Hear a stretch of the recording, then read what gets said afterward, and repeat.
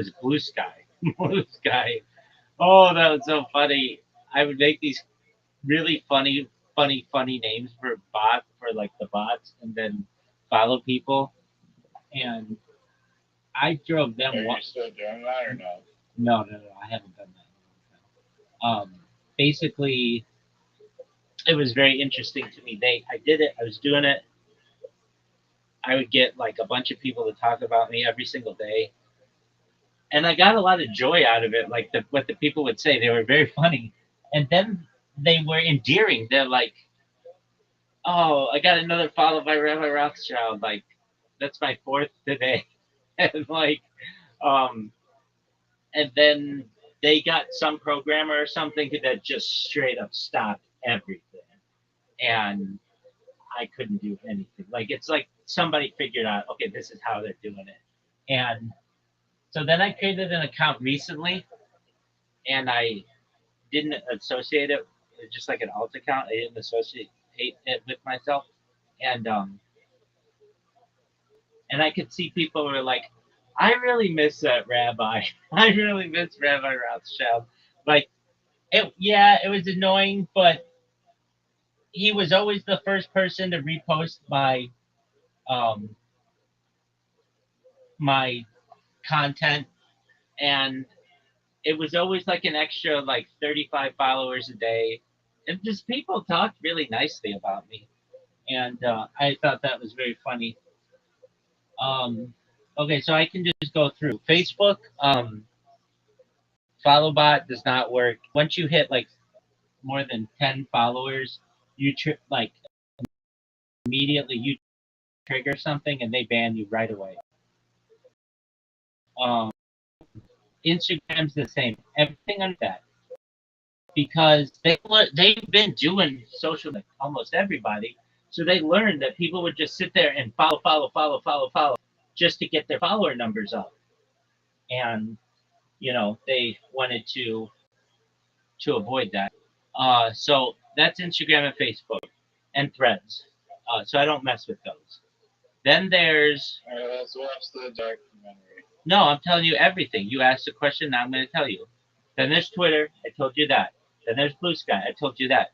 Kick is the one that they still haven't figured it out, and I spam the shit out of them. Uh, Twitch, they have a very good follow, but that like you can't follow a lot of people. You can follow like three people and you get banned if you follow three people within like 5 minutes. Um, and I'm trying to think if there's anything else before we start.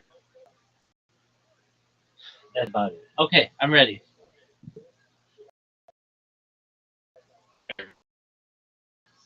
Playing.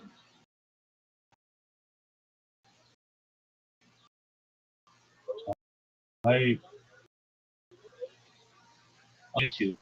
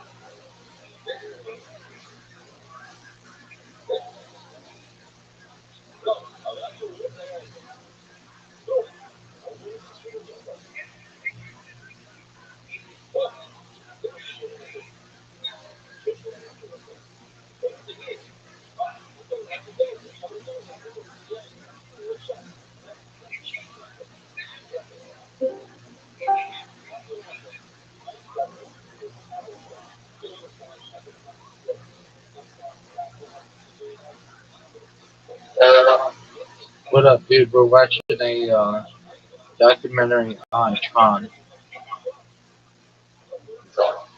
Tron, yeah. Yeah.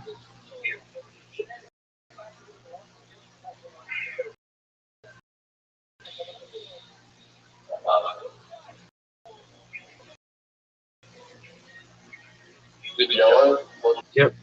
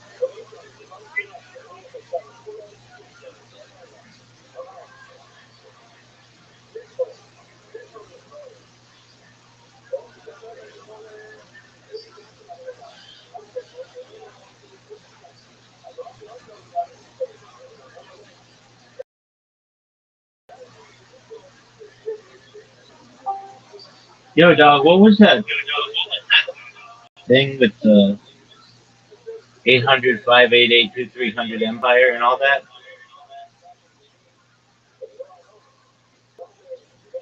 Riser. Yeah, Yo, what was that? What was that second documentary we were watching? that was a SNL documentary. Oh, okay. Why were we watching it? I didn't know it was playing. Oh, okay. Did you fall asleep or something? Yeah, was it on for an hour? It was on for a long time, like enough to confuse me to be like, he must have fallen asleep. Yeah, sorry about that. No worries. Um, I mean, I can't say that the Tron documentary was like the most exciting documentary ever, so I understand why you fell asleep. no, I was like, I wasn't too. It was, it was a little too long, but maybe a little bit. But I thought it was interesting. Like, I didn't like it. It wasn't. That was the worst thing I've ever seen. I thought it was beautiful, from a like a graphics perspective, and even though it happened 47 years, 44 years ago, or 45 years ago, or so, it still looks futuristic to me, and uh, there's a lot of beauty in it, and I mean, like they were how they use computers, and like just some things that stuck out to me, which you may have heard or may not have, that it wasn't allowed to be up for the Oscars for best special effects because the Oscars at that time felt that they were cheating using computers, and um, I really think Tron probably is one of the most underrated films ever. That uh, it just hasn't really been that embraced by Disney. I feel either. I mean, they've done like the other Trons and stuff, but uh, they've never like doubled down. Like I don't know. It's like there's a love story in it. There's a futuristic aspect of it. It's just a wild environment. Um, I just really like that uh, the setting of it, whatever that world is, and like how there isn't a sun, and um, it's just so futuristic, but yet retro, and that's what's really beautiful about it. There's almost like a liminal space of it where like there you don't know where the backdrop ends, and um, yeah. What else did I think was interesting? Well, the lady who was in it, she didn't own a computer till like 15 years later, and she was playing, or maybe like 20 years later, and she was playing a computer, and how they were doing that. It makes me want to watch the original, um, just how they were making all the How long? graphics. Go ahead. How long after the first one did they like? They didn't drop a sequel to that, No, I think it. like for I think. I think like in the 2010s was the next one or whatever. And uh, think it deserved. Like, did it get very popular at the time? it was my board, but I think it was really expensive to make, and Disney, like at least from an executive point of view, they didn't want. I mean, I'm not gonna lie to you, it was before I was born, so let's just look up the answer to that question. Yo, why didn't Tron get a sequel sooner thereafter, and what was its reception? And like, isn't it like really underrated?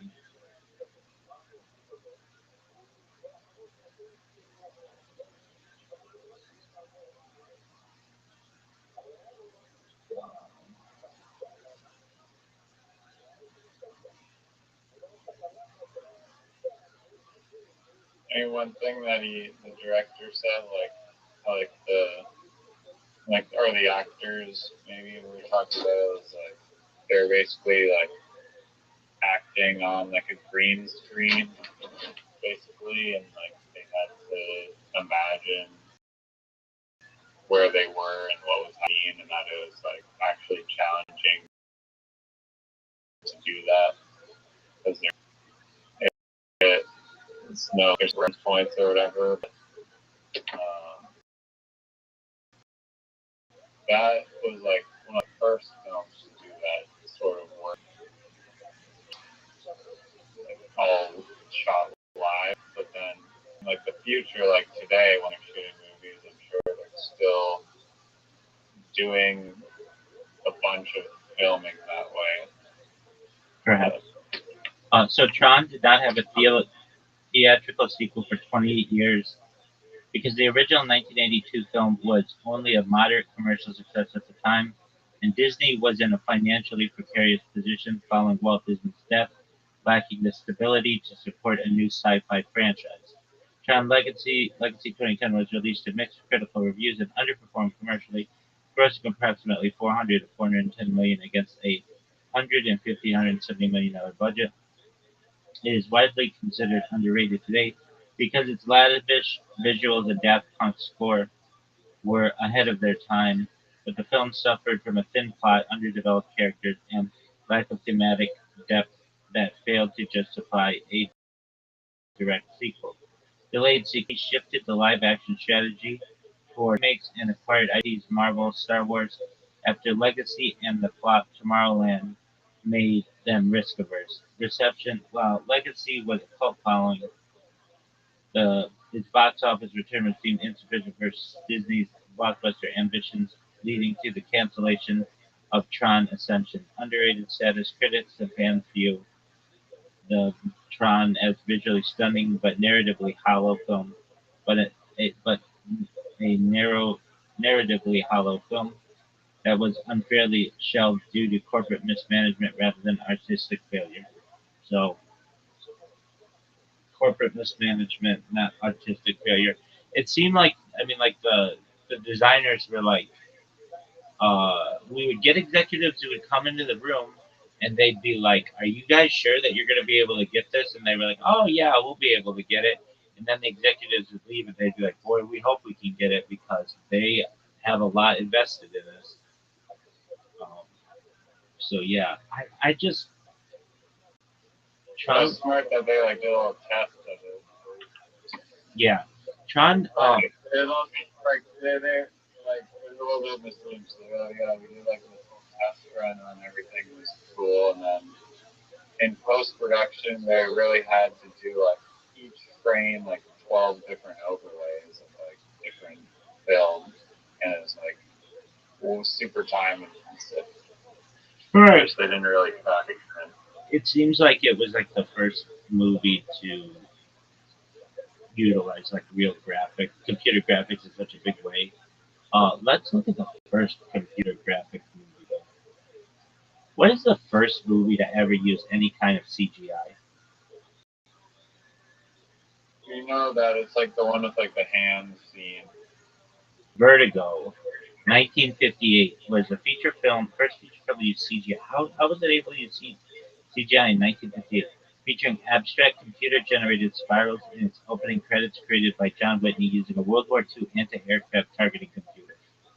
While Vertigo was the first to use CGI in a film's presentation, other early milestones were Westworld 1973 was the first to incorporate CGI into actual storyline, using 2D pixelated graphics to simulate the robot vision. Star Trek II: The Wrath of Khan featured the first completely computer-generated cinematic sequence depicting the Genesis effect on a barren planet. And Toy Story was the first feature-length film made entirely with 3D CGI. So I want to see this Vertigo CGI Vertigo, 1958.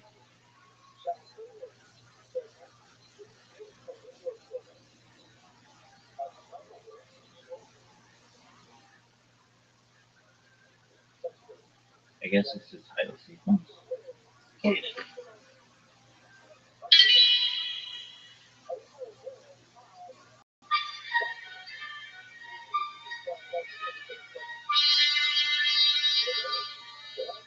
Oh, okay. Oh, that's baller. Um,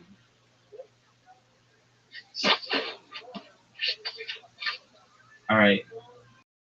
Uh, in the meantime, well, like one of my favorite things to do is watch documentaries with you and keep them ready. One, both of your documentary, but also be drafting uh, like essays for publishing or blogs or whatever.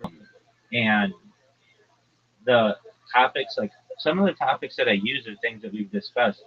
And so it's interesting to be like, what do you call what we that discussion that we had? So the thing with toothpicks, remember how like I'm an advocate for ending the use of toothpicks in food? Yeah. It's called the latent hazard problem in ready to eat food design, rigid fasteners in sandwiches, and the boundaries of products liability doctrine. That's like how it is in a fancy way. Uh, and then I put in there like alternatives, reasonably accepted, like reasonably accepted alternatives or whatever was like stevia or like candy cane material. So I think that's baller. So you have assisted the world in becoming safer. I wrote a bunch of them that's just been bothering me. The attention economy and the governance of intrusion, rethinking spam and advertising, the utility decline of progress feedback, informational sufficiency, and epistemic duty in modern interface design. What is that? That's like, I can't stand when something is telling me it's downloading, but it doesn't give me a timetable. I can't stand that. The next is gatekeeping, opacity, and iterative evaluation, rethinking finality in modern selection systems. That's just fancy talk for um, bans should not be uh, like forever, and gatekeeping shouldn't be anonymous. Next is shadow banning, visibility filtering, and algorithmic governance and category transparency for digital platforms. So that's just like I don't like shadow banning. Next is permanent digital platform exclusion as disproportionate private governance, a private law analog theory. So what is this? This is you shouldn't be able to ban people for life. The next is the latent, the ready to eat food thing. Then the next is moissanite and the weak gemstone value, optical performance, market structure, and legal fiction and the legal fiction of diamond liquidity. There's a kind of stone, I don't know if you've ever seen it, moissanite, that is arguably more beautiful than diamonds. Diamonds are harder, but moissanite has more of what's called fire. Like it's beautiful. It's like really it's like a huge rainbow. And I think moissanite is going to be really big in the future. And then next is bodily integrity of the child toward a federal prohibition on corporal punishment in federally funded institutions. So basically, I think it should be illegal to beat your children. And then I published today two others, one accidentally, but it's fine. One is rethinking police use of lethal force toward a presumption against firearms and the duty to develop reversible alternatives like tranquilizer darts. I always talk about that. And then the other is platform due process and the governance gap in digital infrastructure. So this one's on like how YouTube and Instagram and stuff have become they've become like employers, but they're not treated as employers, and they need to be evaluated in terms of rules and interpretation and enforcing compliance and adjudicating disputes. All that stuff's important to me. So what I do is I'll take like a subject, like the toothpick subject. I'll go to ChatGPT. I'll say make this into like a You law asked review. you to come up with the most powerful title. You know what? That's funny that you say that because I do. I say just write this like a Harvard Law Review, article, and it does.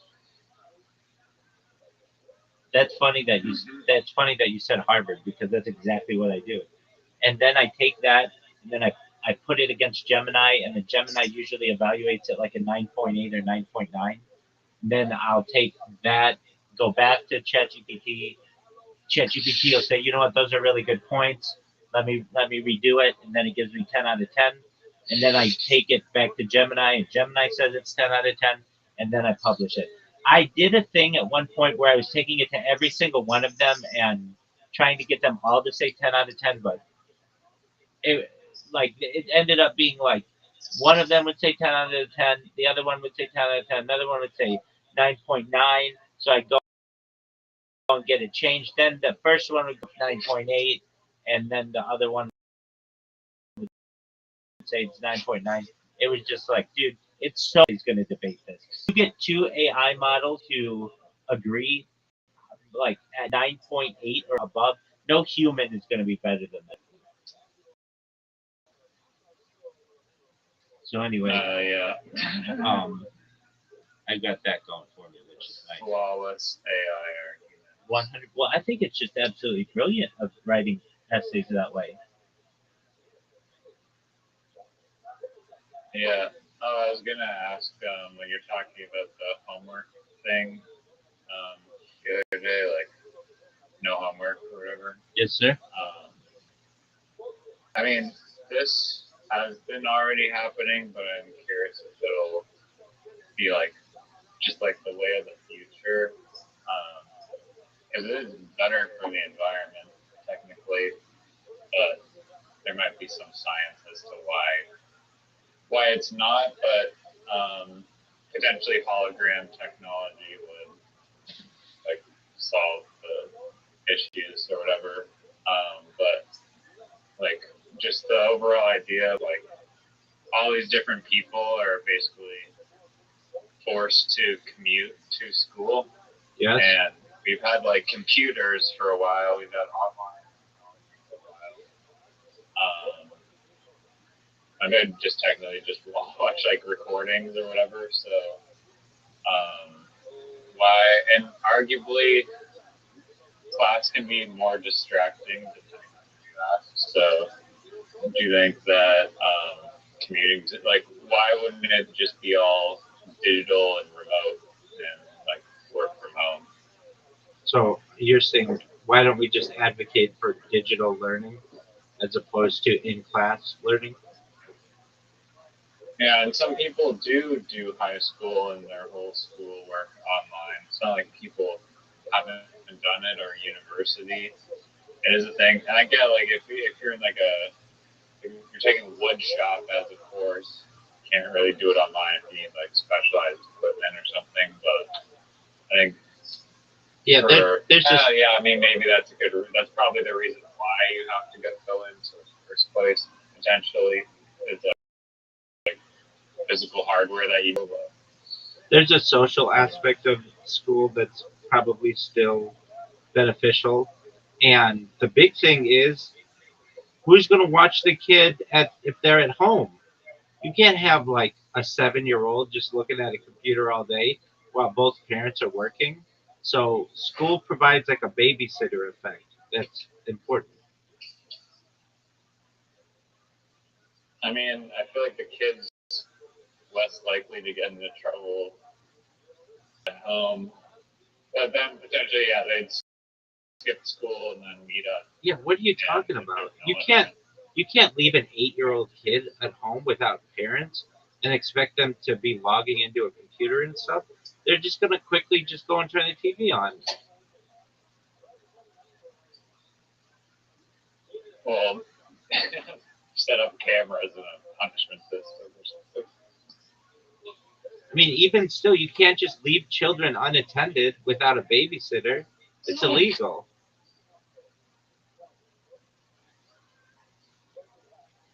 Yeah, I guess. Yeah. Like I that's mean, you could. It's not like illegal to do it. it is illegal. At least in California, kids 12 or 13, you cannot be home alone without a guardian or parent or an agent of the parent, basically a babysitter, or Isn't that or not like or a sibling, practically possible? or a sibling, or an older sibling.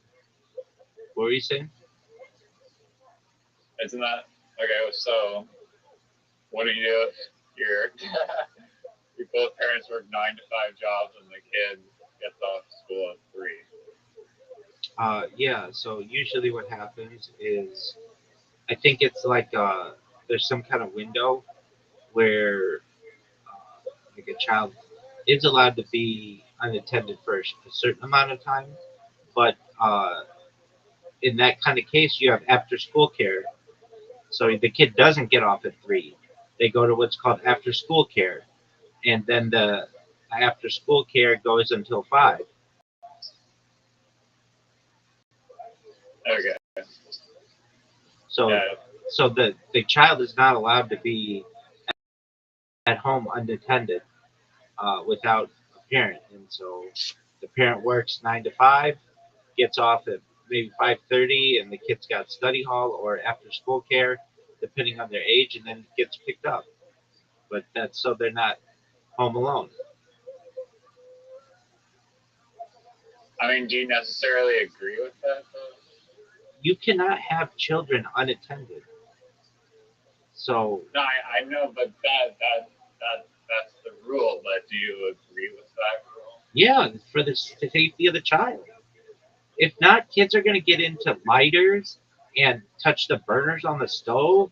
They're going to burn down their houses. They're going to uh, get on the computer when they're not supposed to and get on to places they're not supposed to. Yeah, there's a. I mean, I know you're just raising like a question, but like,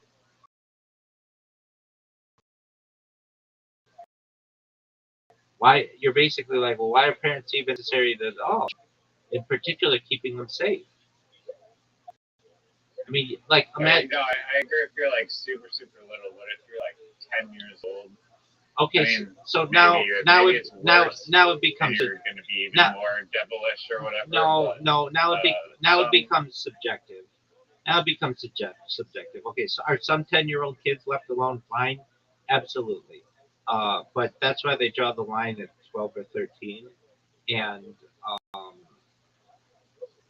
that's more a modern innovation because when I was a kid, you could be left alone at any age, and your parents might get a like if something happened to you, they might get a visit from Child Protective Services, but chances are, if it only happened once, they weren't going to take you away. But today they would. They would consider that to be a lack of supervision, and so the way that it works now, especially in single parent homes, is a child has to go to some kind of after school care until whenever the parent gets home. And that isn't to say that sometimes parents just neglect their children and then the kid gets taken away and put in foster care.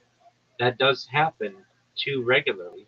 But generally, parent gets up maybe at 5, gets the kids' clothes together and everything. The kid's up by 6. The kid hits the bus at around 7. The parent goes to work and has to be work around 8.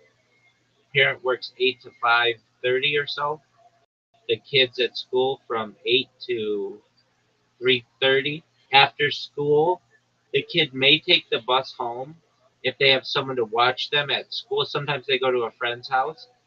Sometimes a neighbor watches them, and that's all fine. Maybe a grandparent or sibling or something. But if there's absolutely no one who can watch them, then the child goes to some type of after school care for anywhere between 30 minutes to an hour and a half until 5 or so. And then the kid is required to generally cannot just leave. They have to be signed out by a parent or guardian or somebody. But under certain circumstances, especially in some areas in some states, the laws aren't as strict and the kid can walk home. But it's becoming, police are becoming very strict on this. I saw a report of a lady who got arrested. Her kid walked like 2 blocks away or something to get some milk, and called or something. Hey, there's like walking to go get milk or something. Maybe not 8 that. And they went and arrested the mother. She was like, he's just walking on the street. What's wrong with that? They're like, you're not allowed to do that. And she's like, he was gone for 15 minutes. Like, you mean I can't just have a child go get milk at the store? And they were like, no. And it made it made news. She was like in shock, and many people were too, because the comments were like, I used to go run errands for my parents and yada yada yada, all of that. And I literally can't walk outside. yeah, well, the thing is, not unsupervised under certain ages. And again, it didn't used to be like that. The idea, I mean, you used to just be outside until the street lights came on, and then you come home for dinner. That used to be the rule, but uh, or I shouldn't say the rule, but tradition. And now, police many times don't have anything to do, and they, suspicious of what's going on and don't want to see children unattended. And the police are very strict on these things. So, uh, and then Child Protective Services gets involved, and then there's a very good chance you can lose your children. And then you have to go to court and maybe get an attorney to go fight back for your children. It's a terrible system. The system many times will take a parent will make a mistake, like whatever, like you had your kid go get some milk and was gone for 15 minutes or whatever, and the state will take that kid that was in a loving home with a loving parent or parents and move them to foster care where they could be abused, they could be molested, all kinds of things, and think that that's a better system for them, and it absolutely is not. And the parent will fight extremely hard to get their child back with good reason. There's no multi-strike system. Like you let Usually, your child usually, outside. yeah, usually there is some type of multi-strike system, depending on the severity and um, whether the state sees the parent as being a danger to the child. Like if the child is complaining about being abused, uh, the state may take the child on the first go round. But if the state evaluates the child and sees it, like they evaluate a few different things, like is the child, do they have adequate nutrition? Do they have education? Do they have a comfortable place to live? Do they have a bed? Do they have clean clothes? If they see that those things are being addressed, then there's a far less opportunity that they're going to be taken away. But if the state sees that they are malnourished and that they're dirty and that the house is dirty and that they aren't going to school, then there's a good chance that the child will be taken away. And there's even uh, the opportunity or the potential that the parent will be taken to jail for child endangerment or child neglect. And so that's why when you're a parent, it's like of extreme importance that you take care of your children.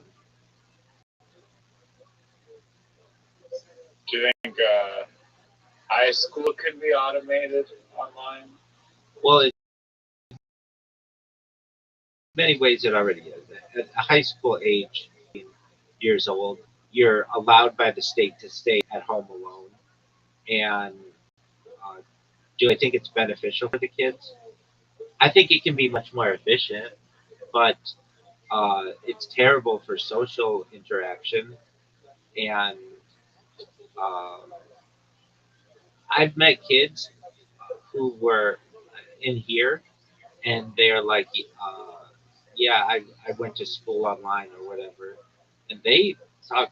Many of them say bad things about that they didn't develop friendships, they didn't develop relationships, they feel awkward when they're interacting with people in real life. They just missed out on a lot of the social cues that you get when you are dealing with people one on one in real in real real life.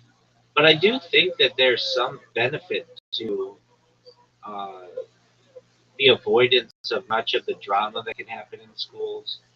And but I mean, that's where the fun. That's where being with your friends and stuff. That's fun. Playing sports is fun. Uh, Talking in the lunchroom or whatever is fun. Recess and breaks. Those are cool times. You build bonds. You learn about people. You learn about behavior. So, like, there's a lot of learning that takes place outside the classroom too. I mean, you if you're doing all your stuff online, you need to like substitute the social aspect with something else, That's true. like I, other social that's true. environments, I knew a lot of kids not growing up. just I don't knew go inside anymore. I knew a lot of kids growing up in usually because of religious reasons they were homeschooled, and those were some of the smartest kids I ever would deal with because their parents or like their usually their mom was able to get everything done in like 2 or 3 hours that would take you the whole school day, and to um, to ensure that the kids got adequate social skills. They were involved in sports and extracurricular activities. They were taking music lessons. They were still interacting with kids, but they just did not have the they just weren't in the school. But kids did not have the same friendships that the other kids were built had built, and so many times they were seen as outsiders. That eventually would wane, and they would be seen as part of the in group, but it would take time. Just the fact that if some kid says to you, "What school did you transfer from?" and they just say, "I was homeschooled," immediately there's like this confusion. But if I had if I had children and I had the means, uh, I would absolutely homeschool my children and then get them involved in other activities. And at least when they much of, I mean, I've seen it as a teacher. Much of what you do as a teacher is uh, ensuring that other kids are doing what they're supposed to do, and that could be a waste of what what you want your child to do. Um, like for instance, even small things, like for instance, taking of attendance.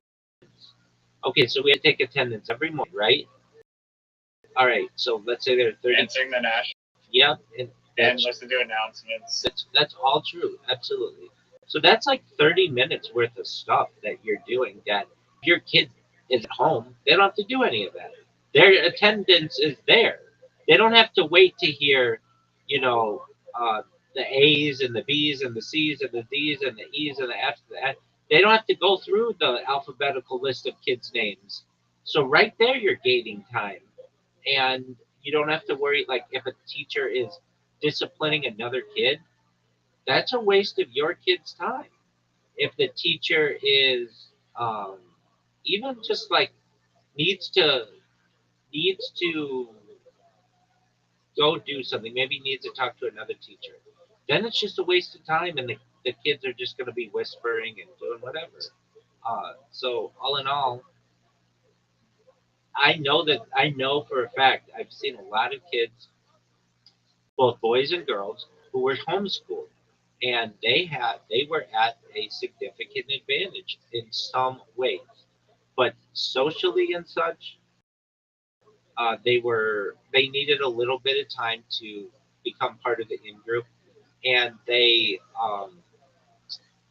I knew some kids who were homeschooled for all 12 years of their school, and they um,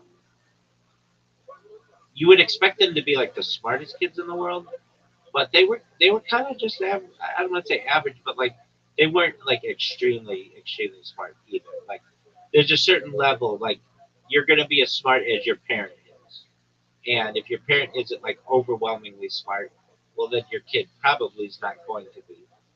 That's where school can make some differences because you can get some teachers who are extremely smart and can teach those kids more than just what the attention the kid's going to get. There's nothing better than uh, homeschool. Yeah, I mean it's like a one-on-one tutor. Do you think that taking like a complete university course online, it's just like very like easy to cheat and get through it that way? Yeah, I do, especially with AI now.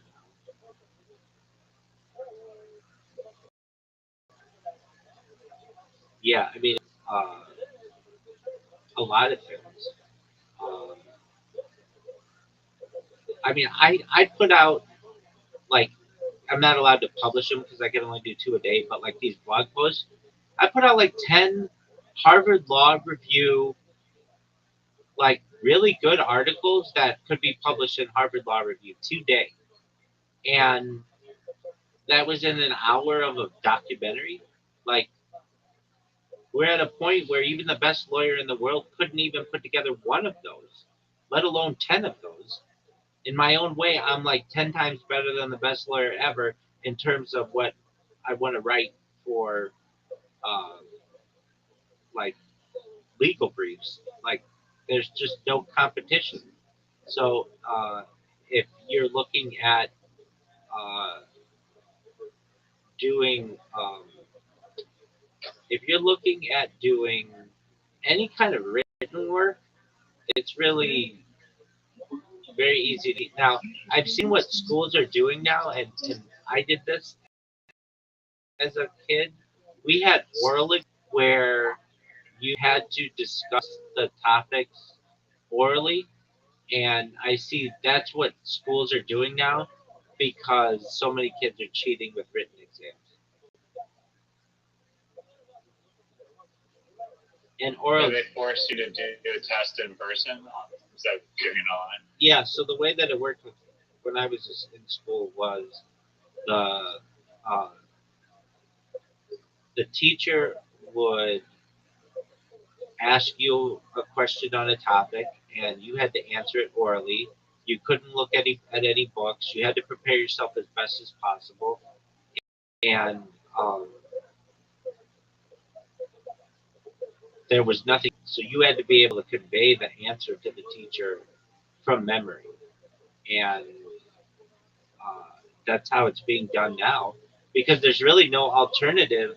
Anything that's written is like all you have to do is take the question and put it in ChatGPT. And kids realize that. So to avoid that type of cheating, teachers are now saying you have to provide the answer orally, and you'll be asked, you know, you'll be given a test orally, and by orally, an hour or two, once a year, once or twice, and and they were difficult, but it was like a different way that your brain had to be formed. It was like I didn't just have to learn how to write well and like do mathematics well, but I had to be able to describe the stuff to an adult, and I Yeah, couldn't look at notes or anything. I never had any of those style tests, but I don't think I don't know what online courses or university courses are doing to stop people from cheating. Maybe some of them have. I mean, it's hard. You can't just like force everyone to like fly in from all around the world to do a written test Well, too. I can tell you, when I took and passed the project manager exam, it's to become a project management professional. I was watched on camera, and I couldn't move my eyes um, away from the camera. When I took the exam, it was during COVID, and so normally I'd have to go to like a proctored place, but they allowed you to do it online. but I had to show the camera around my room, and What the hell? yeah, so they had to get like a 360-degree view of my room, and if I looked anywhere but the camera, the proctor could see that and would say like, keep your eyes straight on the camera. And at least with the project management exam, it's considered one of the more difficult exams um, in the industry, and um, in just all of computer management. And it one of the reasons why it's so difficult is because to become a certified project management professional, once you're certified, you're not allowed to discuss the format of the exam, like in specifics. Like you can't be like, oh, the questions were like this. You're not allowed to do that uh, to ensure that the test maintains the difficulty.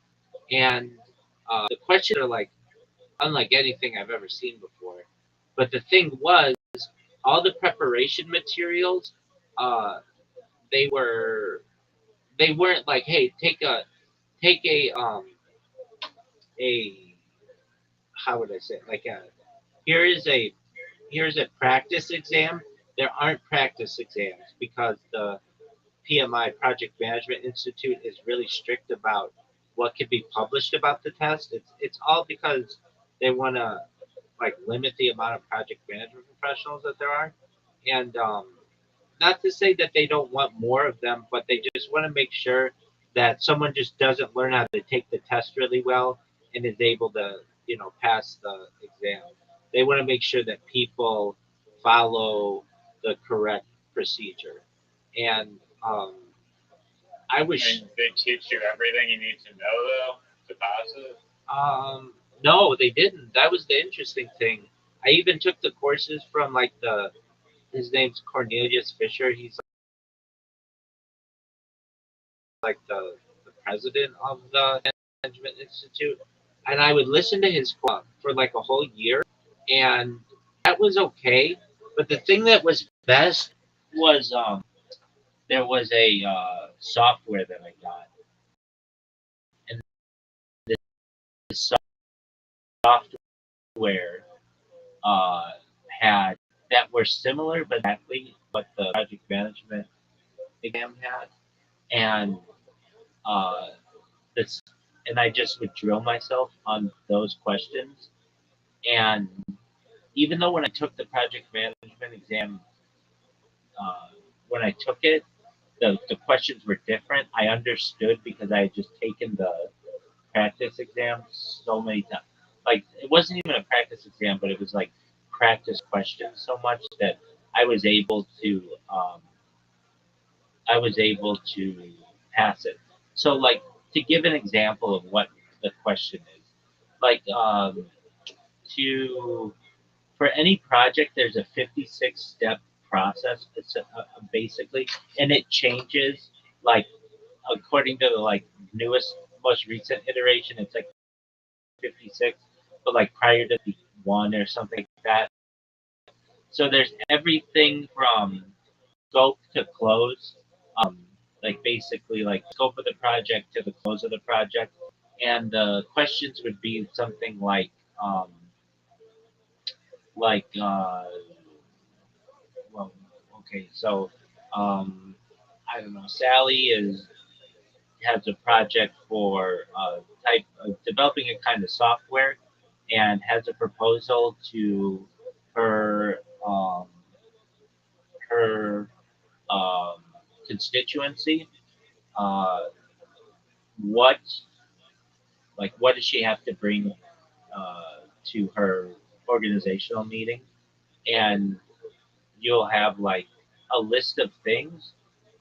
Like some of them would be like the scope, the um, the people involved, the Timeline. exactly that kind of stuff. But those things will be like incorrect, like it should be in there.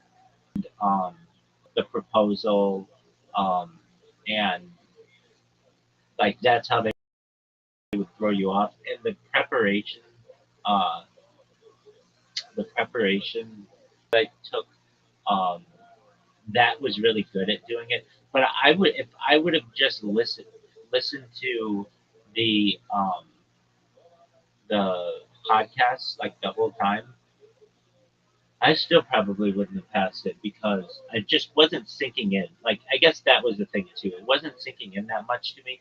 But keep in mind, I was running a business at the same time, so I couldn't really focus on it. I was like managing employees and stuff, and this is just something that and then another aspect of it, which was a huge thing, was the math element of it. So there's a huge math element of it, huge in preparation, huge. It's supposed to be like 33% to 50% of the test is math. And then when I took the test, I found out. Oh, and the other thing was it was a lot of like 50 or so equations. Like the equation part was really in depth. And then when I took the test, I saw there was no math on it. And it was like, no flipping way. These guys just bluffed the math part of it. Now, apparently there used to be a math portion of it, but at least on the version that I got, there was no math.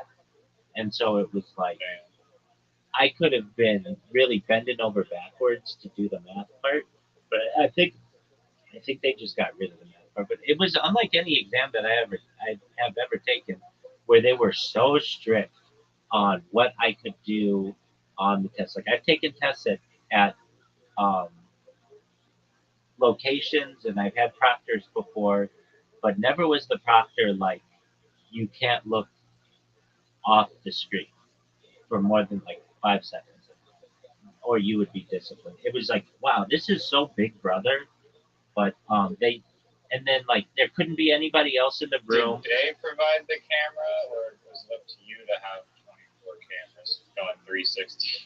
No. I'm already perfectly set up. How many angles do you need? Yeah, no, exactly. I can tell you this: I had televisions, and they told me I had to cover up the televisions, so I had to put towels over my televisions, and any other monitor that was there. So, but yeah, it was just a What if kit. you put what if you got like a phone behind your camera or something? Yeah, I mean, you could do that, but I mean, how are you going to move it?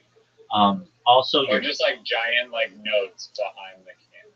yeah, I had to cover. I had something like that, not to cheat, but I had some kind of like document, and they said I had to cover that.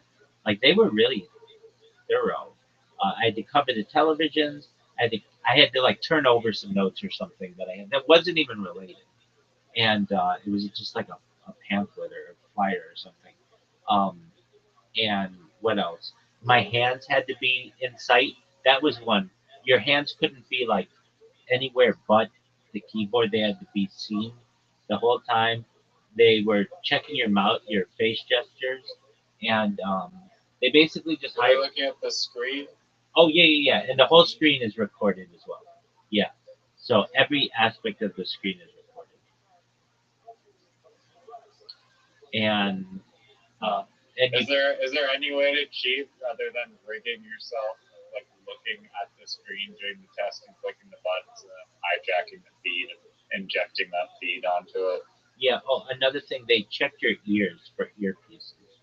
Um, yeah, there you could cheat the way that I thought you could do it at the time, but this didn't really exist. I passed it like 6 years ago, but you could onto that now as well. That was another thing too. I think I had contacts in the time, but maybe I didn't. And they said, you know, I don't think they. I think I did have glasses on, and they made me take my glasses off and show them to the camera like they were normal glasses, and they weren't. They weren't like Google Lens glasses or anything. I do kind of remember that. But how could you do it? Um, yeah, I was trying to think. Um, the and How then did they check for your earpiece? They asked you to chuck your ear in front of the camera. you had to turn right to left, and they had to see your earlobe or your ear canal. Um, but they do make really small pieces, earpieces and stuff that you could use, I guess. But that wouldn't really help you that much. Are they listening or only like watching? No, Maybe the the sound. microphone's on too. Yeah, so you can't have anybody else there. Um, if you if you talk with anybody, then then the test ends. And at least the PMI Project Management Institute says that you can only take the test like 3 times in 16 months or so, or 18 months or something like. Um, and if you have like an internet outage, the test ends as well. Like even just briefly.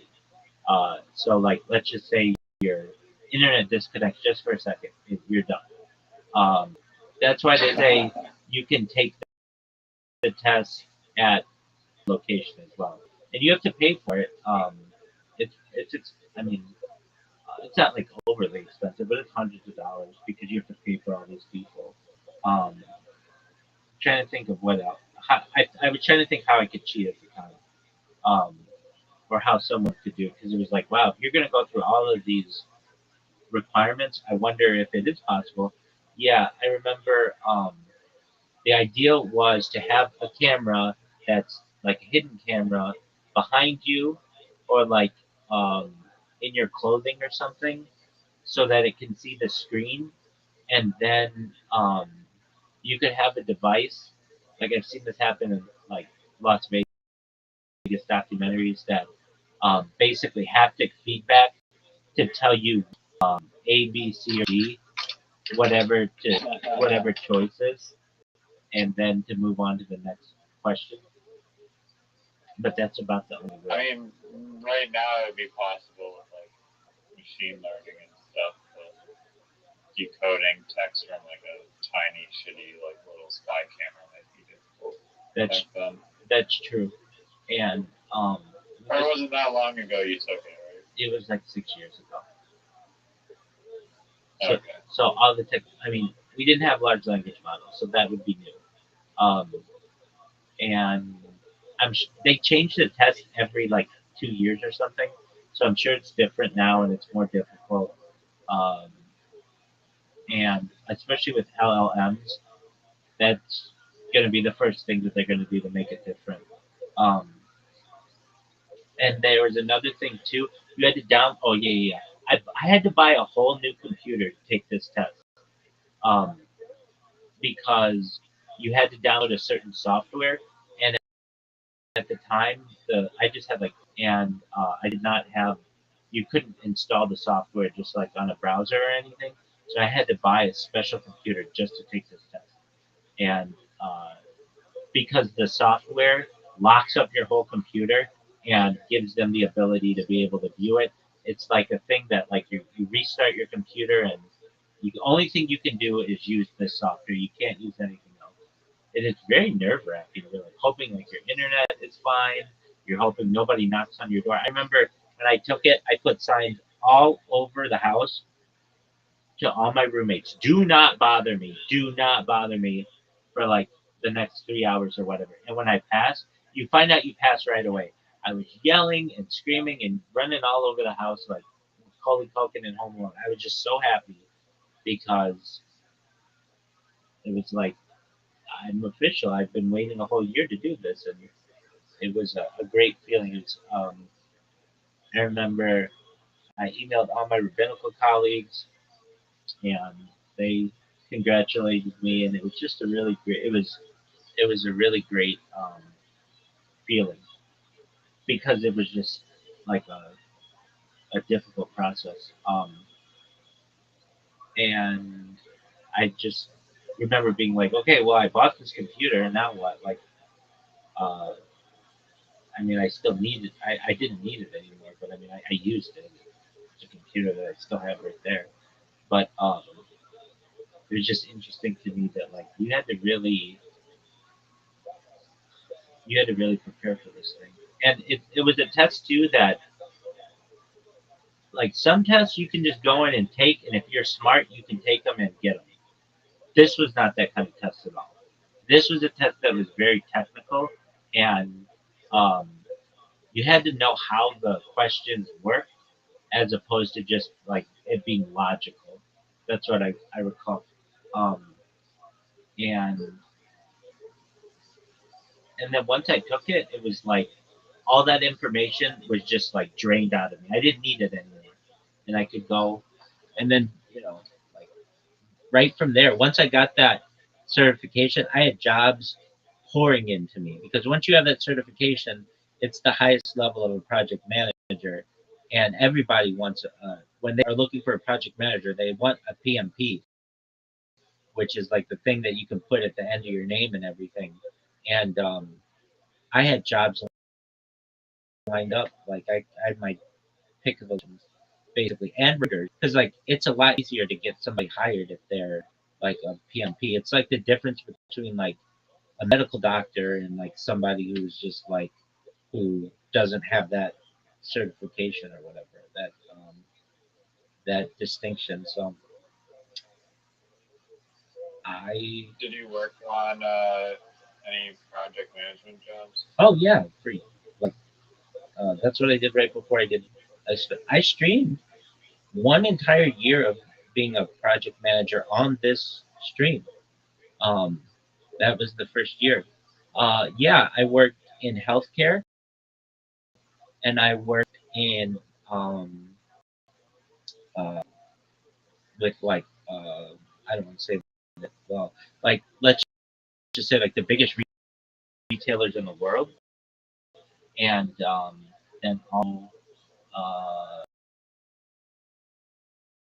a really big um, project for Israel, and um, The country? yeah. So basically, the Israel was transitioning to um, integrate with this organization, a very like a huge company, and um, we needed to like standardize all the practices, and we had like a timetable that we had to meet, and uh, I was able to like so fortunately I did such a good job on this. Um, and on this project and the delivery. Everything came in just perfectly. I even made videos. Like I'm like I can't believe that that this project is going to have such a big effect for Israel, and um, everything went so smoothly. Um, and like when you're dealing with like an Israeli client, it's a little different. I mean, everything's different, but like even just like the thing that like stood out to me was like of course English is left to right and Hebrew is right to left.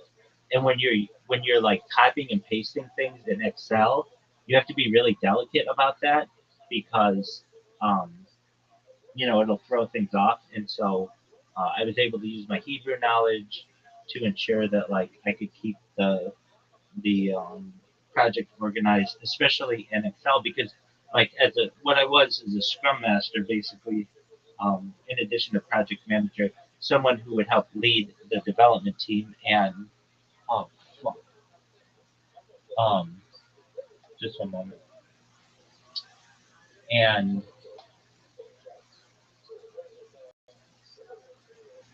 um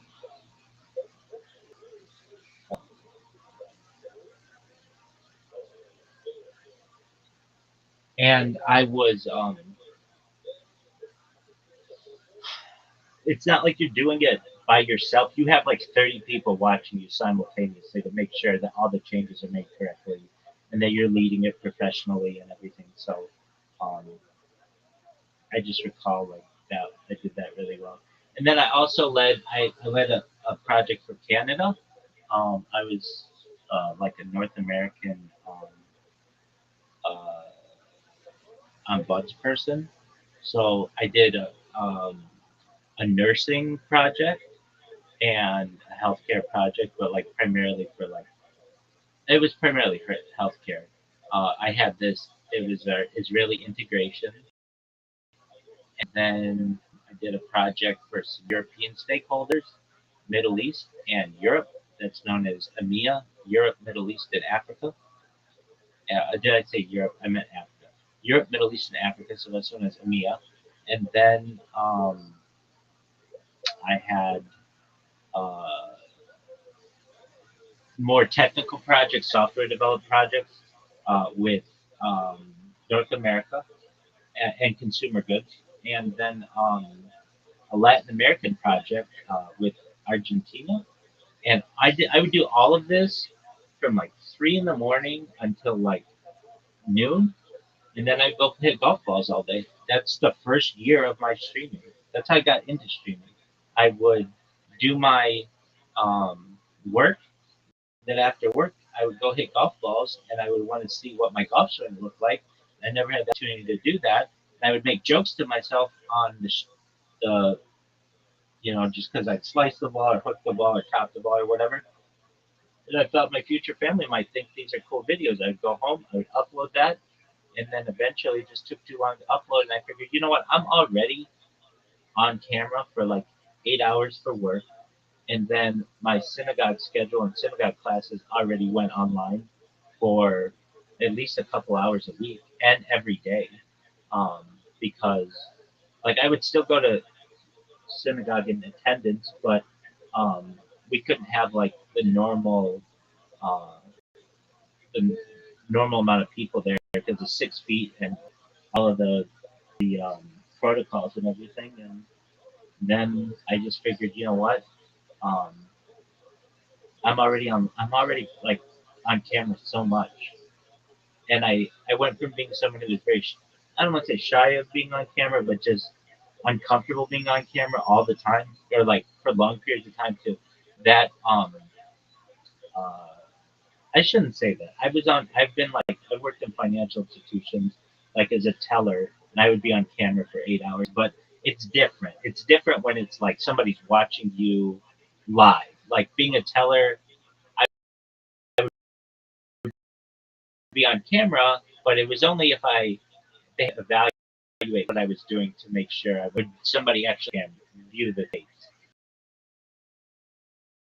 But in this case, watch live, and um, I really know how to do the whole YouTube thing, and it was like fall of 2021. After 2021, I got a bunch of GoPros, and then I would just GoPro my whole life, even sleeping. But I did a lot of IRL streaming or IRL like home videos or whatever of like all the touristy places of LA, and I wanted like archives of those, and then um, I uh, would upload all that, and it was just taking too long. And frankly, I was getting throttled by all of the uploading that I was doing. That I figured, okay, there's got to be a better way. So I guess that's why people stream.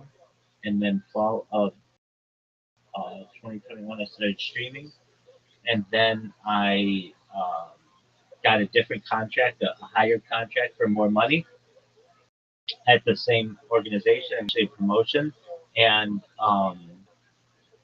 they had proposed to offer me a full time position, moved to Georgia.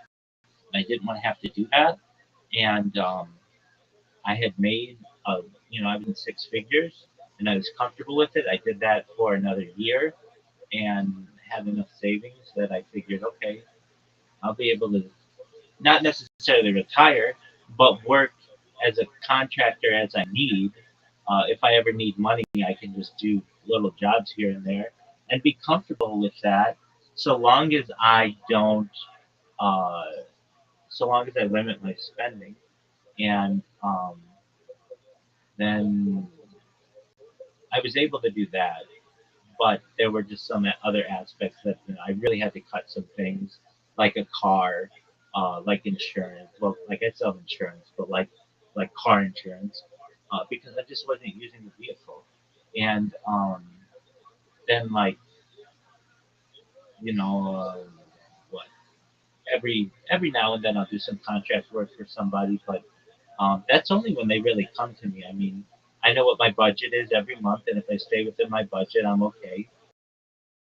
and I have all the finances that I have to thank for the project management professional exam. It's something that was really great for me, and it took me from being just like a project manager. Anybody can really say they're a project manager, but that was immediately I was making like hundreds of thousands of dollars a year. And when you do that, um, it's like in my way, it was like life changing money. So the PMI, anybody who is watching or if you don't know what you're doing with your life, go be a project management professional. Immediately, the base salaries are like $180,000. Oh damn, that's baller. Yeah, exactly. And That's that a lot of money. and that's base. Like a normal project management professional might make or a normal project manager might make like 100, 120, sometimes 80, just like depending what you maybe lower 40. It depends. Like anybody can do that. But once you get that PMI certification, you're it's probably closer to $200,000 now. Um, and uh, like my contracts were more than that, and um, that's how I've been able to do that, like by making a lot of money and just not blowing it. Damn, baller. Word dog. Uh, do you think you how how close would you be to passing the bar exam if you had to just take it out of like the blue? I would have to study for it. Anybody would, but I would be in the top 1% of people right now to be able to do it. What do you mean? Um, so I'm talking like the California bar exam. We have anywhere between 3 and 5,000 people in California a year who do what's called reading toward the bar, where law de- they don't have a law degree, but they um, learn under the tutelage of an attorney. That's what Kim Kardashian's trying to do, and basically, with enough experience, you're eligible to take the bar exam. And I have a lot of law experience. Many of my rabbinical colleagues are lawyers. A lot of my yeshiva, my Jewish learning is in law, and so with that combined, I would be in the top 1% of candidates to take the bar exam. I have a lot of friends who are lawyers, and um, I certainly considered being a practicing attorney, but they don't make as much as I make in tech, or didn't. I mean, many of them don't even make $100,000. It's not what it once was. The California legal market has become extremely saturated, and that's why only 50% of California lawyers actually practice law. Oh snap! Word dog. I thought I thought there. I mean, you can make a lot of money. Like my uncle's been a the NHL hockey league, right? Of He works course, for the NHL Hockey Players Association, NFL or and he makes like NHLPA. yeah. He makes like crazy amounts of money. No doubt. And if you're a partner in a law firm, you have the opportunity to make millions of dollars, but that's just not the norm. And the hours are really Right. long. It's extremely corrupt. Um, so, and what the Not shop, as chill. You can like work from home, right? streaming. Well, yeah, exactly. And um, a law degree is really expensive. You're looking at hundreds of thousands of dollars for that, and it was just to me, I could make probably like 60% more in tech than what I would in law without nearly the amount of hours. So I was more attracted to tech, at least uh, once I hit my 30s or so. And I have thought, like I'm writing a lot of these blogs that are very law based, and I thought in the future maybe to perhaps pursue a law or like the completion of a law degree, but I don't know if I would want to practice. That's just a lot of work. But what I would like to do is be like a uh, someone who would write law briefs and perhaps even teach law as well. I've known a lot of law professors, and many of them get burnt out in practice, and then go to teach, and it's way easier. But that's not what I would want to do. I mean, that's cool. I might do it for like a year or two, but I know this sounds like strange for me to say, but I'm going viral. When I do, I'm not going to have time to teach. I teach business course here or there, or a law course here or there, but it's like I'm going to have my whole life's like going to be archived and it'll be like a giant celebrity. Now, is that necessarily true? If I do this long enough, it's it's as inevitable as anything else is, and I look forward to that day. Yeah, one of my favorite YouTubers, like this criminal defense lawyer from Canada, but he goes over all these different like cases that are going on, and I just like hearing about the interesting cases, and he's done all the bullshit work to understand the way like the law works. I just get to hear it all Exactly. without doing much work. I was in the like Reddit like interesting ideas subreddit. I love Reddit now, and Because why do you love Reddit now? Why do you love Reddit now? I just didn't give it a chance at all. Right, and who talks about it like nonstop, including the fighter and the kids? I mean, it's pretty. It's like Instagram almost. Like it's pretty nature app. It, it is. Just not using it. It's the heart of the internet. I joined the miniatures subreddit today, which is like I'm in it. I know exactly what it is. My friend, if it's a subreddit, I'm in it. I'm in like everything. The only ones I'm not in are cat ones. Not because I don't necessarily like cats, but there are so many cat ones. But I am in some cat ones. I'm in like the black cat one and the Maine, Coon Maine or whatever, the wolf, the really big one.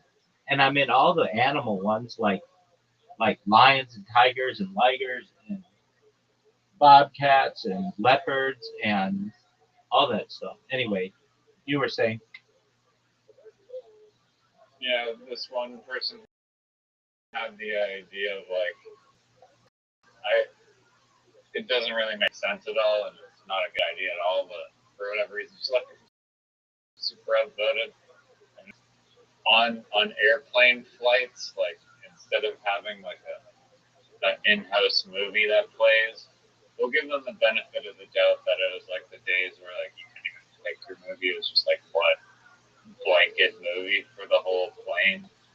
But they're like, yeah, there should be like a university professor, and the university professor should like give like a lecture for like the plane, and then they can like get paid and get like a free flight, and then everyone's like learning about some random thing, and it'd be great. And I mean, it's not not a bad alternative versus just like a random movie that sucks. You have like an actual incredible speaker, and the flight's not like 4 hours long. Maybe you could have 4 different amazing guest speakers or something. So maybe there is some idea there, but with like modern technology, like anyone can go on their phones and just watch like whatever university lecture they want to, and they don't need or do whatever they want to play. If they want to play Wordle or Literati, they can do that. But Yeah, just, I mean, you're gonna have in that situation, people just aren't like it's not realistic. Let's say you have somebody like, hey, I want to teach a political science class. Everybody's got a different opinion, and so you're gonna get some people who are like, I'm gonna sit here and filibuster it. I'm gonna scream about communism the whole time because I don't like what this person is teaching. Like, and most people are well, just maybe it wouldn't be like a politically charged one. okay. So let's say, Yeah, like but everything becomes politically charged. Let's talk about like nuclear energy. You have a nuclear physicist there who's like, I'm going to teach about nuclear energy. And somebody's like, I don't like nuclear energy because it's dangerous. And someone else is going to be like, well, France uses 66% of their energy is nuclear energy. It's relatively safe. And then somebody, you know what I mean? Like, okay, so not nuclear energy. So what about like math? You're gonna get somebody who's like, I don't like it. well, wait. Well, with like the nuclear energy thing, it's much more acceptable nowadays. People are.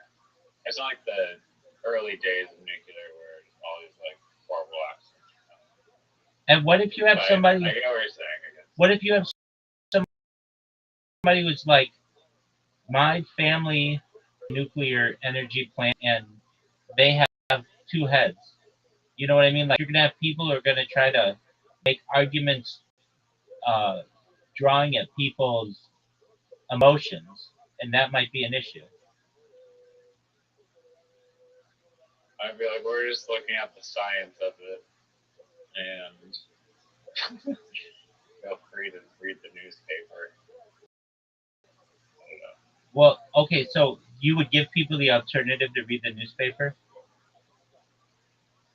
Yeah, you get to listen to the lecture, or you can do the crosswords and Sudoku on the newspaper and read the newspaper. Okay, why do people? So you think this is a good idea? No, I think it's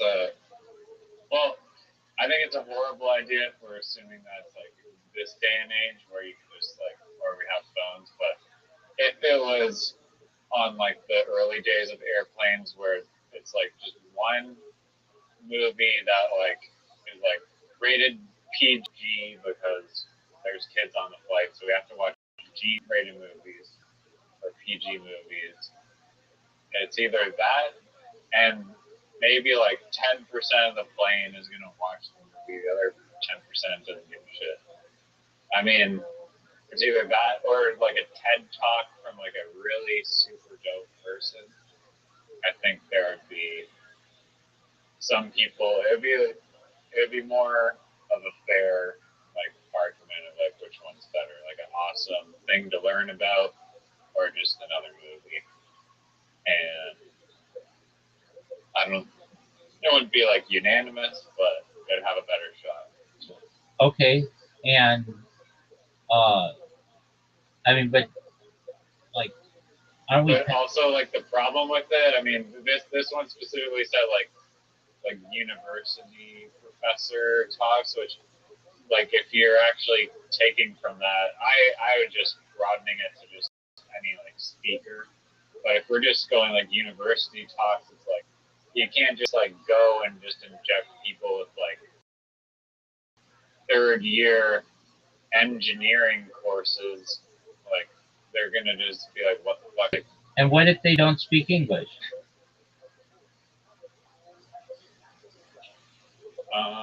Well, then they're not gonna understand the movie in English either. They could have subtitles for whatever language they have. I don't think that was available on the flights to choose subtitles. I think it was just like you're getting this. Everyone has the same screen. Oh yeah. You're talking back in the day when it was in the front. Yeah. Um. Yeah. So that's true. Okay, but I mean, they can still appreciate like the beauty of a movie. Like I can not watch a like I cannot know a language to a movie, but still, it's a distraction to everything else, even if I don't understand it. And I understand other people are watching it. It's just, uh, If I was in a flight in Japan, and then if my options are, I mean, I don't have the option, but there's either, I know going in the flight, there's going to be a movie in Japanese, I don't understand at all, or there's going to be some guy speaking in Japanese that I don't understand at all. I'm not going to be mad that I'm in Japan and like the fucking movies in Japanese. I would rather have the movie than the um. I would rather watch the movie than have some native Japanese speaker. Wouldn't you? I mean, there's some visual stimulus there.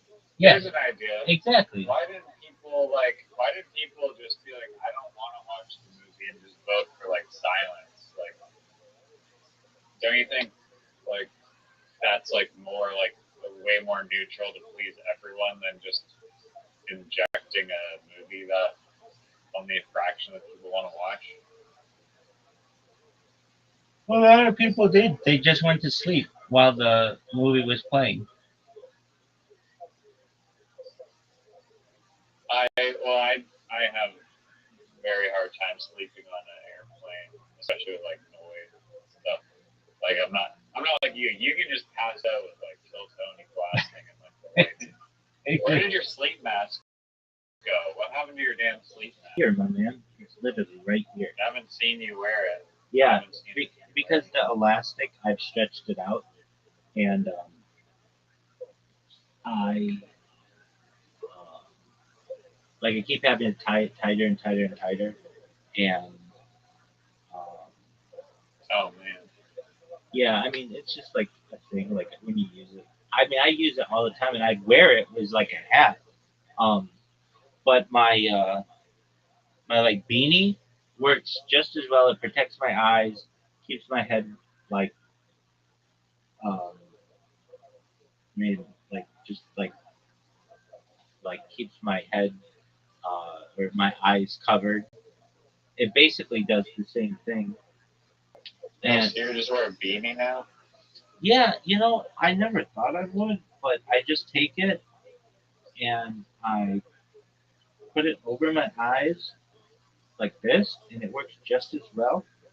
And also the sleep mask, I would find that it like would get pulled down sometimes, not regularly, but sometimes, and let in light, and the beanie does not so much. Like basically, the beanie has to totally come off, and it does every night. It comes off every morning. I awake and I don't have it on my head anymore, and I gotta go find it in my pillows or whatever. But um, yeah, I'm not saying I don't wear my sleep mask anymore. I do, but the elastic on it just kept getting stretched out and more stretched out, and so I had to put like a little knot in it, and um, I still love it though. It's the most famous sleep mask in the world. Okay. Yeah, I just didn't know. Did not know that. It's literally right here in case I just beanie now. No, not always. I wear the sleep mask too, but the beanie kind of is more efficient for me because it's like it covers my eyes better. Right. Like a sleep mask, if I like toss and turn a little bit, it'll pull down on my face or pull up on my face. The beanie does as well, but the beanie's a little tighter.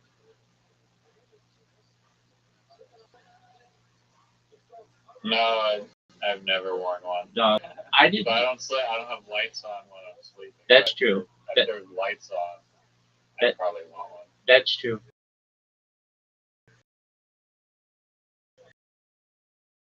My grandma would wear one, and who back in the day, this was 15 years ago.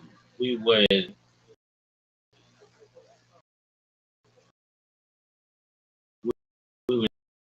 like Skype with each other. Even if we lived in like another, and at night before bed, we would like Skype each other. And she had a sleep mask, and I would make fun of her because of it. I'd be like, my grandma wears one of those. She's like, I didn't realize it, but like you get a much better sleep if you wear a sleep mask because you get more REM sleep. And I didn't really take that seriously until maybe like 5 or 10 years later, and then I would have sleep studies done because I have sleep apnea. Uh, One of the things that the sleep doctor told me is that like it's really important to ensure that you keep your eyes in a dark state if you want to prolong the amount of sleep that you have. So I was like, okay, cool story, dog. Um, so I used sleep mask a little bit, but then when I started streaming and I had all these lights going, it was like I had to have something to block my eyes because if not, I'll be taken over by the blue light.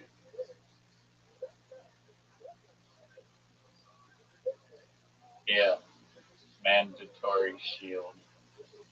Shit is right. All right, my friend. Speaking of sleep and sleep masks, it's about that time. It's 11:57. All right. What's on the agenda for tomorrow? Uh, was that SNL documentary any good? Did you No, actually watch? I Listen to didn't. it I didn't. or It watch was, it? it was fine, but it wasn't anything to write home about. It was okay.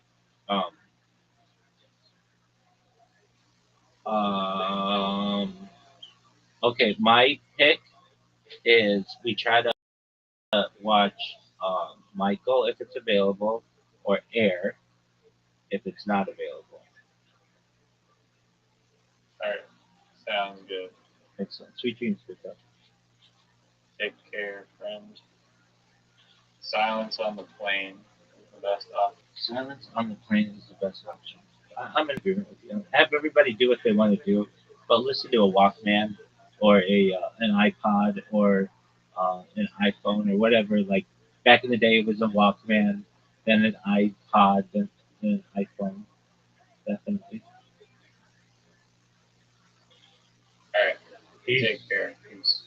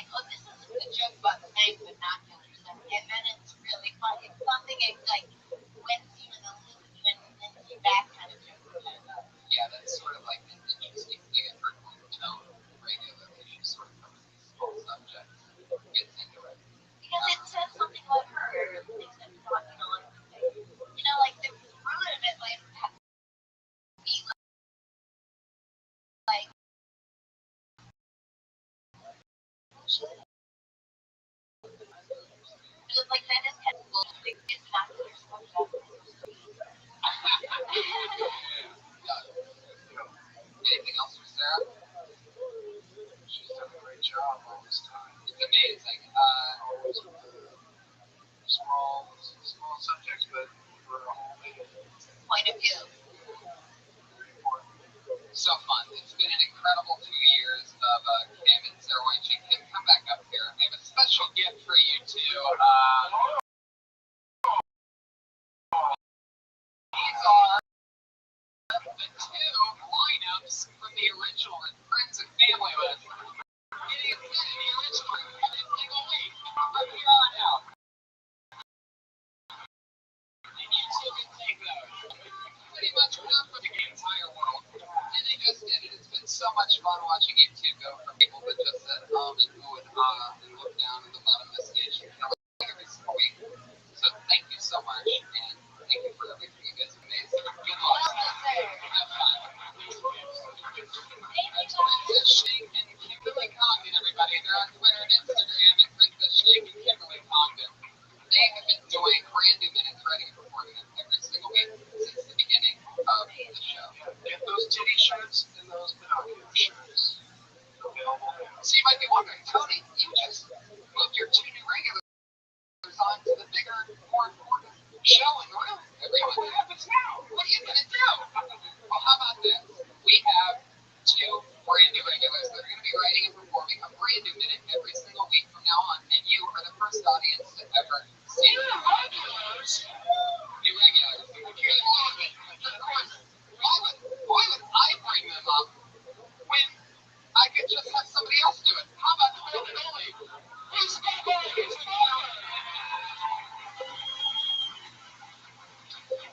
and now your newest regular, based in Germany, New York, Florida, Kentucky, and of course, New Mexico.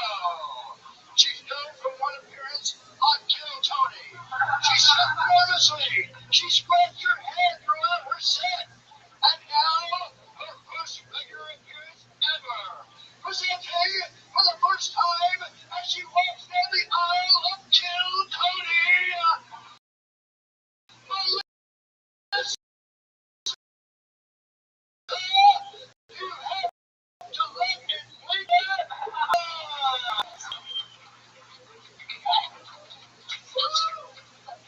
Still shaking.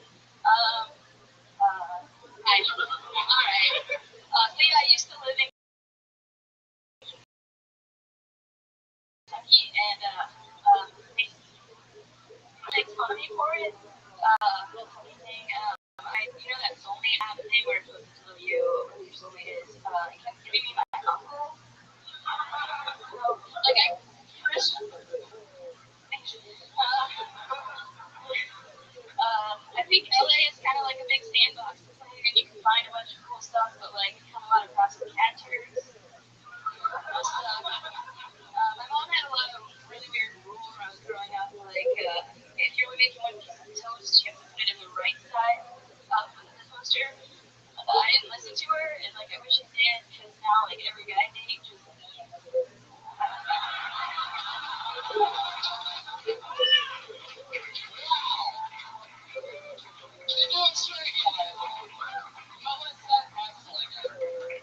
This is the shakiest I've ever seen someone who also still fucking delivers the trucks. That's amazing. That was great. Yeah. It's just mind-blowing to me. It's so exciting to watch.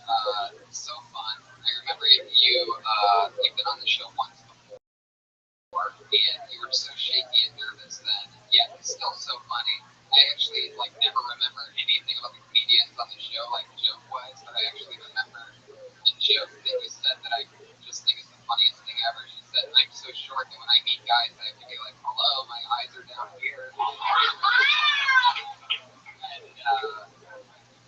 so yeah, when I decided to rotate it into regular, I figured it could possibly be more fun than somebody that's shaking violently right now. So who knows what it's going to turn into.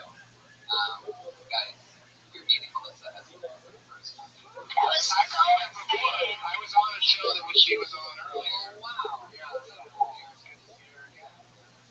It's great. Great set. I counted maybe probably 3 jumps in there, and they're all solid. Closing with the best one. Oh my god, they were all good, and that last one was just brilliant, and you can see, that's who she's gonna make, like, that's what she.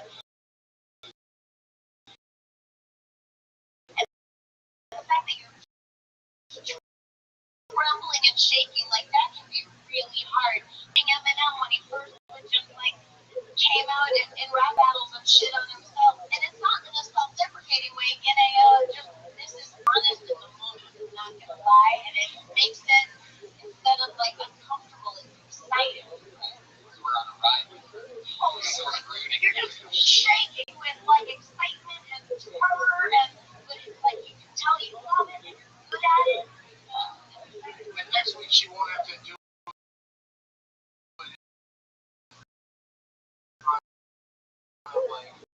somebody she idolizes because usually the shaky things for you though. I can see you like getting a part in like Parkinson's recreation or something. In 46 seconds. 46. Just tell you on night over at Shaky's Pizza. But also, just so you know, it's like it's great because it's just your truth in the moment. But if you start getting like not scared anymore, then just you don't have to manufacture that. That would be right. Just be whatever it is. You're good. You been going up at all since your last appearance? Where you been going up?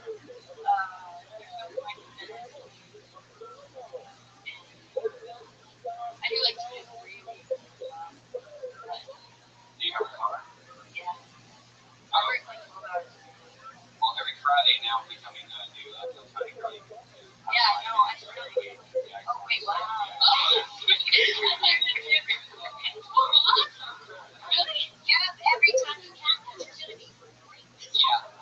Do spots every day, even though you're not super important. Yeah. Well, let's ask like everybody. You do this regular. You catch you every single week on Phil Towning. Guys, but that's only one new regular. You must be only one. There's got to be a second regular, right? Yes, well, there is. And normally, I mean, of course, I would bring that second regular up. But I'm thinking, why not do something special? Why don't we have the face of the UFC? Who's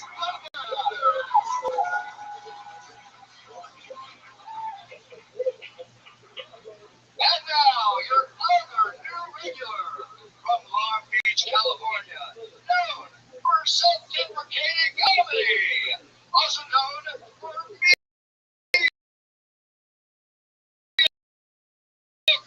impression, the Sally Chang. She is illegal.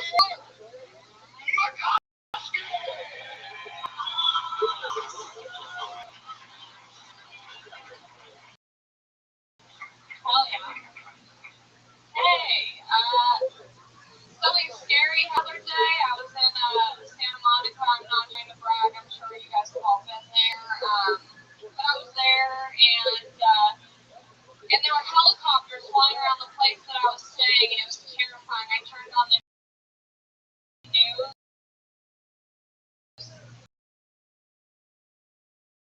and they thought that this guy on the loose. They thought he was just a ghetto gunman, and it was terrifying. But they found him the next day. Picture of him getting arrested and he's in handcuffs. Shooter ever. But I was wondering, I was like, board short Sam, did his fedora fall off when he was running from the cops? Like, what's the guy's getaway car? A longboard?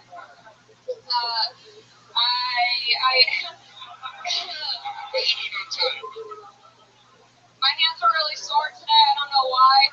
I think it's just from like all the lives that I've touched.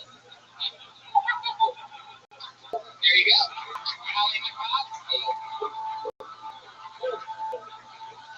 You know, it's regular, and she's also 19 years old. Yeah. Kids for a 19-year-old. Jesus Christ. Jesus. That's actually Sarah, our shirt. That is so awesome. I know. I keep touching them, and I'm like, oh, they're not there. And you know what? Like, there's a second where I was thinking, like, well, that shirt's distracting, but who cares? It's so great because if you keep wearing it, it won't be anymore. It will be in a different place in our world. Yeah. Making a movement. I love that. Yeah. I'm just thinking that your boobs and your head are cold. He does, and the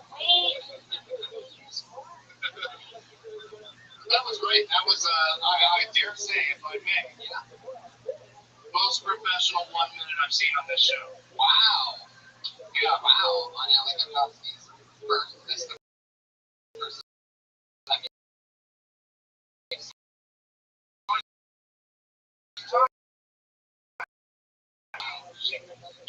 you heard a lot of one but and even like when she looked at her watch, it was like just true. It was a standard meeting. How much time do I have? Yeah. But she like every other comic that's ever done this show would go in and fail with 10 seconds left. And she said a hilarious joke. Yeah. Which is very exciting. That's true. You can see her making the choice and it's very like real comic-ish. You just lick your hand and wipe yourself.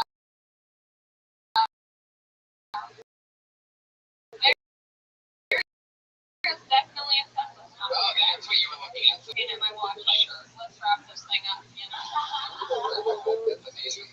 What I also think is cool is the fact that you is, like, really looking off of that list for this minute because what's going to end up happening. And maybe you can use that devisively or as a thing, and you'll always be working on something new, but I feel like your memory of what you want to talk about will be better. Yeah, it was just kind of for this one. So I was like, really got to bring the heat. Oh,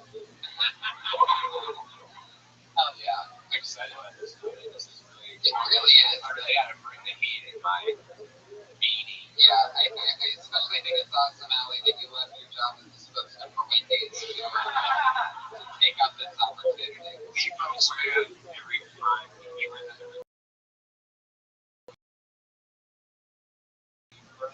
No. Yeah. All right. I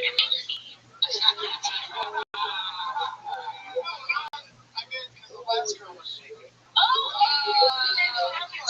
It's like asking a 19-year-old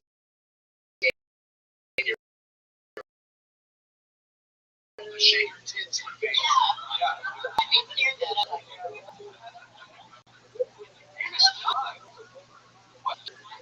Guys, we just met Allie Costa. Yay, Allie!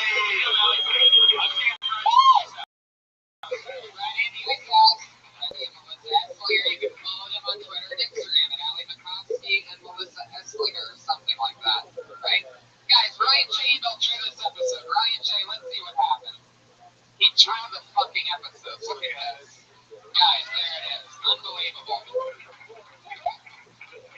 We did it again, everybody.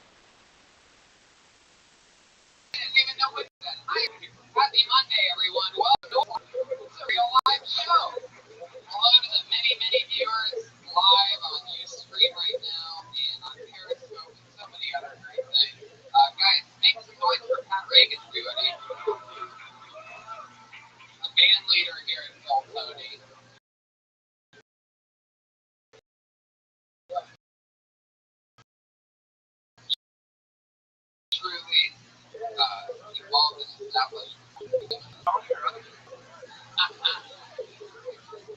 On all shows, all of the above. It's been a lot of fun having you be part of the thing. It's been a roller coaster. How is things? Good, baby. Last week we had Sarah Silverman and Dustin, and we had a lot of fun. I corroborate that. You what? I corroborate. Yeah. Yeah, go along with it. Hi, Reagan, everybody. This show is so fun. Guys.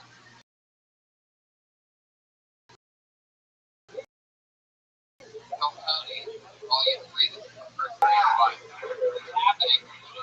Still, even on a night without an open mic, over 40 comedians signed up for a chance to do 60 seconds on this stage and talk to us. And anything can happen. Always have, well, let's talk about dates, shall we? We were going to do that last week. Yeah, we're going to be in Arizona next month. September 17th. Toronto, the end of September. Yeah, in Ohio, about to be announced Thanksgiving weekend. And other great things. Stick with me.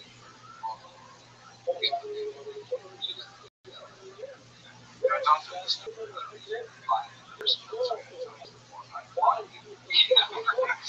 yeah. Right now there's something weird with the lighting or something. I don't know. Maybe I'll get better. Something weird with the marijuana, maybe. I don't think so. Probably like a sugar imbalance. But, yeah, something weird. I drink a lot of coffee. It's a crazy lifestyle now. I haven't gotten drunk in a couple nights. That probably has something to do with it. My body's like, what the fuck are you doing right now? Clean and pure. Being clean and pure. How about nothing's more pure than a blank page, everybody? And that's where we start with artist Ryan J. Eveld, everyone. He draws every single episode. Whatever happens tonight, he's going to draw. Right now, it's a blank page, but as you'll see at the end of it, it's fucking crazy. It's a guy. Let's bring up tonight's guest. Are you ready for this? I'll bring up one half of tonight's guest. You know him, you love him, he's been on Kill Tony before, Comedy Central, everything. One and only Dan St. Germain, ladies and gentlemen.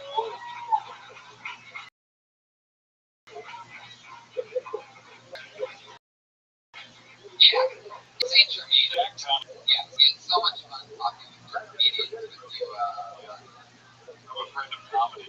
It's true. It's true. You have the most likable head I've ever seen. Really? Yeah. Yeah, I feel like if like Cecil Lion didn't get shot and drank himself to death in the DMV, this is what it would look like. Wow, starting off with a hard bomb. Yeah. That was a hard bomb. I didn't think that was a silence joke. Holy shit. Maybe more like a sexy Santa Claus. Thank you. I appreciate that. Every week I have Pat Reagan ask my guest a question. Hi, Dan. Hey, what's up, man? Right off the bat. Yeah. Who's got the best mix of show? That's tough. That's tough. Dick Gregory. I don't know. Guys, we're going to talk about Dick Gregory. Realistic answer, Maurice Tomei, the wrestler. Yeah, big areolas on darkness. Pat, who's your favorite set of nipples? Favorite set of nipples? I'd have to go with the classic Arnold Schwarzenegger. It's attached to such a perfect thought. I'm talking like I'm talking iron. Wow. Very classic comedy. Wow. Pat Reagan, 3-point range, Arnold as a deep Schwarzenegger reference. Nobody would get. I should watch that movie. You're very well known for being a comedian. Awesome. This is the part of the show where I wonder if I stall to wait for our guests, our other guests, or I think I should just roll with it. Josh Martin, what do you think? Not here. Somebody do a Josh Martin impersonation with an answer. So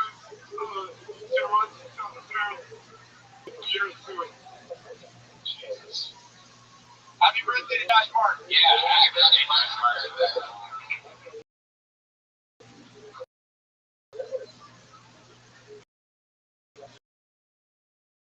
Yeah, see my band play tomorrow. Mark says they're hard to get. We plug in there. Hey, guess what? Big Boys Kickback Friday, June, September 4th. Wow, there it is. The Angry West. Did you guys know comedians sign up for the chance to 60 seconds? They took a fucking poll. People that just signed up for the chance to pull the name out, they come out in 60 seconds. And they talk to us. Comedians, you take 60 seconds without even the sound of the kitty. Adorable. Make sure you wrap it up right then, or I'll shut the ring out.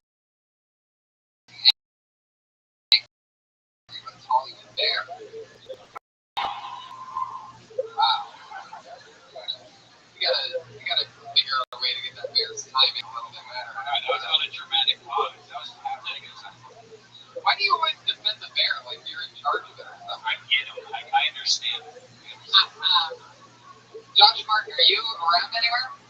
And it's the funniest thing. Like the whole joke on Josh is how bad he is, but now he's not even around. Oh, hey, there he is. Oh, very good. Hell of a credit. Josh Martin, everybody. He can hear everything. Wrangles the guests, gets us drunk. Oh, fuck. I can recommend a great TV show. Oh, yeah? Yeah. Is it on NBC? Yeah, it's on Hulu. Oh. Celebrity Wife Swap with Corey Feldman. Oh, God. When you really go for it. It's not like I actually know what you're talking about. Just reading your tweet last night. It is. You want to bury this poor guy's career. It is one of the most shocking, horrific things you'll ever see. To the point where I want to support Tommy Davidson. So go see Tommy Davidson live because he took his angels into the house with his family and the dude is like, wow, check it out. I mean, it's Corey Feldman. Well, Corey Feldman has like this big thing where he has these girls that are like hypnotized under his control, and like he makes them do certain things, and it's very like kidnappery. What's that? Stockholm syndrome. Like the same shit that Michael Jackson probably did to him. What the fuck? Have a big eye, so makes them have a good time. Shows them magic. It's just please watch it and get that play with this monkey. Let's him play with this monkey. Say the second time.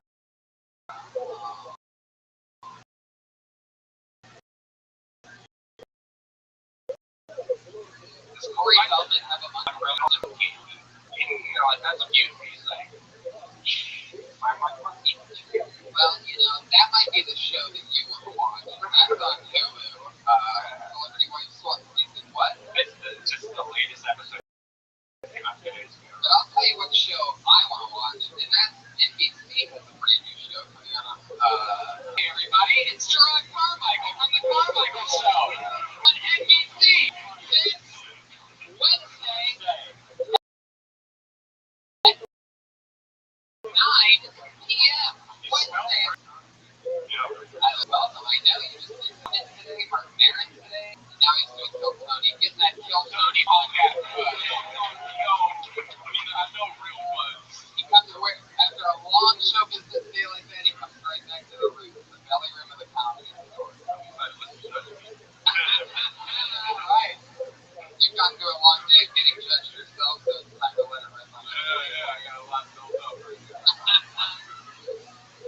Every week, Pat Reagan is the guest in Kaiser. So, he already fire off the Gerard. What do you got for Gerard? All right, Gerard. So, imagine we're recording a TV show. What are shitty parts? Shitty parts about it? That's a great question, yeah. Yeah, without getting fired. Well, really, I mean, it's like, it's all like, what I really care about is it's all like fun, even though I like hate marketing. So like that's like the shittiest part, but like the whole marketing is like the problem. So I don't want to do it. I'll say marketing. you can finish the Carmichael show Wednesday at 9 p.m. Which is, here's the thing, so much better than NBC one. Right. Our friend Tiffany Haddish is on the show, and a lot of our friends are involved in the show. Willie Hunter. Yeah, absolutely. They're great. That's the best part. That's what he's doing. Working with friends. And, Tiffany's great. Well, so that's the best part. Rod and I used to wait hours and hours and hours in line. Waiting for each other. Doing the entire line. Yeah. 7, 8 minutes. Yeah. Look, you have your own show on NBC Wednesday night. I have a podcast that gets 55 people to show up every Monday. I just love that we are, It's all love. People love you. That's a beautiful thing. well, let's get to it. And damn things are made, everybody. I'll be selling my plasma after the show. So that's what I'm at. Guys, so let's get into it. The bucket is filled with dates, and you remember, guys, I guess 60 seconds uninterrupted, and then we get to talk about whatever we want in the entire world. Guys, are you ready for Phil Tony? Volume 3. The first comedian of Volume 3 of Phil Tony goes by the name of Victoria.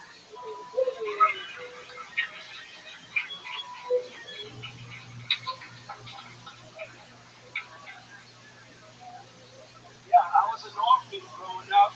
I had to learn about the first bees and holding kids. Often when I was 7, my boy John came by with a dirty roof. He's like, watch this, man. This is how babies are made. It's guys. I don't want to make babies in my friends.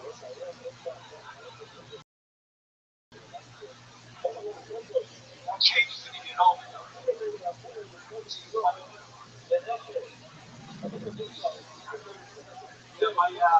My dad left when I was 10. I can never forget the words he said to me as he was leaving. I was standing by the door. He looked me and said, excuse me.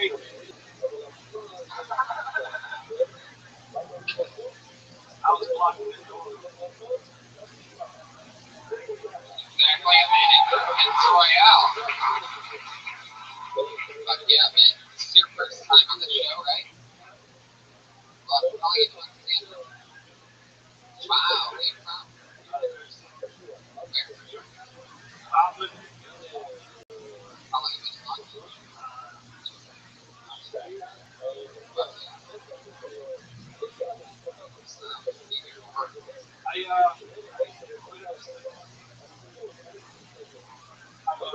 So last you meaning you are actually a patient, you do different clinical studies, or you're a doctor?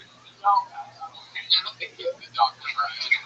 I mean, it's very flexible. It's very flexible. I do clinical studies. They give you thousands of dollars to basically test drugs that are not FDA. Yeah, my friend Yoshi Hayashi does it when he acts like he has things. He does it like high blood pressure and AIDS and stuff. I mean, fake your illnesses. Do you have any idea where you're at? I changed my diet to develop health. I so I can qualify my study. I will say this. Yeah. Really? You talk about us just like those years. I did a weight loss study. You did? Yeah. I should be. We had a prison placebo. I was afraid it was going to be more hungry. Wow. But yeah, you're right. You get thousands of dollars. Do you remember how much you got paid for that? I got paid $1,600. What a great gig. $1,600. Almost the rent. And the last one I did, I got paid $8,500. Wow. Very profitable. So what did you have to do for the schizophrenia one? Just act like I had Right. But what did they do to you? Oh, they injected me with that drug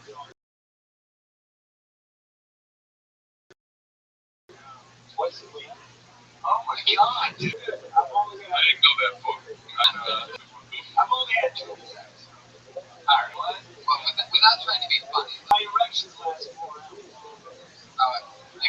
trying to make money. He just said something horrifying before Dick took it. He's like, yeah, once my brother died in a boat, but not like this boat, am I right?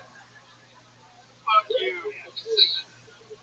Alright. Are you still under that trial? You already No, I had to wait till they wash it out of my system. You don't want to mix drugs. Yeah, you get money doing that healthy. I give myself 60 days for the drugs to wash out. Did you just become Italian out of nowhere? Your Jersey side just came out of nowhere on that. You were white Mexican guy before, and then all of a sudden you're Jersey. Okay, then stick with me here. So, like, if you had to pretend that, like, you're the schizophrenia, can you give us an example, like, the type of shit you would say or do? No, I would just, like, not pay attention. They were interviewing me on the set, so yeah, just like being in a relationship. You know, just like zone out when they would ask me, like, serious questions. You know what it's like that was actually like a relationship that wasn't unfunny we just said, but we were so horrified by the thing beforehand that we're just ruminating on it. It's really not that bad. It really is. I wish I had like a heart attack or something because you're exposed to it. I really have a heart attack. You just oh my god, dude. Hold on. You wasn't here for that. That's what I mean. It's like crazy. It was a slight heart attack. My heart released. There's no such thing. You had a heart attack. My heart released some sort of enzyme. They told me that. You know you can drive Uber, right? There's that. I would do what? Wow. Holy shit. Now, was that a study? You did? No. If you're getting injected with anti-schizophrenia medicine, you also drink, like, No, you don't. You can't actually really do the drug test or test. You're a student. Yeah. how long did you have to take the medicine for? How many weeks? There's different studies I've done for 30 days. But that was usually about you know what's funny? This is how it started. He was just like, poor guy. We had to do trials to make money, and then slowly it's being revealed that you make more money than all. The number is going up. You know, I did one for $8,000, then I did one for $35,000. That was a whole Tuesday. He's got a tail now. Or he's completely lying and he's a schizophrenic. Maybe he really is schizophrenic. Really is flexible. Like I do one study and be able to do comedy for 3 months. Is this study in the room right now? Yeah. I really do. So I feel like you either turn into Wolverine or you with the amount of like fucking tests you do. I'm hoping I develop some sort of superpower. I can't believe you gave us $12,000. Like the worst. $15,000 in 3 months. Like, man, you got it. Yeah. What do you like? I just The real medicine to treat this shit. It all goes back to shit that's going in his body. You know, video games. The cool thing about being in the clinical studies, they have Wi-Fi. I'm gonna say it's surprise.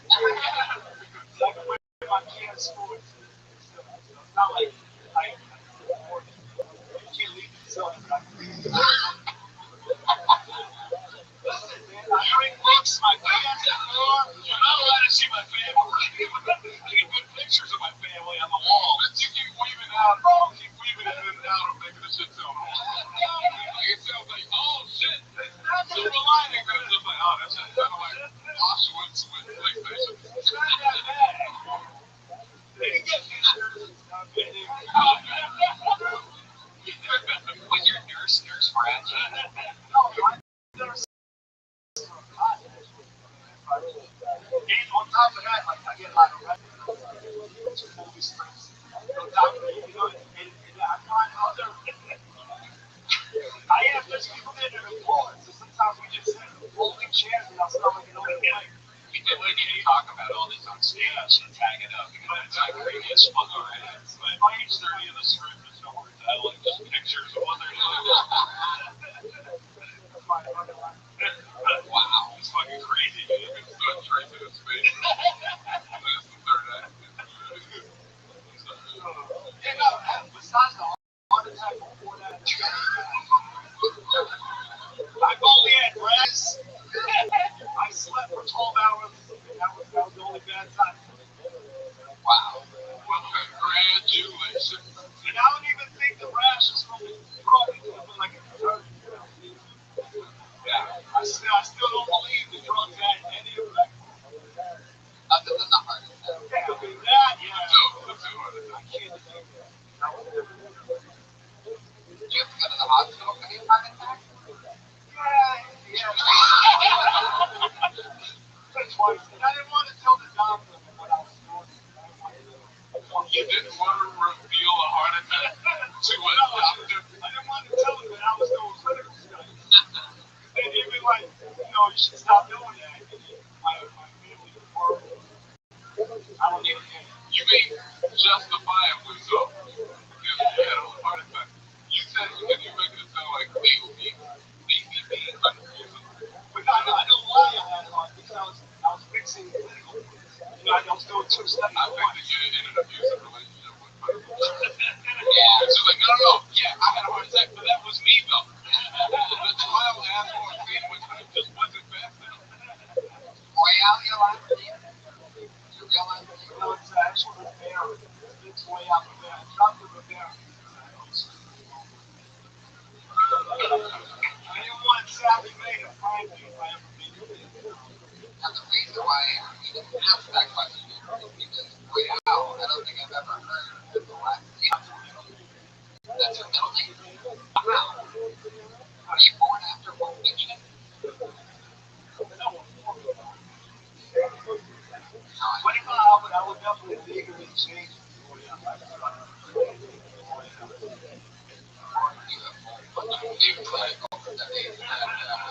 A new kind of mutant in the way of name. Yeah.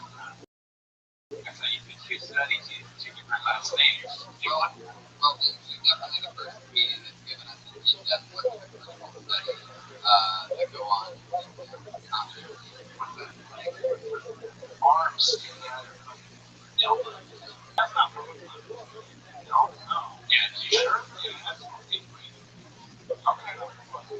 But I mean, you Really not that bad.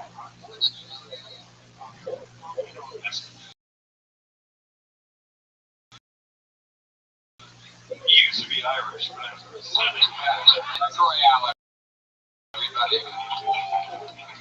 Oh, Vince Royale. There you go. I think he thinks he's back in his seat already. More time for Josh Martin, everybody. Drink. Keeping us all safe. Yeah. In case anybody charges the stage, Josh is the one that keeps it. He pulled another name out of the bucket, everybody. The next name that I pulled out was Ray.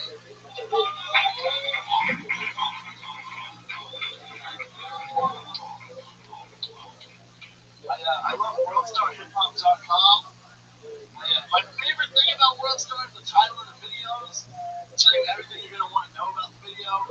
I saw the same video on YouTube that I did on WorldStar. On YouTube it was called Police Brutality. And on WorldStar it was called Monster Policewoman tirelessly beats man with the tongue. Everything you want to know. My favorite video on WorldStar is called Guy at Coachella finds out he has AIDS, comma, goes ballistic on crowd, comma, gets that hashtag ass woman. And that's the whole video. Like, it's a guy, he has papers, he's going crazy, he's in an AIDS-induced rage, and he gets the hashtag ass woman. Like, I just don't know why he's finding out he has AIDS at Coachella. Like, there's a book that says free giant corn dogs with positive AIDS tests right this way. That's my time, guys. But yeah, 15 seconds to Bruce Gray. Bruce, have you been on the show before? Last week, right? You got a haircut? You said something I said? No, my boss actually told me. How long was your hair? It was long. Yeah, it's long because I said you were the funniest 11-year-old lesbian that we've ever had on the show. And I was like, I gotta change my look.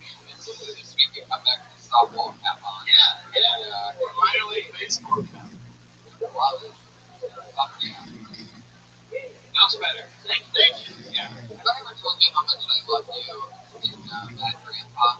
You and Johnny Knoxville in that movie were incredible. Really good reference.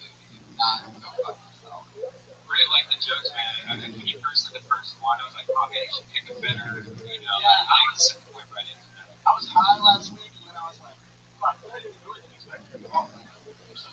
There's more to it. Dig into that. Where you from?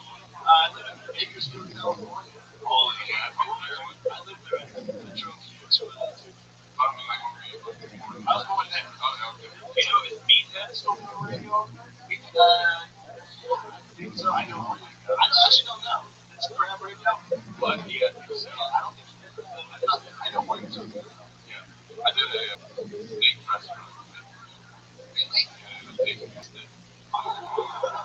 Because you know the book of Francisco Ramos went down and we rolled down to Bakersfield and they made a mistake, but then they said I couldn't get a potato.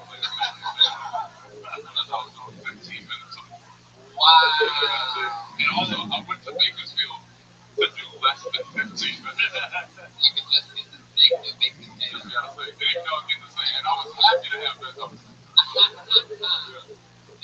they paid you in one steak. They paid me in one steak. So they got free delicious steak dinner. It wasn't delicious, but it was a steak. It was a steak. It was a steak. Getting paid the steak was free.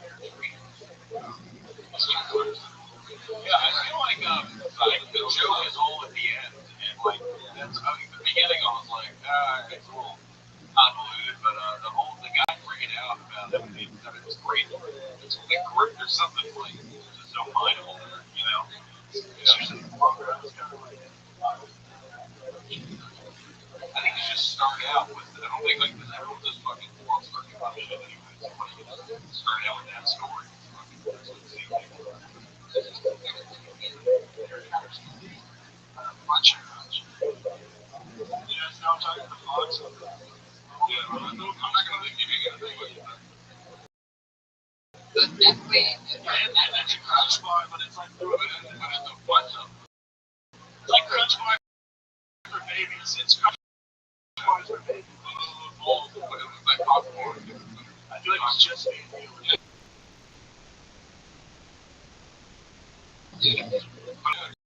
What's getting you guys doing back then?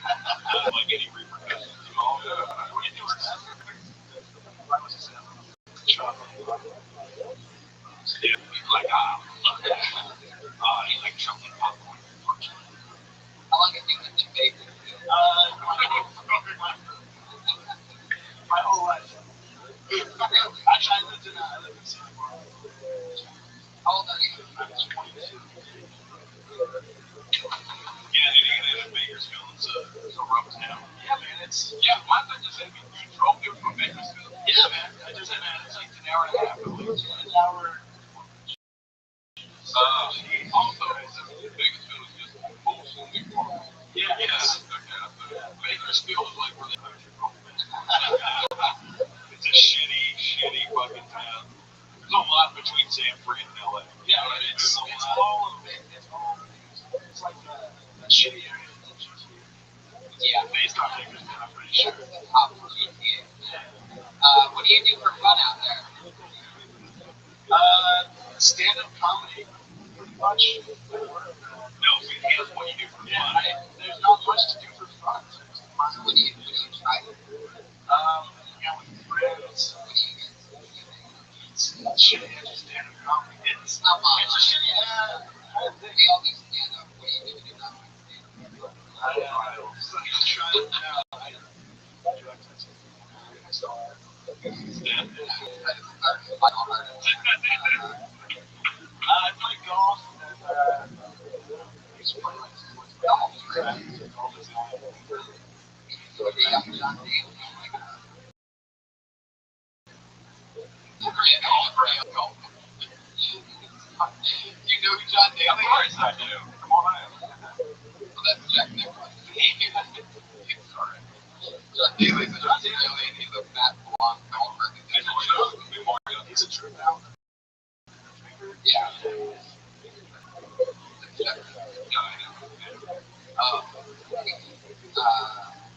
Bruce, love that. Eating fun crunch on the golf course. So much happened. It was a great set. Fun times with you against Bruce. 2 games in a row. Bruce Gregg. Changing lives here on Film 20. We inspired him to lose the lesbian haircut before his box. Even that he had to lose the lesbian haircut. Saying our advice, get on. Once we had to lose his lesbian haircut. All because we pulled another name out. He was able to think of everybody. We call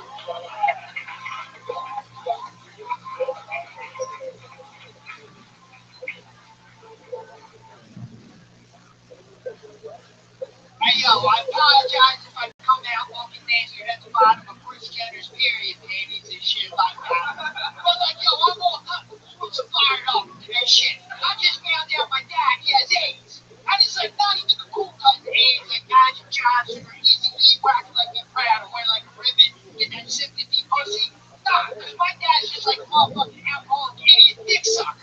You know? And it's like, fuck wearing a ribbon for that cocksucker, you know? Like, I hated him after he left me and my mom, like, we were just on prom night dumpster baby and shit like that. Like, literally, the only fucking thing the motherfucker left me in the damn home was, like, the legacy of being known as Danny Deep Throat's kid and shit like that. And let me tell you, that shit was no motherfucking picnic once the Archdiocese of Philadelphia found out. He was like, Corporal Gus Black had his cock head on and fucking banging on my forehead. Day and night trying to recruit me to be an altar boy.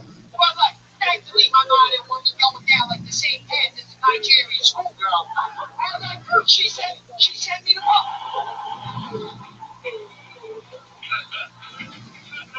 I just fell in love with this guy. My new favorite comedian in the world. Who's your #1 favorite comedian? That was a monologue from Rothschild'S the whole time. Whatever that was, it's my new favorite thing that I've ever seen. You are my new favorite comedian. How does that make you feel? It's amazing. Are you available to be a guest on the show and talk to young comedians next week and like give them advice and like help people out? I don't know what's that. You, where the fuck did you come from? I don't know. Yeah, that is the most appropriate question. Yeah, let's start there. Obviously, Philly. Right. And I completely disagree with you.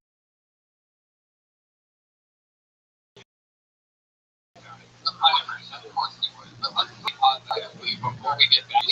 We could go Bangkok all day. I'm used to getting all the people out here are soft in the pocket pussies and shit like that. So, I have a pocket pussy myself. It's okay. It's fine. I get it. I used to flush your head down the toilet in high school, yeah? What? I know you did, motherfucker. He looks like a cock. Am I the only one? I guarantee I fucked more pussy this past week than you have. Probably. You say you're fucking a comedian. Am I the only one that's currently looking for Robert Smiley?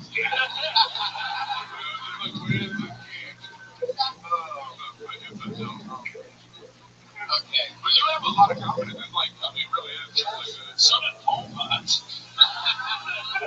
It's not a good thing, a lot of confidence sometimes.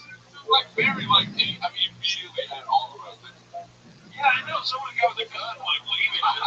You know what I mean? That doesn't mean it's good or funny. I'll keep that comic gun shit. I was gonna be nuts. Your dreams of a piss all over.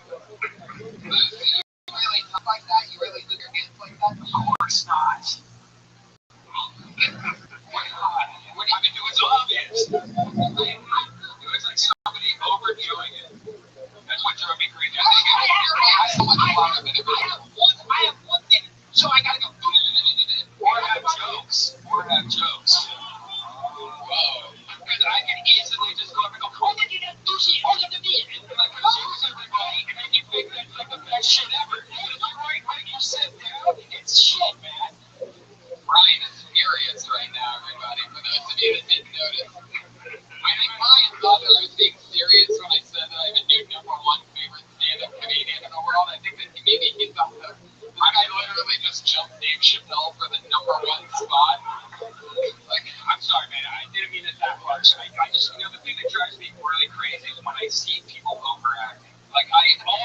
That drives me nuts. Like, well, if I have 1 minute, I'll get it. I want to try to get everything that I have on my map. You know, like, so I can't milk any of the fucking jokes. Like, I can milk the fucking jokes, but when I have a meeting, I can't do it. Should they really do Hinkle, by the way? That's the name does not fit you. You don't seem like a Hinkle at all. What's your nationality? I don't know what's hard.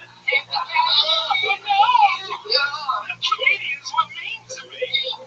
Yeah. I'm scared. I'm ready to go. I'm fucking bored, you know? Listen, I'm a werewolf character. I love this. How long have you been on stand-up? What's up? How many? 10 years. Right. 10 years? Right. 3 years. Hard. Did you hear the noise in the audience? How many tours in Afghanistan? I was never fucking through any clinical trials. I mean, I did once. Like, wait a minute, so I come from a long lineage of come stage, my friends. You know, I just like to wake up in that sentence. I just like to take out the chunk in the middle of the sock that breaks the ball. I get a bullet here. Oh, no, that's bad dog. What's bad dog? 2020. Bad dog again. It's a head mixture. A Hinkle mixture? Yeah. I almost everybody. I just need this shit in daddy plug, you know? And I can say it's a Gatorade. And that's what I got. 10 years they've been doing this stuff. No. I moved down here like 10 years. Then I quit. You quit what? It's still there. But then I moved to this and I did this shit hard for like the last 2 to 3 years. So, but I started like 10 years ago. It was like, before that you were a raging bull.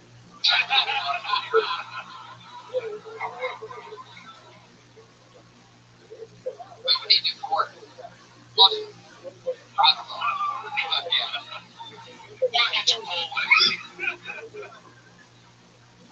kind of hustle are we talking about? Stage variety. Selling Hinkle mixers.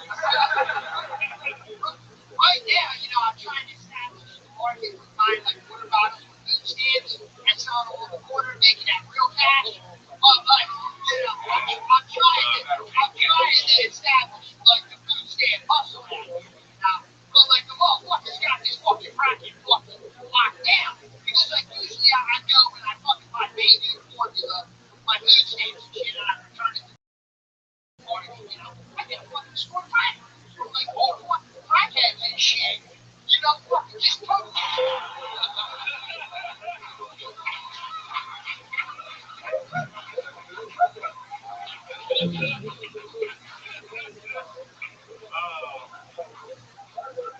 wow. God just killed himself for this man and that. Just gave up. We're all on our own now. Fuck yeah, Lou, you are something else. Guys, these bitches.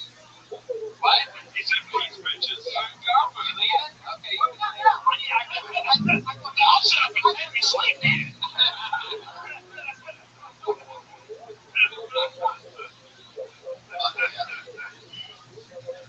What's your drug choice? I smoke weed. What kind of fucking weed are you smoking? Obviously, I'm fucking crazy enough. I think drugs, I feel fucking cracky. Fucking weed cracky. So you mean to tell me you outgoingly drink a Mad Dog Gatorade combination and you don't do drugs? Not shit like that. But I ain't stupid enough to pay $10 for a fucking drink, you know? That's how I think about this. This is really starting to feel like a documentary now. I was imagining Morgan Spurlock trying to pay that. What's your favorite thing to do for fun? You're not doing stand-up. I'm not doing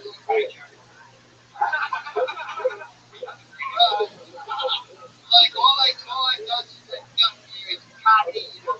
Maybe if I get a couple minutes, I jerk off. This is why Scientology is good for some people. You know what I mean? Yeah, I think you should get a stress test.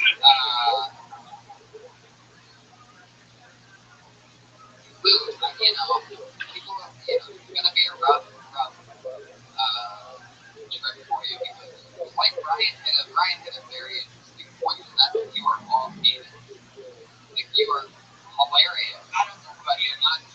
I know you don't. I know you don't.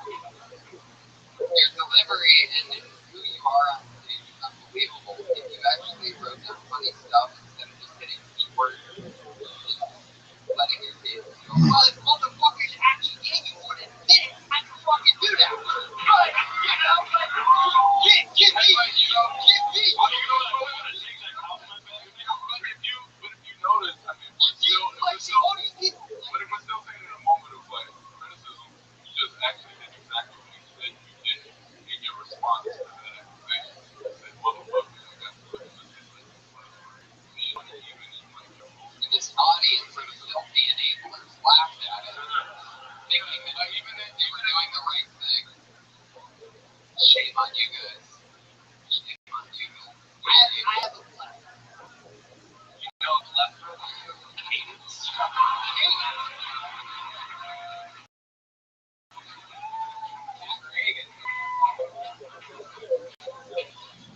We're gonna move on. It was nice meeting you, buddy. Lou Ankle, everyone. There he goes.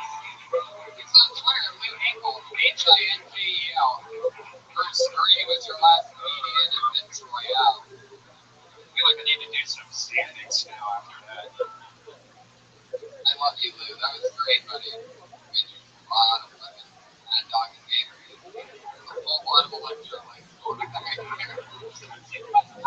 I was so sure he was going to say speed when I asked him what his drug of choice was.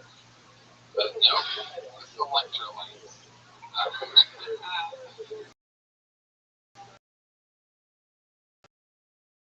I pulled another name out of the guy. Very cool dude. Dennis Wilson.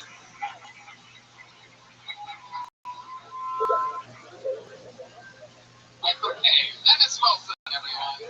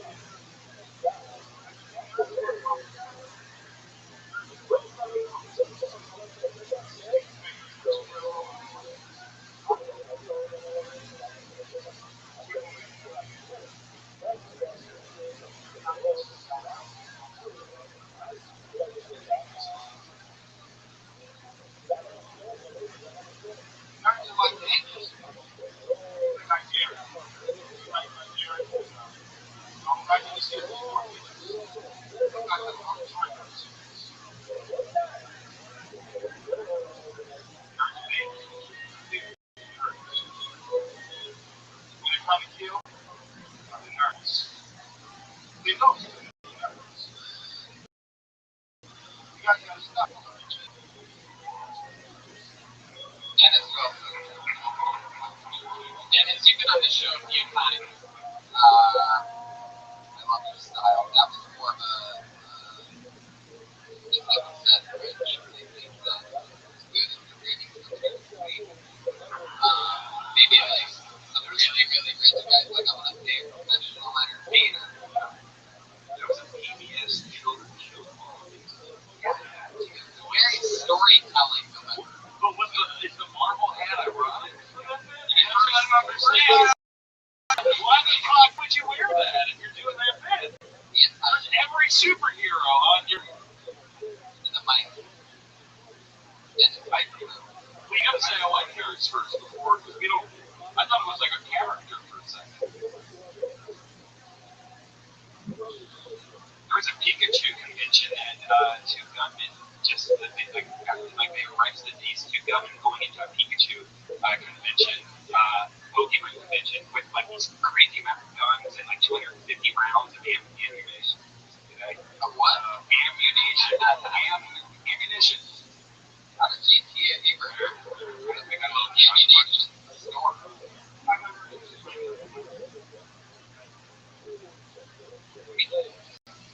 The meat is good.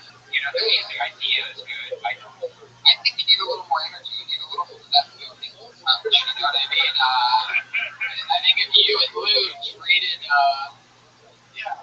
you wrote for Lou, we might have the perfect comedian on our hands. What do you think about Mad Dog 2020? You know how funny Lou would be talking about fucking, look at this. I'm from Philly, well, we don't deal with that shit.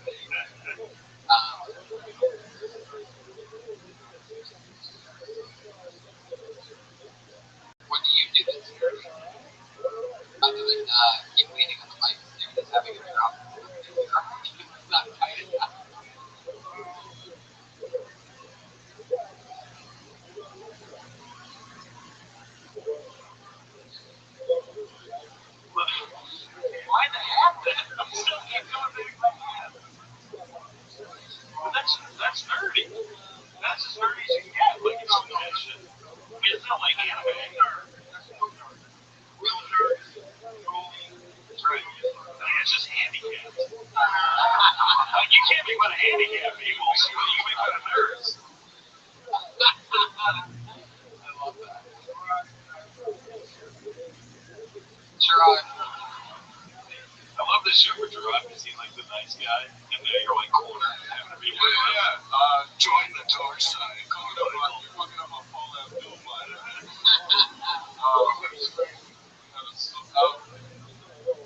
I like you, Jordan, a lot, man. You know, it's really dope. I think you coffee is cool, man. It's fine. I like the fun, you know. You know what I mean? Yeah, it's cool. This, like, this is a newer thing that you've been trying out. But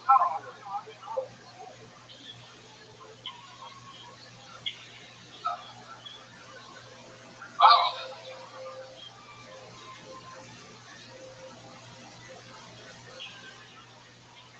shit. I forced that upon you, son of a bitch.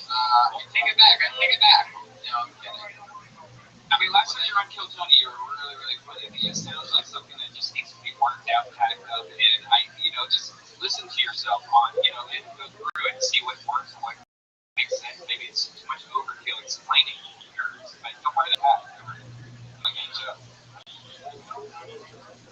Well, meltdown. Wow, they're scared of you there. Yeah.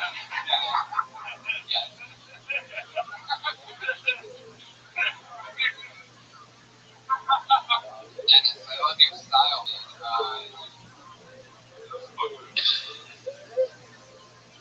Guys, this is our special suicide edition. Love you, Dennis. Some real rough moments. Gerard Carmichael, how you doing over there? You hanging in there? It's been a long day, right? Yeah, it's fun, man. I like when you have to ask people. I told you. But you guys do like the people make serious life decisions. They had somebody quit their job. Make him do that, okay? He killed on Kill Tony, and he said he wants to do stand-up full time. I said, go for it, man. You gotta chase your dream. And then he said he's only done it 4 times since November. I can't inspire somebody. When Bakerfield's haircut, Bakerfield, did you have a stroke at some point, Bakerfield? Bakerfield's ammunition. I pulled another name out of his book, but I always love the guys that aren't on Twitter. It's always a different type of person. Always special. Put your hands together. By the way, Dennis Wilson is DJ Sutton's that bull. Tom Howard, everybody. Tom Howard.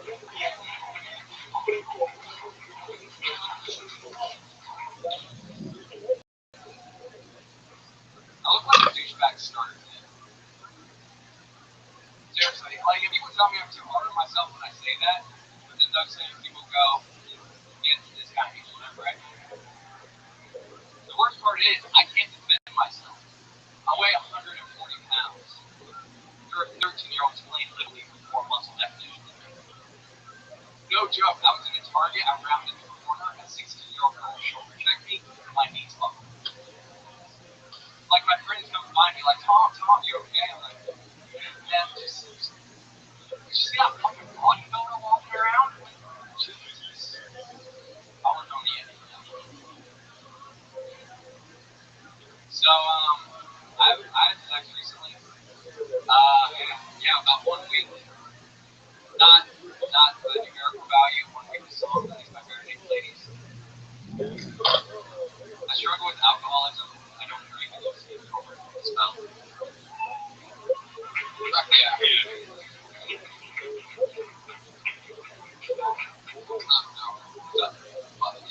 want to get the 1 week done. It's been. Why did you look at me? What was the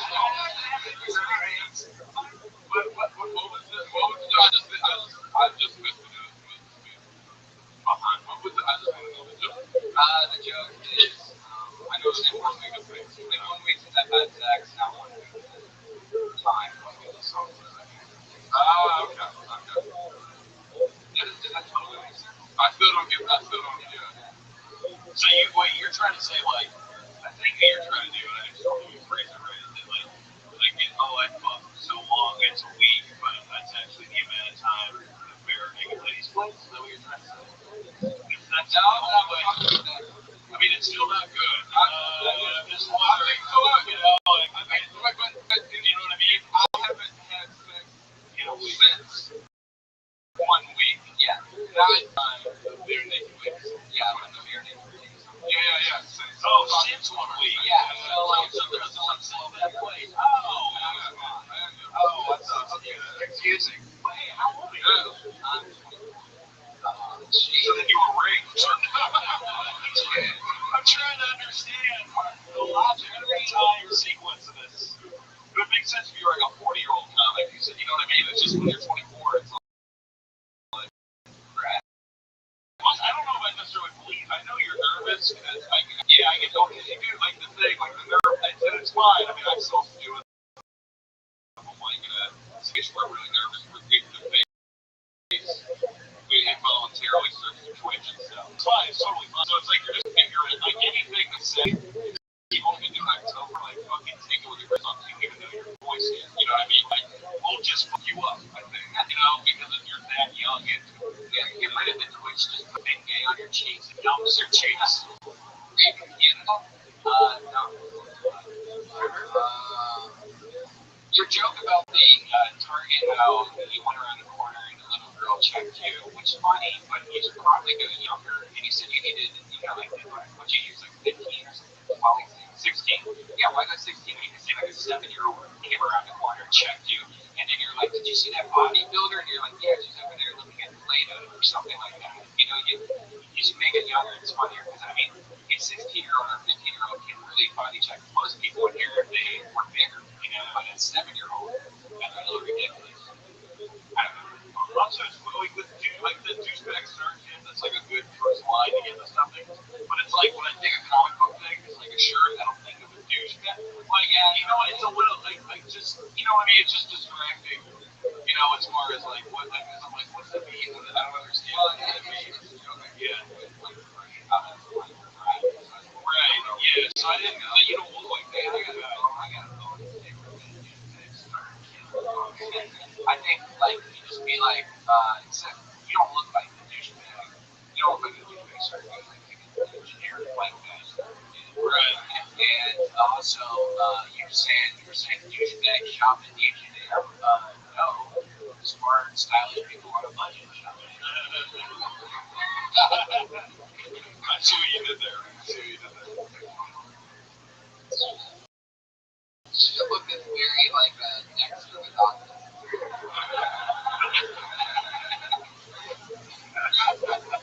Have I told you that before? I think it's Dexter. Maybe not the autism part. Typically, I mean, when your left eye twitches like that, what does that mean? It's an irritating, regular nervous thing. I'm asleep sometimes also. I'm also really dehydrated. And if I will tell you, I were Gatorade, Mad Dog, and I'm not going to that 3. I was on it. Where you work? Home Depot. Oh, wow. So, yeah, that's like real work. So, you know what I mean? Exactly right. Dexter type wood work. Yeah. To get a discount fertilizer, rope, barrels, chemicals, wood. Actually, if you get a discount for it, no. Get a discount on tar. Now, Home Depot is one of the rare places where you can still be a man, family man, and wear Depot at the same time. I know, nobody's laughing though. Do they make you wear the apron? I go for as long as I can without wearing it. Your apron, right? With your box on. I didn't do that. It's mine, but I don't think yours is. Right. Why be a douchebag? And if so, you ever use it as a circle?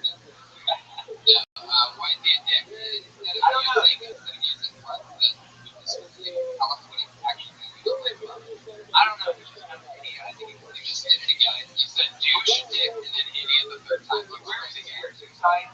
That's what bothers you about your boss? That's on circulation from the brain, right? You son of a bitch. You wanted to tell me that.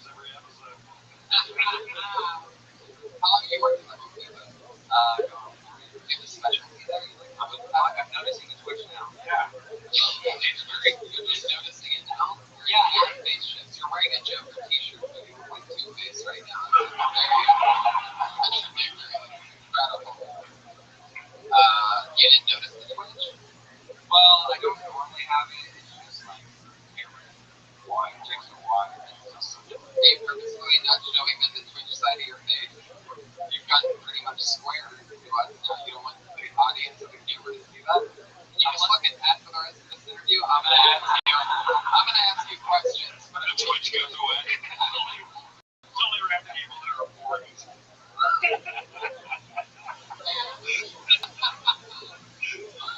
Alright, guys, slowly. He's still twitching. Your cheek is I love it. It's like shaking, and then you're like holding your eyes open like there's an invisible block from flash. I'm getting low.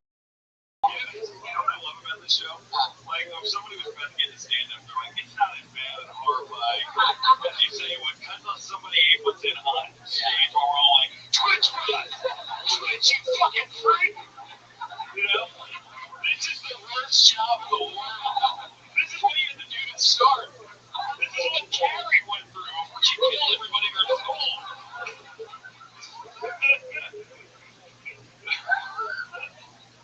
It's usually not this crazy. Like it's usually a little bit more calm. I guess. This is an awkward episode. We've gotten to the point where Twitch really sets the episode apart. Like that's pretty much like you can already see the hashtag for this episode, the Twitch. Tom, now are you more into just like stand up forever? You guys like you can do anything in the world. You can do shows, make movies.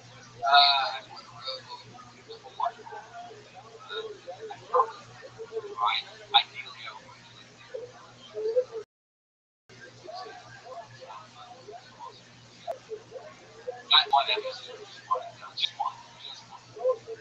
You can do like sketches. Yes. I know. The noise that I believe it. You know, I was imagining like first Star Wars wow. He's from Jesus. Just relax. Alright, I thought you were gonna be the only one that didn't feel I don't want it to go. No, mine. I like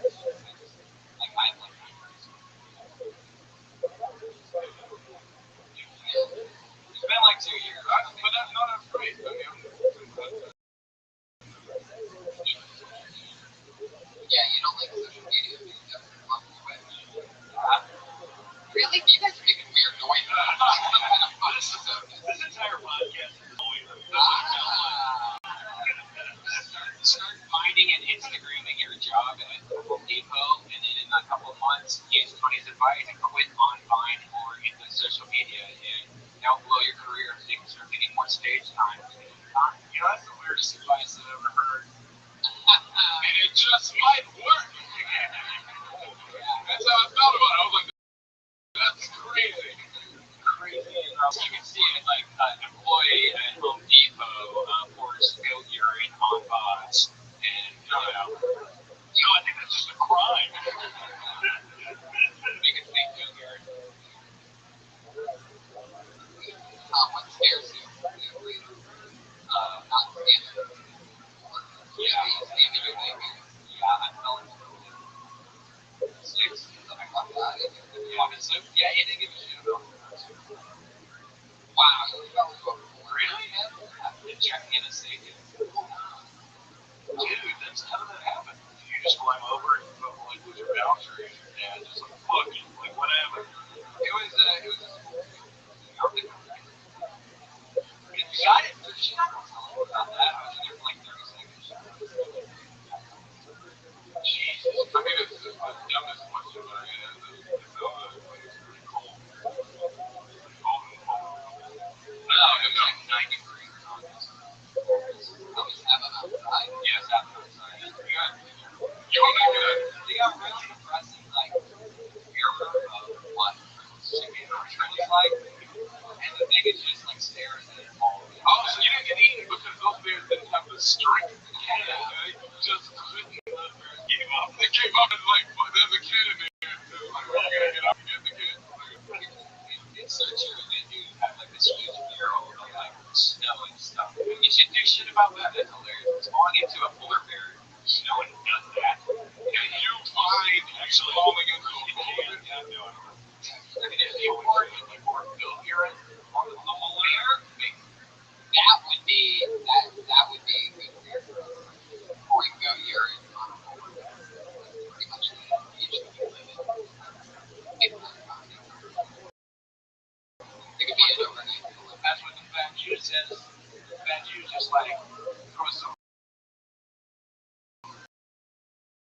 goat urine on some weird kind of chill, load and top. It's not the place for the horse of truth, but Tom, I'm gonna let you get Tom Howard, everybody. There you go. Anthony Jeselnik, Anakin Hybrid, Tom Howard. Guys, we're gonna make our slow descent into the regular part of our show where every week we have every week I'm gonna pick one more.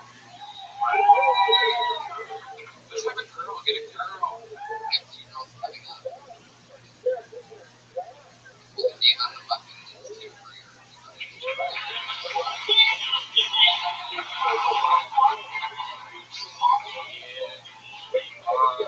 There you go. That does it, everybody. Tim Greer just got blacklisted. Or Tim Greer.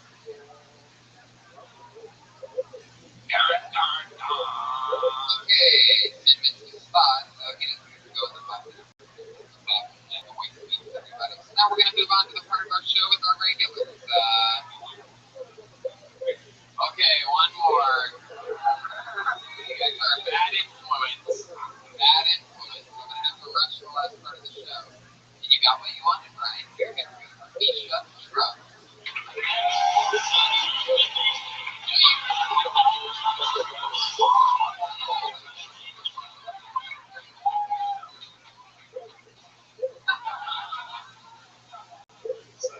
I'm sorry. You wanted a girl.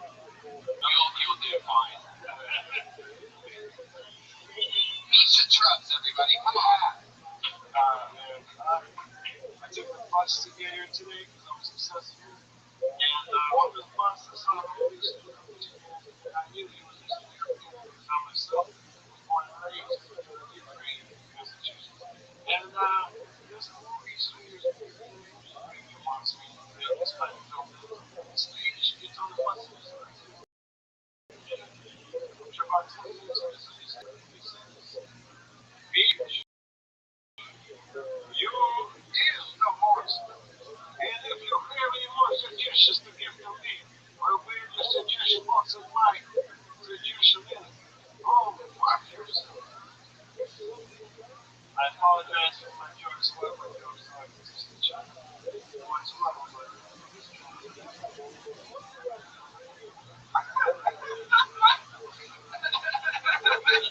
Where's that cat? Where's that cat? Are you done? Are you just going to wait for the cat? Here it is. Misha. Sorry, No, I was going to keep going, but I'm like... No, I'm not apologizing for your time. I apologize for assuming you were a female. Maybe your first name Misha. No, if there was a guy, Misha, it would definitely be. Yeah. No, I meant that to go. He thought I was going to be a sexy French girl. What is that thing you keep doing the corner?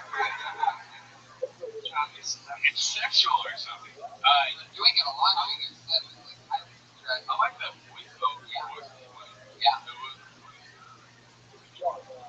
no, I mean the one you did. The one that was ready for you. I don't know. I grew up in Massachusetts. The voice was good, but I had no idea what the fuck it was. I had no idea, but I was with it. I was with it, and I didn't have a clue when it started confusing, and it just started thinking I was doing. Yeah, the voice is really good, but again, now that I know that your Eastern European dad probably wouldn't exactly like that, right? It does. Actually, the joke was inspired by my grandmother. That's really funny. Frog. How old are you? I just turned 30. Oh, okay, cool. It's weird. You're like the oldest looking young guy I've seen. Like you look young and old. Maybe there's something like that. You look like you sweep up at the bodega you own. You're all. You look like both the Chucky doll and the guy that put his soul into the Chucky doll.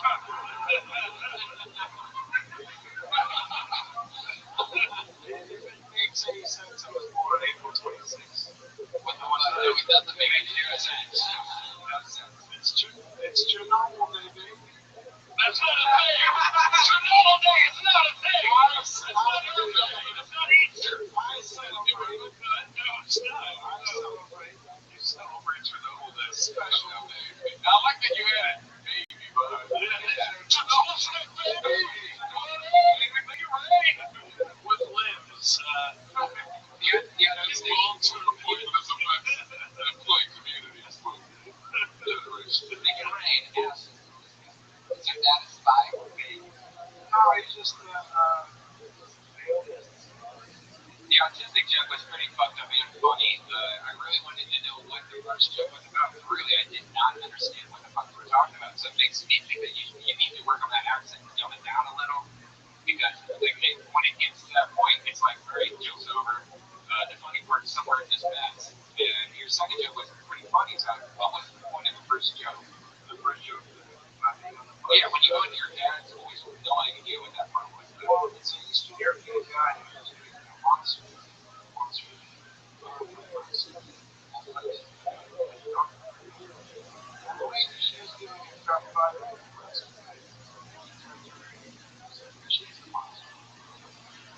Alright, I was wrong. What does that do to you to warn you to build this but oh yeah. Well, he always falls I like your outfit. It looks like right here. Like somebody it was a mannequin with non-cargo pants. The zippers and Rick Hawkins and Skechers. What do you do for work? I'm a tour guide. Wow. Warner Brothers in San Francisco, where I saw you first. Oh, nice. How long have you lived in LA? 3 months. 3 months. Well, it wasn't a compliment, so yeah. You sounded flattered and yet concerned. When I saw you, I went, oh. There's a sketchiness, but the same. Oh, nice. Okay. Sweet. I was weird when there's not a compliment test, because then you're like, yes, you did see me. I don't know what else you want to say. We're going to move on to our final part of the show. That's going to need you to trust everybody. We're going to need you to trust. Guys, up until last week, we had the same two regulars writing and performing a brand new 60 seconds every week. Whereas everybody else you've seen tonight gets pulled out of a bucket and gets lucky to come up here. We have two brand new regulars. This is their very first time being regulars. And last week was their debut, and now it's a whole new thing for them. So with their second appearances ever on Phil Tony, our two news are going up today. The first one being, we met her here on Phil Tony with a big credit. She just recently broke her leg, and it's her birthday. The one and only Melissa Edson.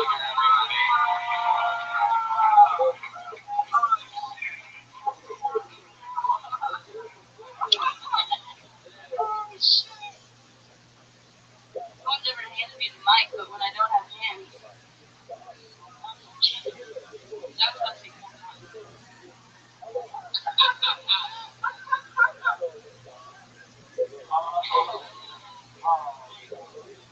Yeah, so I'm good. Alright. Yeah, you got it. Yeah. Not stand-up comedy. I'm dog sitting right now. Fit right in because I'm crippled and they both only have one eye. It's like walking a one-eyed dog is really crappy. Two one-eyed dogs, not just one. One-eyed dog is okay. You're nice and safe with them. Two one-eyed dogs, you're like a status. Everyone gets ice cream cone, walk dogs. Yeah, some people like a warm cup of some people like a warm cup of coffee. I like a warm bag of food. Yeah, let's talk about something else. My mom, when she gave me the first sex talk, that was fun. It was on the way to get birth control after my first birth.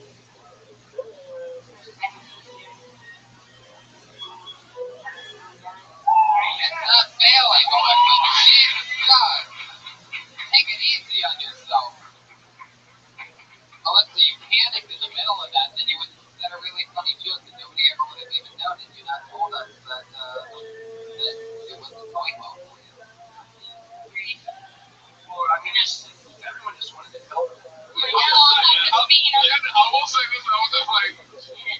something felt weird as shit for helping someone. Yeah. I was like, and then you had on the grill, but still, I felt like I was the one making it weird. Well, I felt pretty weird about it. It wasn't weird at all. That was really sweet. You really like it.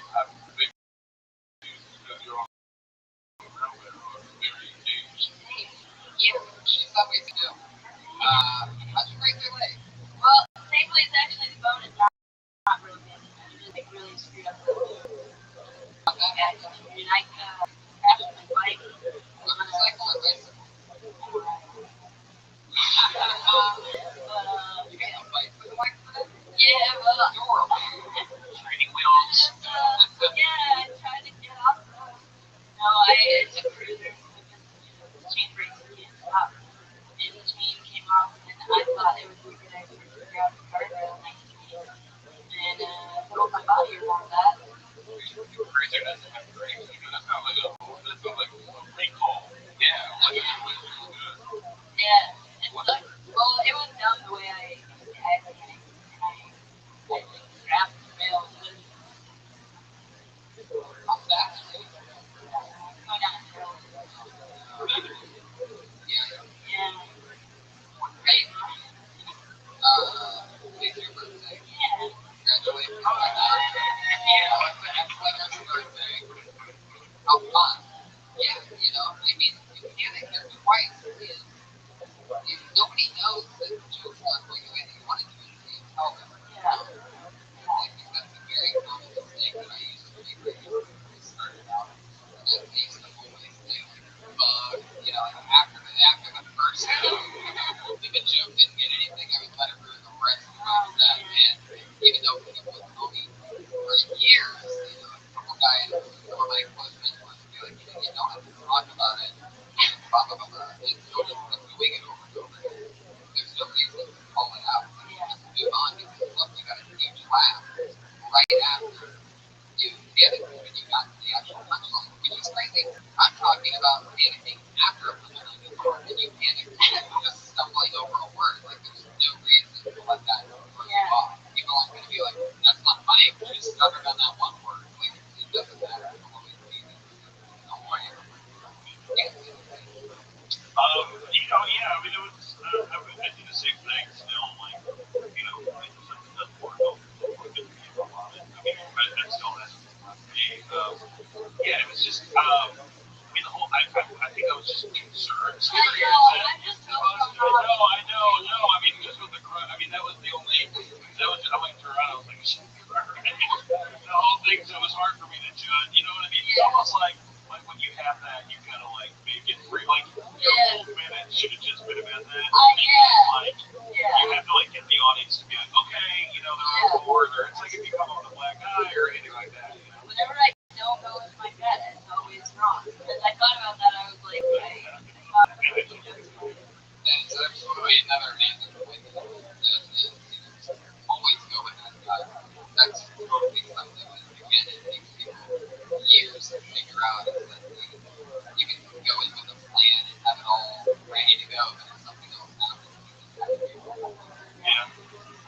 I can't tell you how many times like I've done stands where I'm like, we're all doing something like this big show, it's gonna be a big show, and then you get there and it was for weeks the hottest show in town, and you get there for whatever fucking reason your show has 12 people at it, but you still treat it like you're fucking Crier in the Sunset Strip, and you give this huge, performance that's nuanced, but nobody's like, we're not addressing the fucking fact that the room's on fire, you're like, you're doing a dream set in your head. Makes sense. Did you get to finish that one? I don't know. Melissa's when there's hopped up on the tape right now, everybody. She can be one early. Happy birthday. It's great set. Happy birthday, Melissa. There she is. Melissa. Guys, here. Other new regular. She is one of the fastest rising young female comedians here at the Comedy Store. She's only 19 years old. Your hands are good for Allie McCoskey.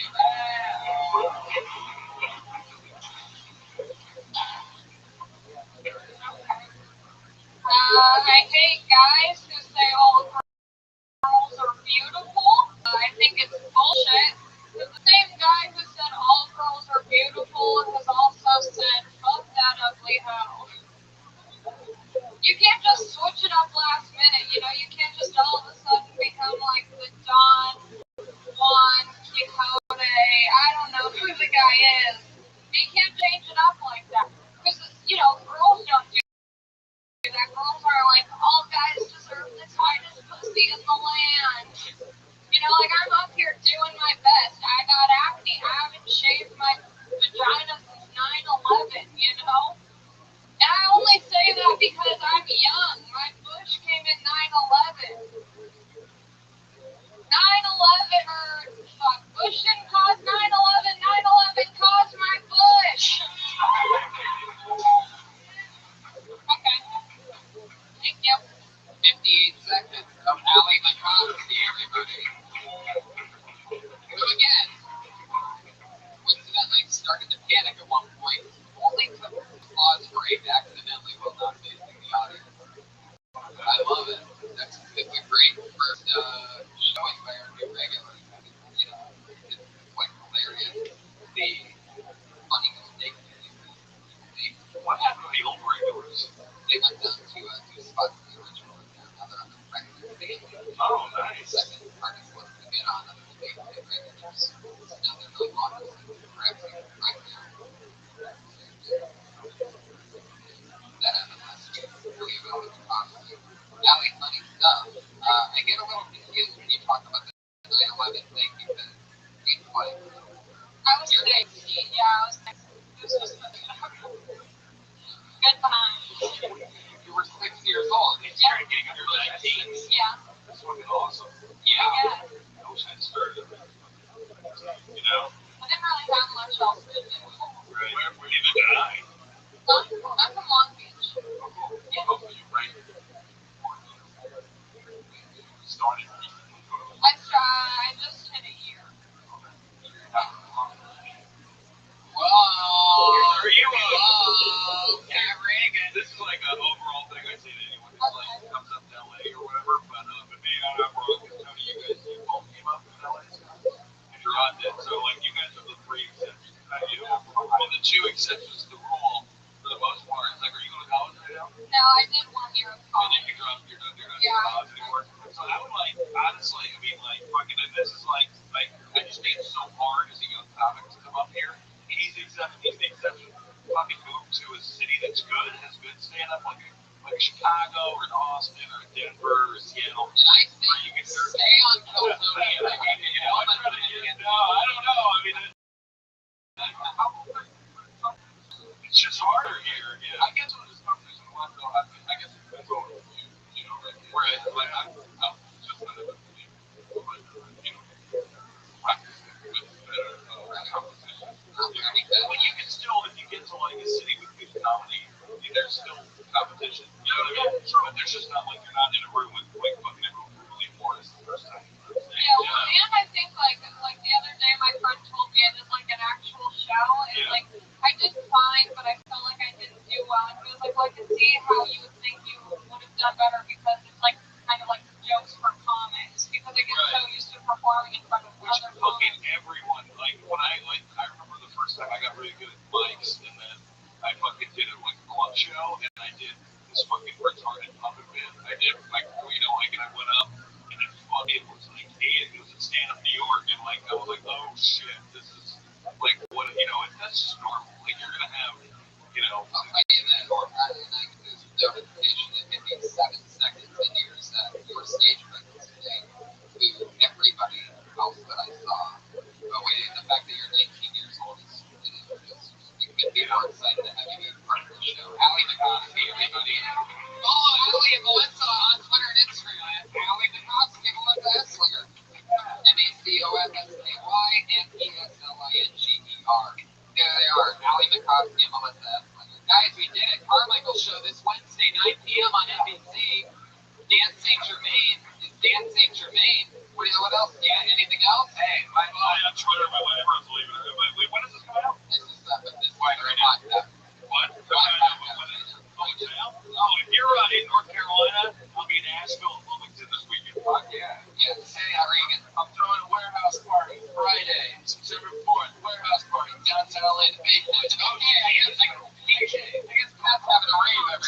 We should not just plug the rave for the first time ever. Ryan J. emailed during tonight's episode. Can you believe that? He had nothing when the episode started. Now look at that crazy shit. He drew that during the show. Sure, it did. Wow. Look at that. And that's Phil Cody, everybody. Thank you, live audience. Thank you so much. Thank you. I love you.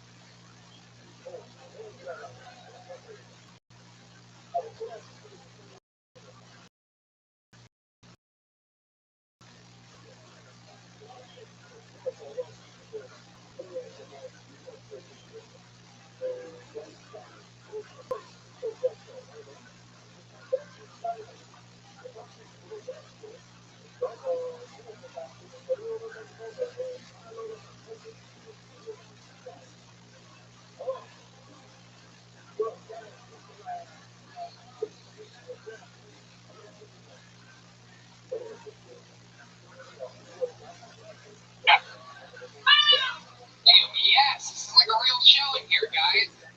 Hi, everybody. Make some noise, live audience. It's Monday night.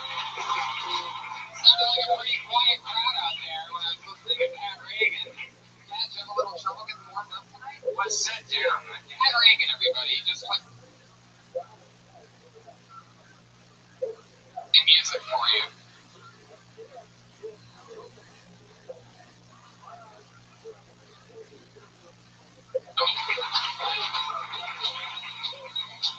What do you think of this Monday night crowd so far? I think good. I think they're good. They're fun. They're nice. Good. I love it. It's good to have you back, Pat. We're back again for another fun episode. Guys, a lot of crazy shit's happening. Let's get dates out of the way. I'm going to Toronto, JFL 42 at the end of September, September 17th. We're in stand-up live in Phoenix. And for those of you listening in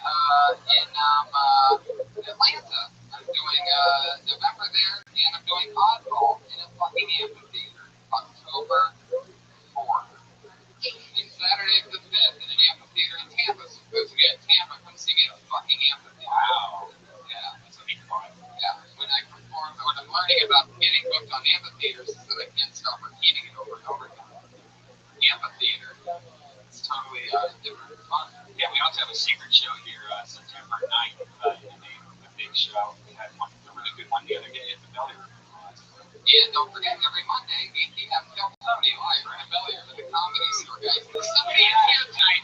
Somebody signed up in this fucking time. Came all the way from Israel. The actual Israel. To sign up for the chance to play the army. And came to Phil Tony. Whoa, there he is. He's actually responding. He's saying that he's not part of the Israeli army. So let's jump into it, shall we? Every week I have two. Oh yes, our artists, everybody. We have an artist that draws every episode. It's Ryan J. sitting over here. Right now he has a blank sheet of paper in front of him. By the end he draws the guests, he draws the theme to it. It's insanity. It's a whole crazy family. Anyway, every week we always have two of the funniest comedians in the world on the show. This week's no different. One of them is running late. So for now, put your hands together for the one and only Rick Ingram, everybody. Rick Ingram. It's Rick, one of our favorites. Rick was actually on the pilot episode of Kill Tony when it was called Hinchcliffe Snow. Yeah. How long did that last? That lasted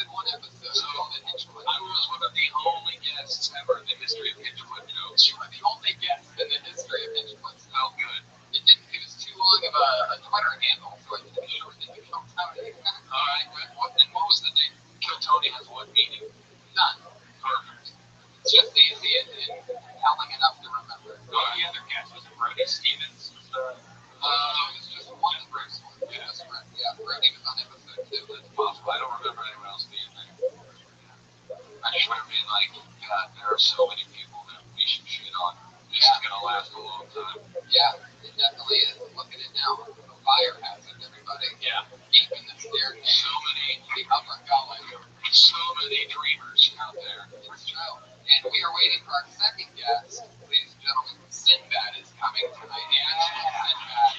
He's running a little late. Family emergency. But he's going to be sitting in serving fire at the Zubaz factory, from what I understand. You're really excited about working with Sinbad, I'm sure. You know, it's been about 13 years I've been saying, who's next when I do comedy? And is Sinbad next? And it's never been Sinbad.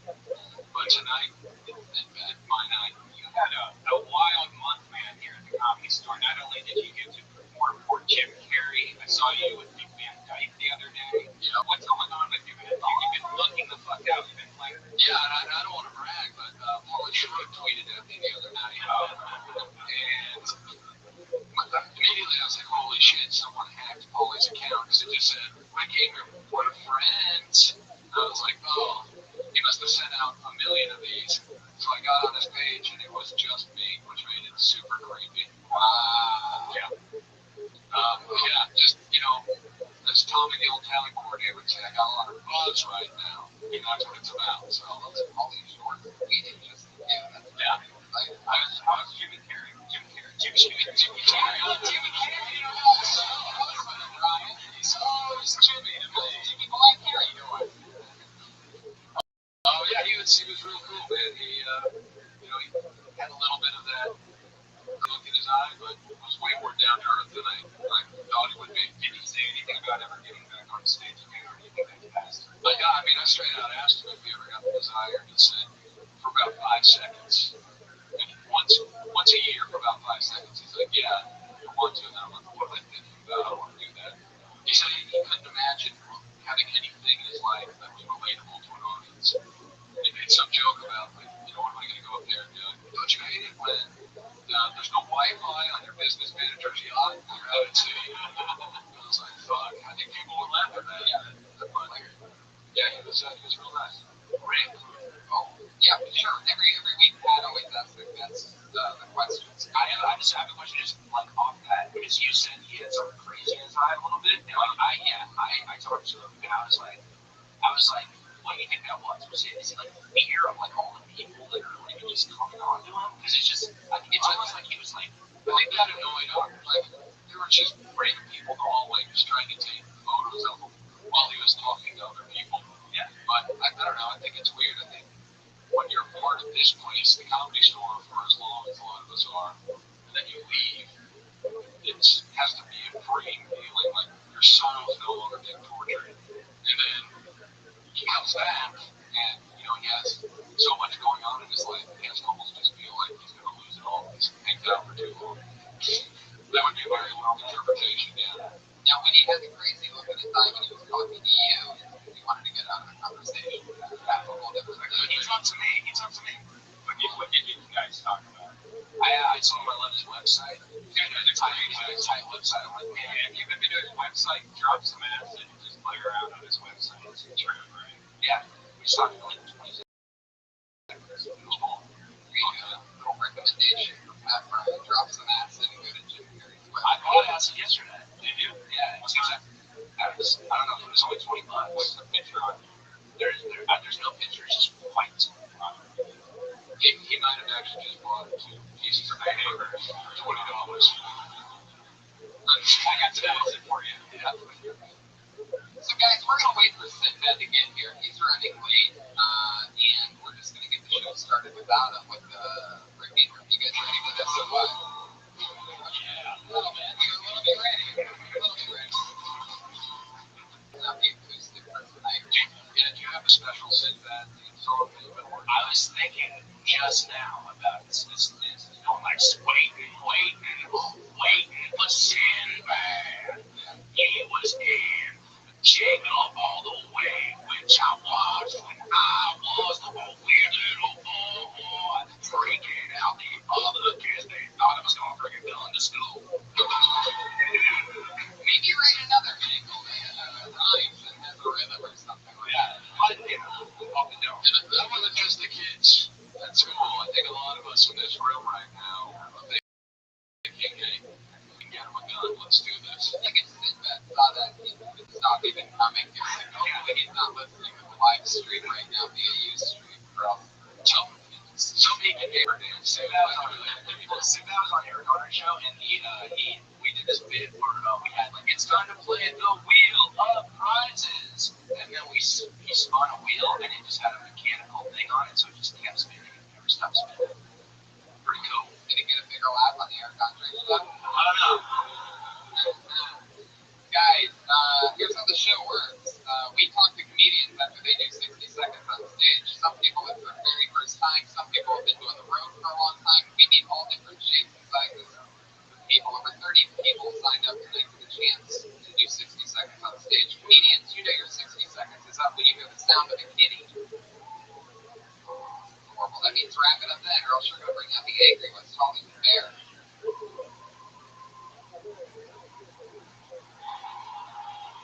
There you go. Oh, there you go. Digesting there at the end a little bit. So let's get into it. You guys ready or what? Yeah! Your first comedian and motivated. Yeah. Doing an uninterrupted 60 seconds. Going first tonight.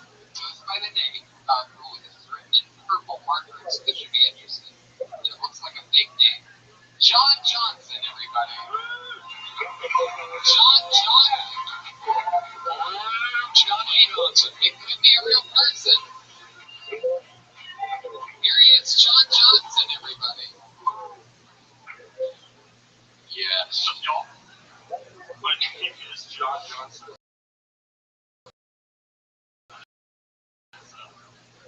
God-given actual name. So, get that a lot of time. Oh, you sound like a porn star. Sure. The porn shop, but actually, doing 1 minute is tough for me. 20 minutes is tough for me, like delightful. So I moved to Huntington Beach about 15 years ago, and I learned from the attractive cool people at Huntington Beach. One tip on stage, I learned the fountain view. Fountain view. So it's like a magic trick. Because in a bar, like they got 27 I can pass for 29, so in the dark bars, like 29. Yeah, about that. But in reality, you ready? It's like a magic trick. 29, 39, 29. I feel like it would just make me doing that until that hair came out. What do you do for the other 20 minutes? Was 29 to 39? 29, 39. It was so hard to think of 1 minute. Like, that's not one corny thing I do. People will like tell a joke 20 minutes. It's hard to get it out to 20 seconds of you explaining that you talk about. It's hard to do. Again, so if you're gonna do 3 minutes to endorse that thing, do it 1 minute. All of that after an hour-long skateboard ride must be really tough. I drive a Mini Cooper, okay? What part of Venice Beach exactly do you live in? It's in Huntington. So you nailed it. Yeah, I mean, where are you originally from? I grew up in Glendora, California. Lovely. For the first 18 years in the same house, quiet little community, 89%. Despite the whole upper middle class, just quiet little town. I was like, that. If you were actually looking at kind of royalty from Glendora, I am not just my school champion, just my city's champion, which has 5 schools. District 5th grade spelling bee champion. Wow, you're definitely royalty, and then you're as likable as King Joffrey. I mean, other than that, any idea how big of a nerd you have to be the District 5th grade spelling bee champion in Southern California? Billings kids and not be an Asian kid. And you've been bragging about this for 39 years. A long time. Goofy white kid, I was the same height, 100 pounds less. Goofy white kid, John Johnson. Sit all these doctors and dentists and Nagasakis in Noel's home. What I like about him, and it's hard to find something, but what I like about him, the thing I really like about him is whether he's talking to us or doing comedy, it's not funny either way. Consistency, that's like one of the first things you have to learn. He's right on track with that. And the sandals with the monkey feet, that's shit. Like they speed of comedy, they really are. I mean, it's like your toes are broken.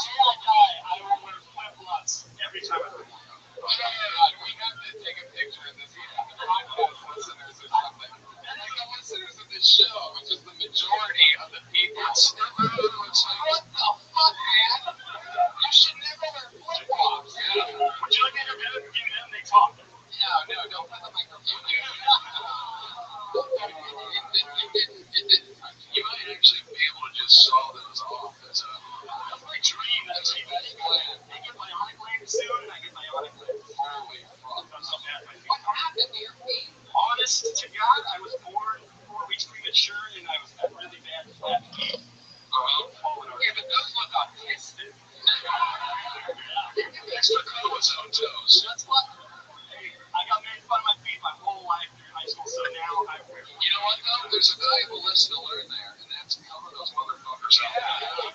Yeah. Times cops have stopped me because they think I'm like limping or drunk, and they're like, "Are you okay, sir?" And I just go, and they go, "Oh." Oh, they look at your feet and they're like, "Oh, he's 49." Yeah, they move on. Wait, why are you worried about cops pulling you know? Oh, when you're sure you don't. The only problem is that you're sure you don't get drunk, or is that insured a lot? I don't get drunk. Right, see, that's another thing is most comedians love. That's right, but I'm leather t-shirts. That's the way I want.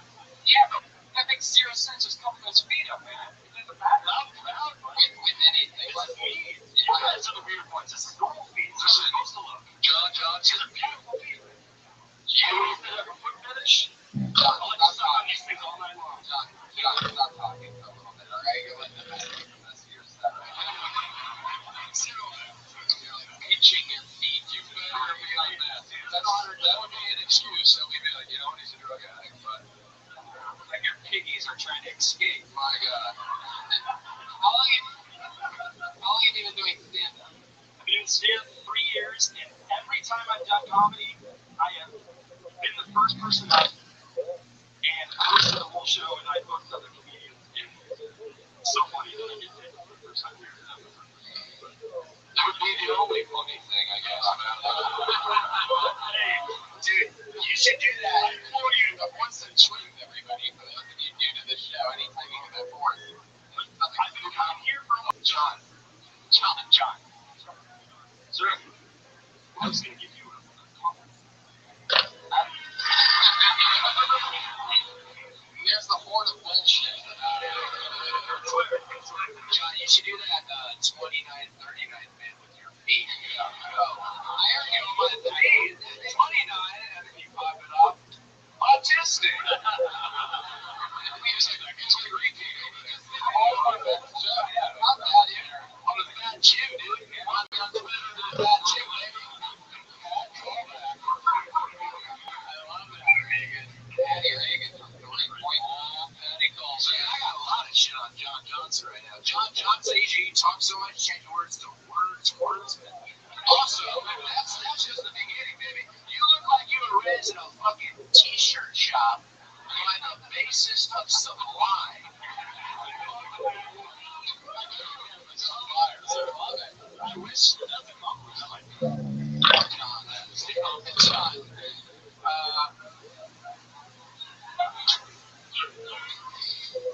Can you imagine watching 20 minutes? Well, I want to let him go, but I feel like we could just light up John for the whole hour. So much material. Unbelievable. I'm kind of sad to see that. Yeah, it's true. Yeah. Can you eat a banana with your feet? I will tell you. So I be champion and midnight Rubik's with your feet, champion. Rubik's? Yeah. All right. I don't believe that spelling anything anymore.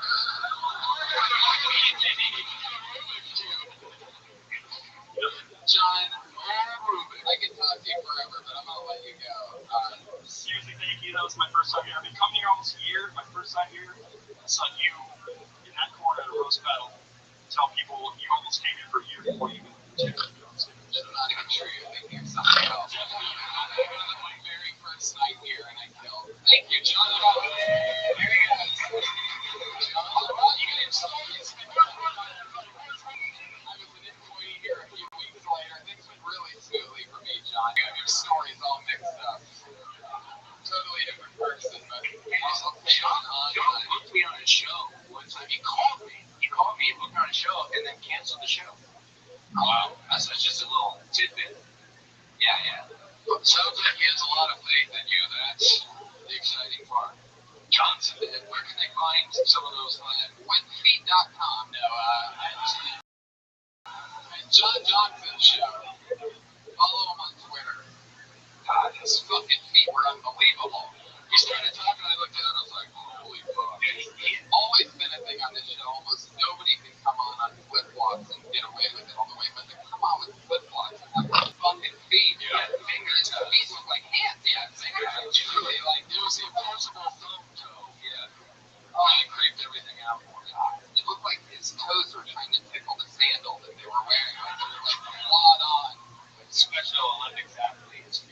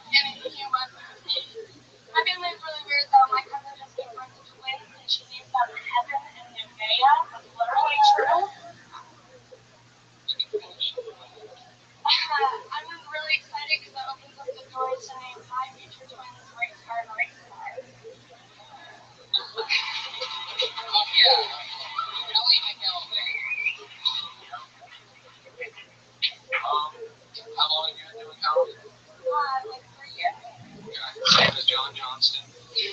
I mean, already far and away better than John Johnston. I don't know if you run shows or anything, but. A couple. Where are you from? Chicago suburb. I didn't know that. Yeah. It's weird. Why would you know that, man? I know Ellie. I've known her for a while. And you know what's weird is that I thought she had kind of like a little SF vibe. It's also from Chicago. You know Little Esther? Yeah, I love it. I also thought you had kind of an Obama vibe. You know, and Obama's from Chicago. Obama's from how long have you lived in LA? A year. Yeah, fun. I love it. What do you do for work? I'm just a production assistant for like a stop motion animation company. That's cool. And do they show those stop animation videos like in the 1980s or something? Yeah, no, they do like I know where she works. Uh-oh, see, that's nice. We're gonna let you be creeping now.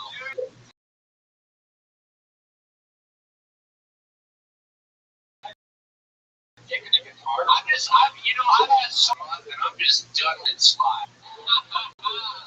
Bring something about. Where does she work? She works for a chicken company. Oh, I see what you did there. Oh.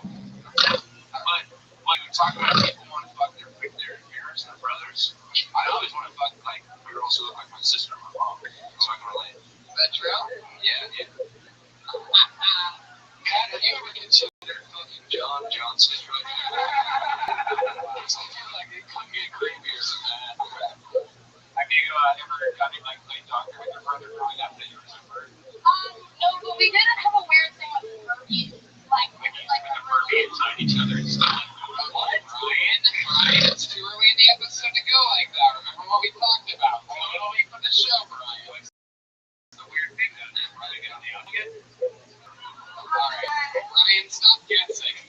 Let her answer the question. What was the thing with the Furby? Wait, but we would just play like a weird game of house or something where we like mom and dad and the Furby, but nothing like gross happened. Just like missionary fucking. Yeah. Does your brother know?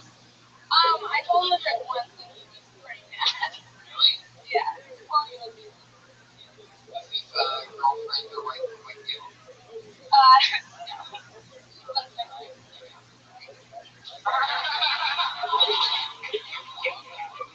Shouldn't let that incest stuff die, 'cause that's nice to see. Your parents did this show? My mom.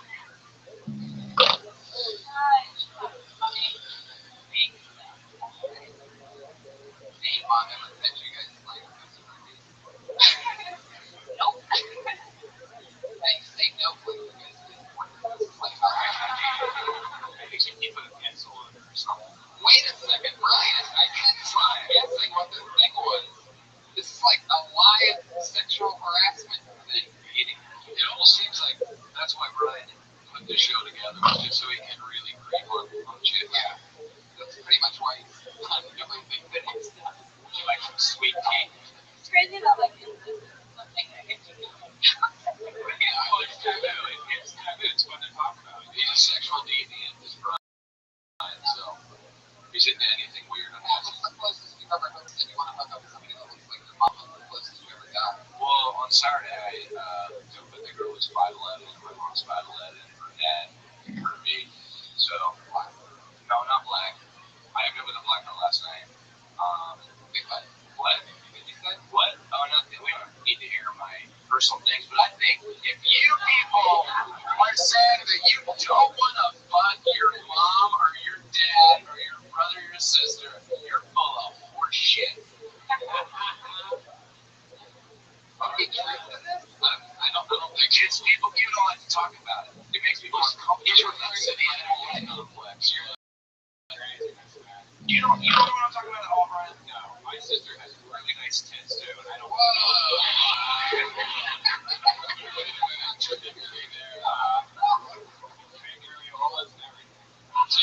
Well, wait for that. It's like everything you would want, but it's comfortable. You're gonna describe her wet pussy next to us, Brian? Oh, that's where I draw the line. You want to see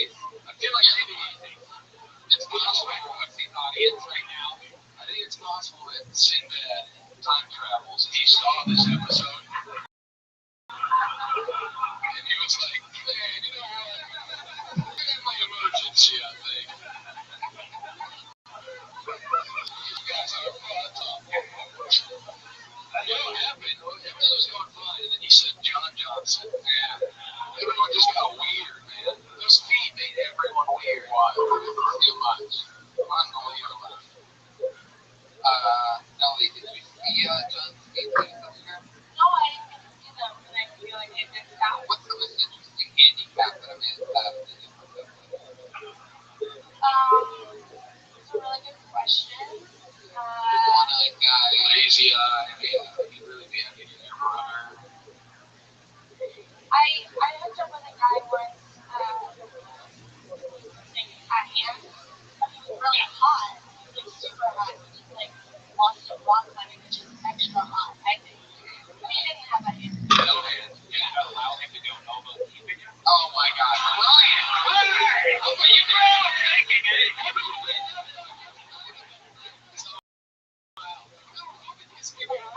Sexual harassment. You nailed it. It's just so nice being a comedy star and like really big face for women. Breathe a nipple in. It is. We're just like last, yeah. We don't mean to be aggressive. Normally we have a hands-off approach on this. Really hands-off. I can't wait 2 minutes from now when Pat does the hands-off joke, I'm just gonna fucking crush it. Pat, do it. We actually have here the guy with no hand is here. We actually got tickets from Step Up to be here.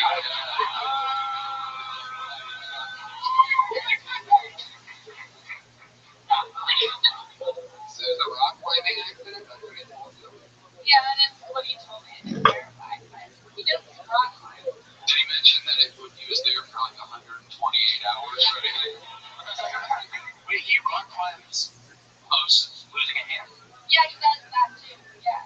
So great. That's what's known as a death wish, actually. Lost both my hands, but I'm still pursuing boxing. I think it's my future. Like John Johnson having a skateboard sandals. Yeah. Risk taker. Yeah. Did he do anything different or special than a guy with 2 hands doesn't do? I mean, honestly, it's just like tunnel index focus, which is always better anyway. So not even notice. That's right. You lose that tongue rock climbing. Oh, it was so nice meeting you. Fun stuff. Yeah, I mean,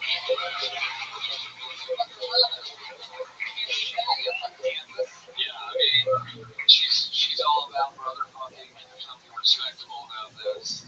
Did anyone who signed up tonight not have first and last names that have similar lettering? Ellie McElvain and John Johnson, everybody.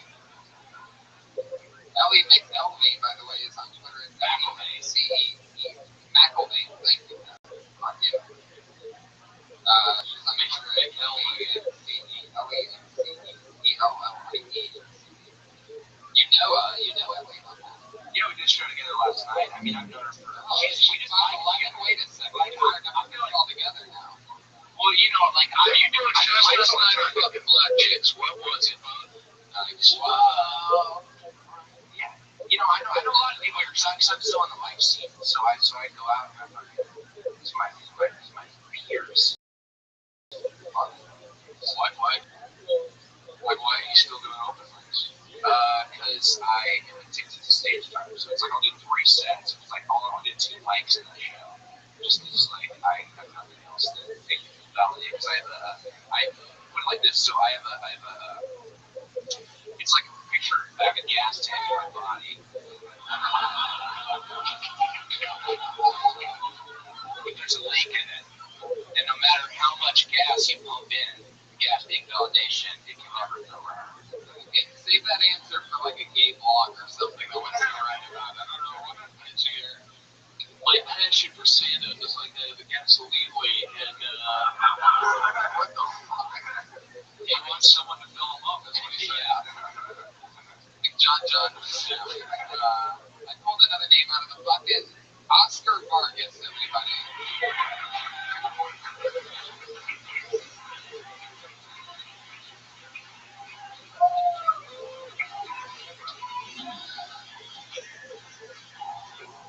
Wow, John Johnson, man. Jesus Christ. I'm not sure we should raise money for a speed or put him down. All lost Vargas, not long fucking time for a good job, man. In the present relationship right now, starting off on stone, beginning, now it's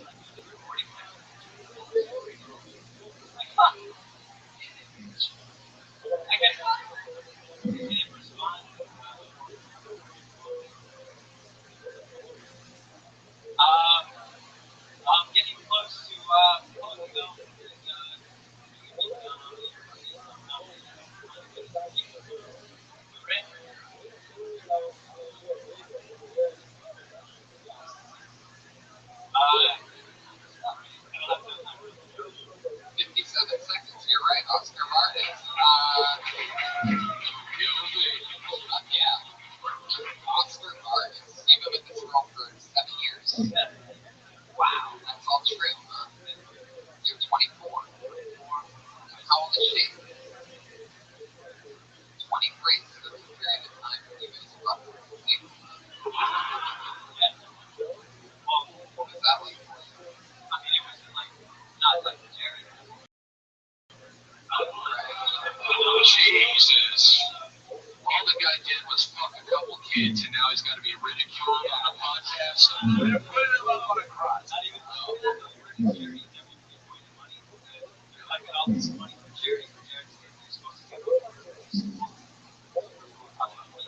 and they all went into massage oils, lubricants, Oshkosh. Yeah, it all went. It all went to salaries for that. Fuck those kids twice. I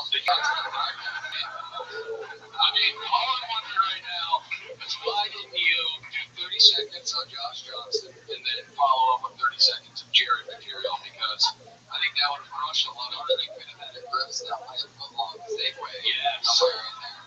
You would have rolled right into it. so you're down to sex once a month, right? No, even with Benito, they have sex like once a minute. 7 years, though. That's a long ass time. I've been there and it got rough. No. She's with Benito as well, right? Yeah, you can tell gross now, Brian now. That's all I want to do is see how you keep back.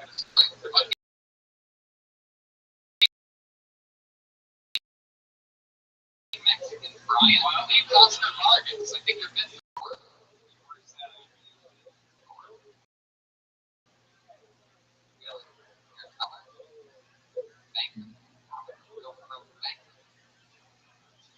You're one of those guys.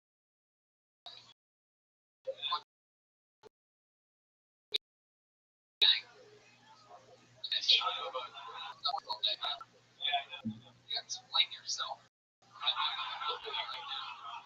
You get all those free suckers.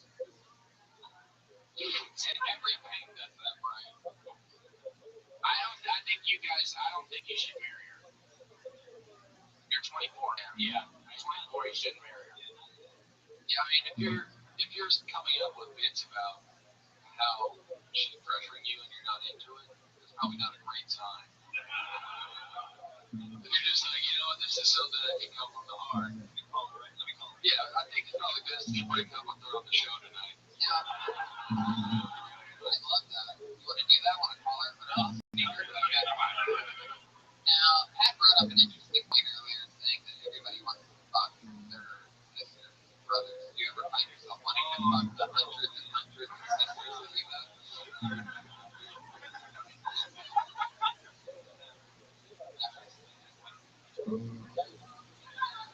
He's got a point. How long you been on stand-up?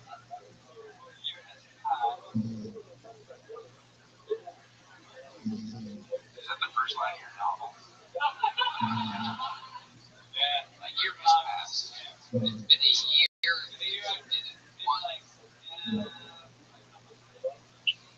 Not bad for that.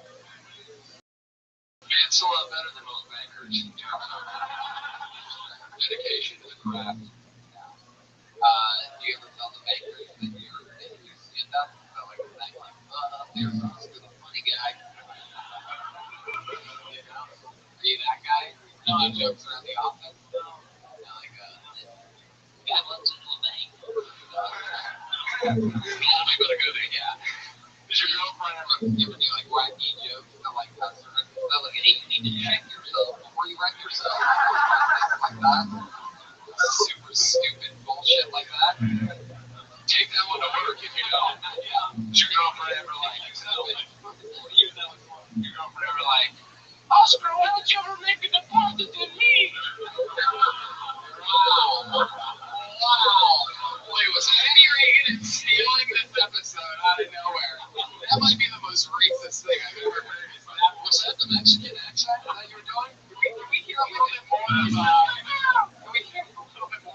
his future wife talking to him. Hey, Oscar, I will marry you in a heartbeat, but you should know that it's a mistake. There it is. I mean, yeah. I didn't even know that was a hot Asian / Mexican dude until just now. Oscar. So, have you ever even been with another girl? Yeah.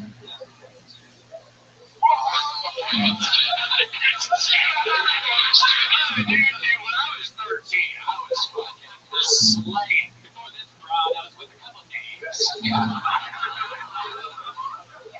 For this chick that I am considering marrying.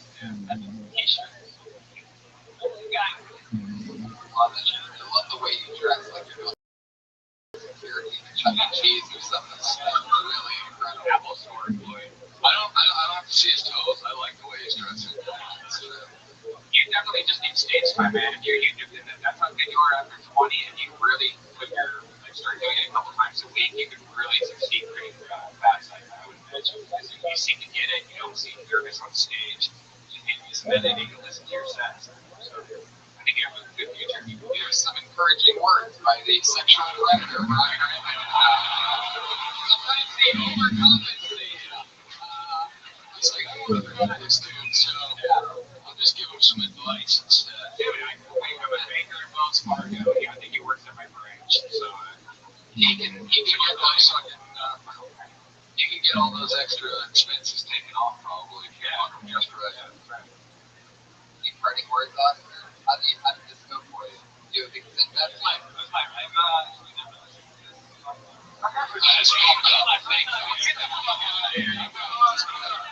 piece of shit Oscar is. He's Mexican, guys. Podcasts don't play over FM radio. It is American rules. In his defense, if there was an accordion on the show, I guarantee he would fucking have heard the show. There he goes, everybody. Oscar Vargas. He's on Twitter. And hey, it's Oscarito. Oscarito. That's a burrito joke.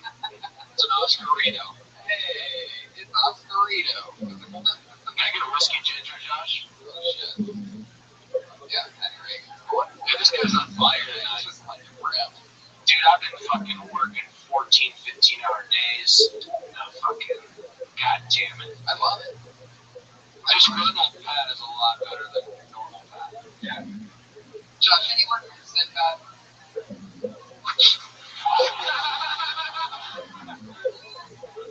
I'm telling you, man, he's something on the episode. Sinbad ain't coming tonight. Oh, man. Hey, but I don't want the artist to think that he can get away with not drawing Sinbad. So, if you would mind, just pull up like a pic from different worlds or something. That'd be great. You just throw Dwayne Wayne in there, too, if you got him. Alright, no Sinbad. Let's just keep the fun train rolling. Yeah, I think Pat's filling in. Sinbad. Lizzie did nice. It was why they're raging. Yeah. Letting it rip. It's over. He's coming out with all the things I failed over the months. Killing it. Didn't get any laughs. It's going. It's going right now. I pulled another name out of the book. Weird handwriting, that's always a good sign. Put your hands together for Tal Portaboy. Yeah. Oh, yeah. How's it going, everybody? Yeah. Woo! Thank you very much. My name is Tal. I'm from Israel. I came all the way from the Middle East to talk to you for 60 seconds. I really hate sexual harassment. Really hate it. But I love Jewish magicians. I'll explain. Okay, hold on. I'll explain. So there was a game news not too long ago about I knew that one of the official police abroad sexually harassed her. And I was shocked, It triggers the fucking Auschwitz. I was like, what the fucking the media are still giving him shit. I was like, this guy is amazing. He can get an erection in Auschwitz. I can barely get an erection at home.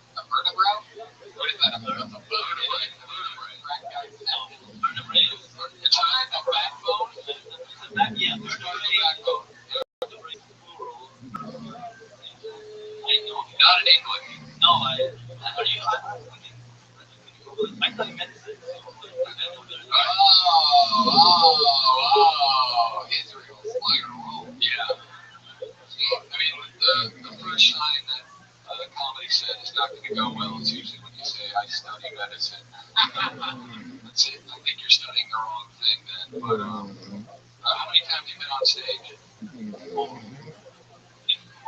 Fuck yeah, that's great. But you got, yeah, you got the stage hat. Yeah, totally. What's the hair look like? You look 39. What do you have? The got the strip. Oh my god, put the hat back on. What the heck? I like it. I like you don't have Reagan hair. Maybe I like you no hair. No hat. Does he look like your brother at all, Pat? Would you? No, that's an Israeli guy. Oh. Somebody told me right before the show that a guy came all the way from Israel to do the show. Now, what's the truth behind that? Do you listen to the show? Yeah, I'm watching comedy in general. I started doing comedy in English. So much different. I don't know, people very, And what happened? just so, it's like Arabic. Like, Right. I'm pretty sure you just ripped your new opener. yeah, exactly. So I started in Tel Aviv, there are open mics in English. More people go, so I got to perform in front of me. How many of them do rocks at you? Not no Arabic. Wow. Somebody just not like Arabs up here. By the way, just for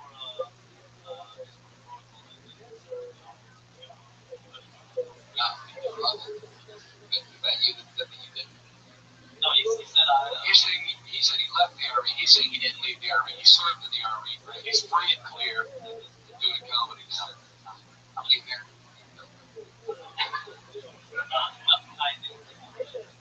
Just so you know, in America, very uncomfortable with the Holocaust in general.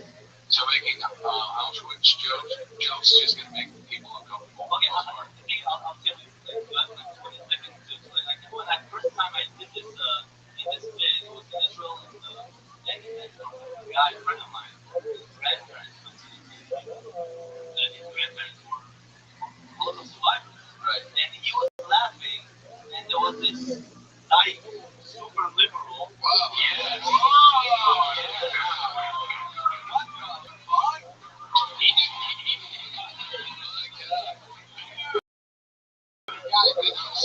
She was a I use that word because he studied medicine.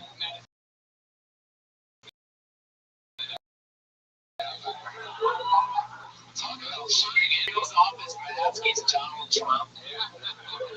Super liberal. The point is that she was super rich. She came up to me after the show, and it was the first time I ever did stand up. You mean this is one of the 4 audience members? Yes. And she came up to complain to you? Yeah. And she said that you should never make sexual harassment ever. And I was like, That's what she some people died. Yeah. Like, and it was like ridiculous. It was like, if you can make somebody really mad, there's something. Did she say that she liked the bit halfway through? That what you just said? You were saying that, and then you decided to do some undercover work on her, digging some dirt on her, so you bought that hat. I actually, You got a notepad and a pencil, and started doing your fucking research on this fucking dyke, am I right? I mean, she liberal and contract. Good words, lady. It's not sexual harassment Holocaust jokes over here. Know your audience, cunt. Yeah. You can't do, some people say you can't do sexual harassment jokes. Some people say you can't do Holocaust jokes. I think it's style called Cross the Streams. Yeah. Do both. Go a little bit of Lois listeners on it. Yeah. What do your parents do? my dad's a doctor. My dad's a doctor. But you're not a medical doctor. No, yeah, but in Europe, you have a doctor degree. Oh,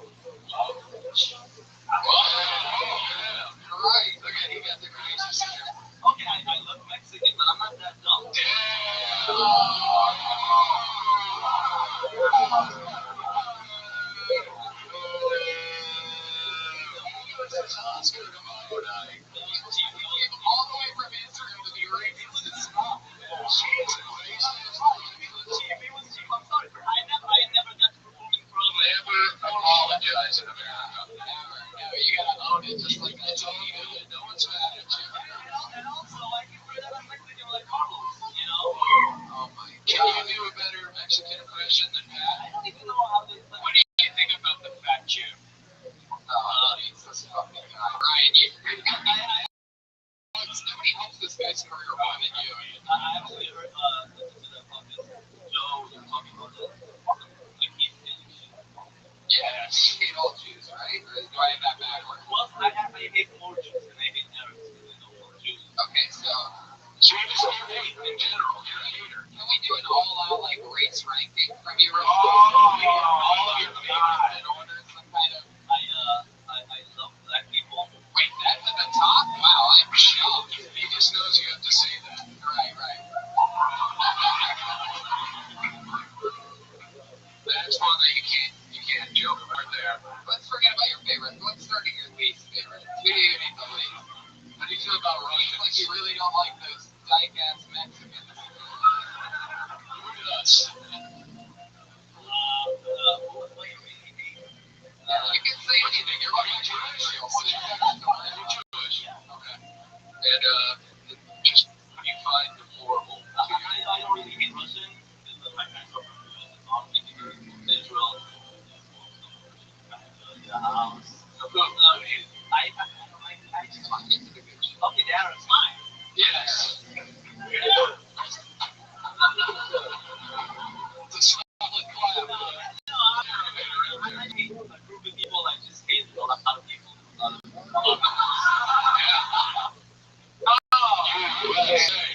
USA. I love you. You're so on it. Yeah. They don't fuck around in Israel. They know being fake. They just fucking say that shit to your face. What happened to that shit? That way we had 8 wars and we won the one. And if we lose, should have rubbed Vietnam in our face. I get it. We didn't win them all. sorry, but if we do lose a war, we're a teeny tiny country, so that's it. Yeah. So we have to defend ourselves. Can you imagine though? It's aggressive. If the enemy goes and tries to attack, and you get an army dressed like this, fucking just beating your ass, fucking skinny jeans. I don't know why he showed us the ass. That was a little weird. That was for you, Ryan, like Corey Feldman.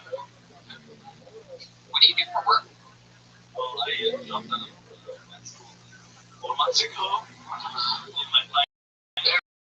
Remember when you were bragging about studying medicine? Well, it's all doctors now. No,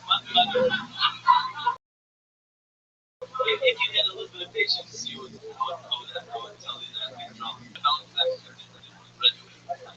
Well, if you would have finished medical school, you would have had a little bit of patience. How about that? That's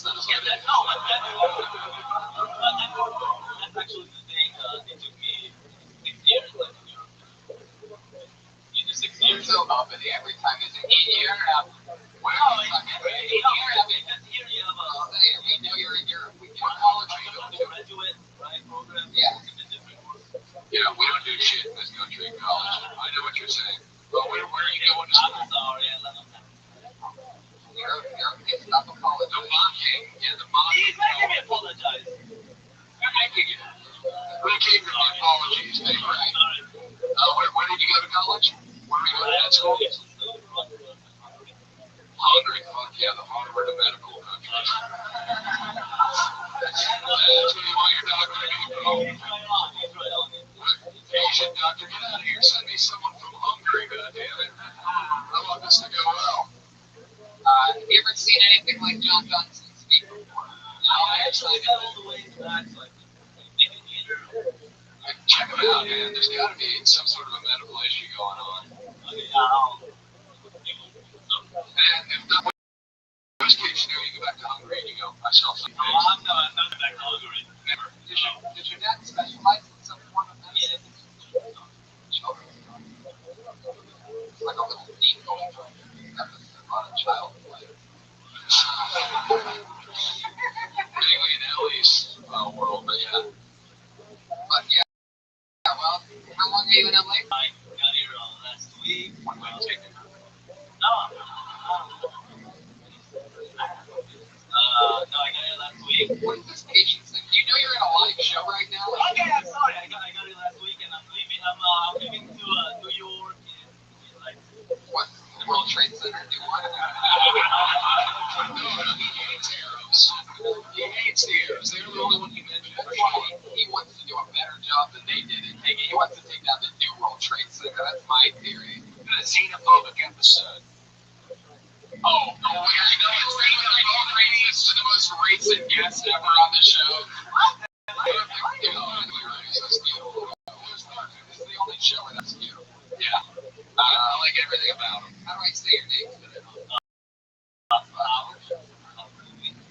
I can't do that weird one.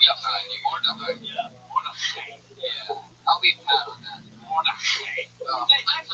It's actually my middle name. My last name is Rabbi.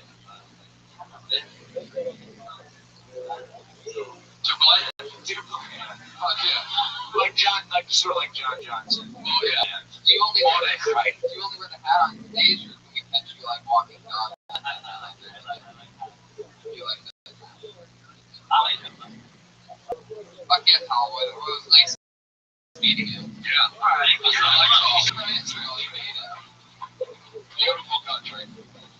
Fuck yeah. Hell yeah. He knows all the American Oh customs. yeah.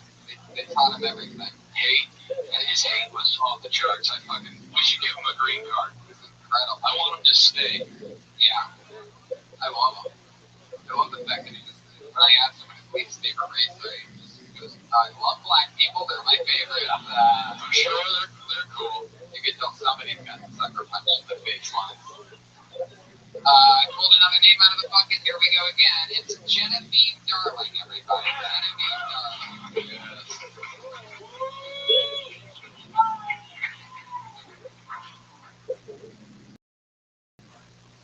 Everyone. Philadelphia originally. One of the big differences between Philly and LA for me is the homeless people. Homeless people back east, they'll walk up to you, they'll ask you for money, and then they'll leave you alone. People in LA, they'll walk up to you, they'll ask you for money, and then they'll ask you to go into Whole Foods to buy their kombucha. Because homeless people in LA, they care a lot about their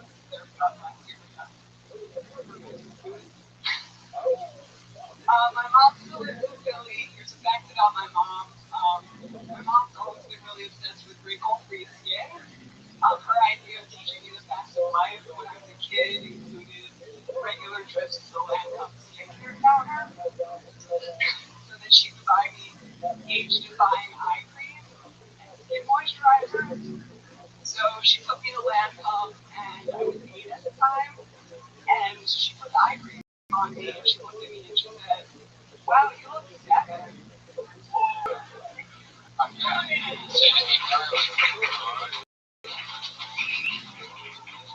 It's your first time on the show, right? Great. Billy. How long have you been on stand-up?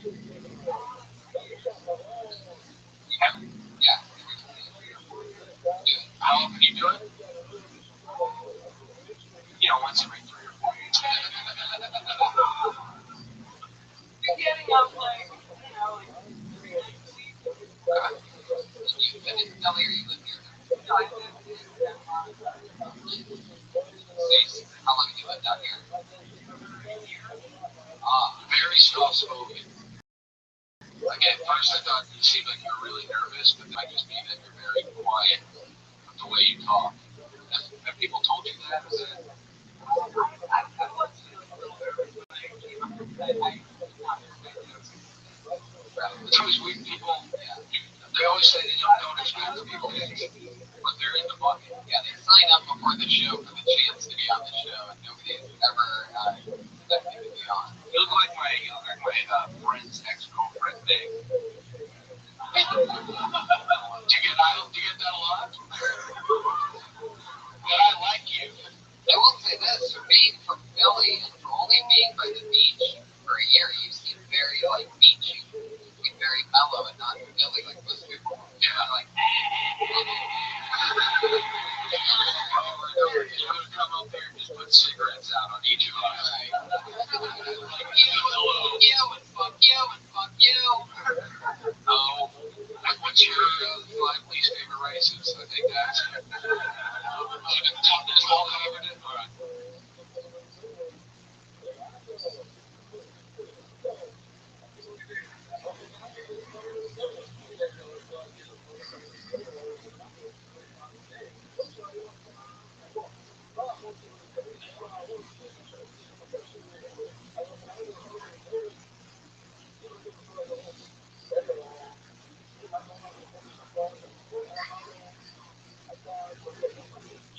Already done the first 2. You can start with 3. You got so excited, you almost brought on the table. You are, because you're so quiet, you definitely need to, I don't know, because I felt very, like, calm and relaxed when I was listening to you, that I wasn't really paying that much attention at one point. But you were also masturbating. But like, to break free from that, I think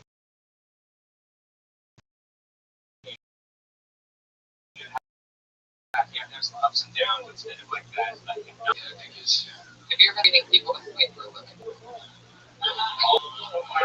in a hospice and just sending old people to the other side. Very smooth voice. Do you say that on the mic first? Do you say it's gonna be okay? Just keep. It's gonna be okay. Just breathe this pillow in. This mic isn't even on. Yeah. Okay. That's how quiet you are. That's what we're talking about. I'm really not that quiet. I feel like I have a very full voice. And I don't know, I think I would.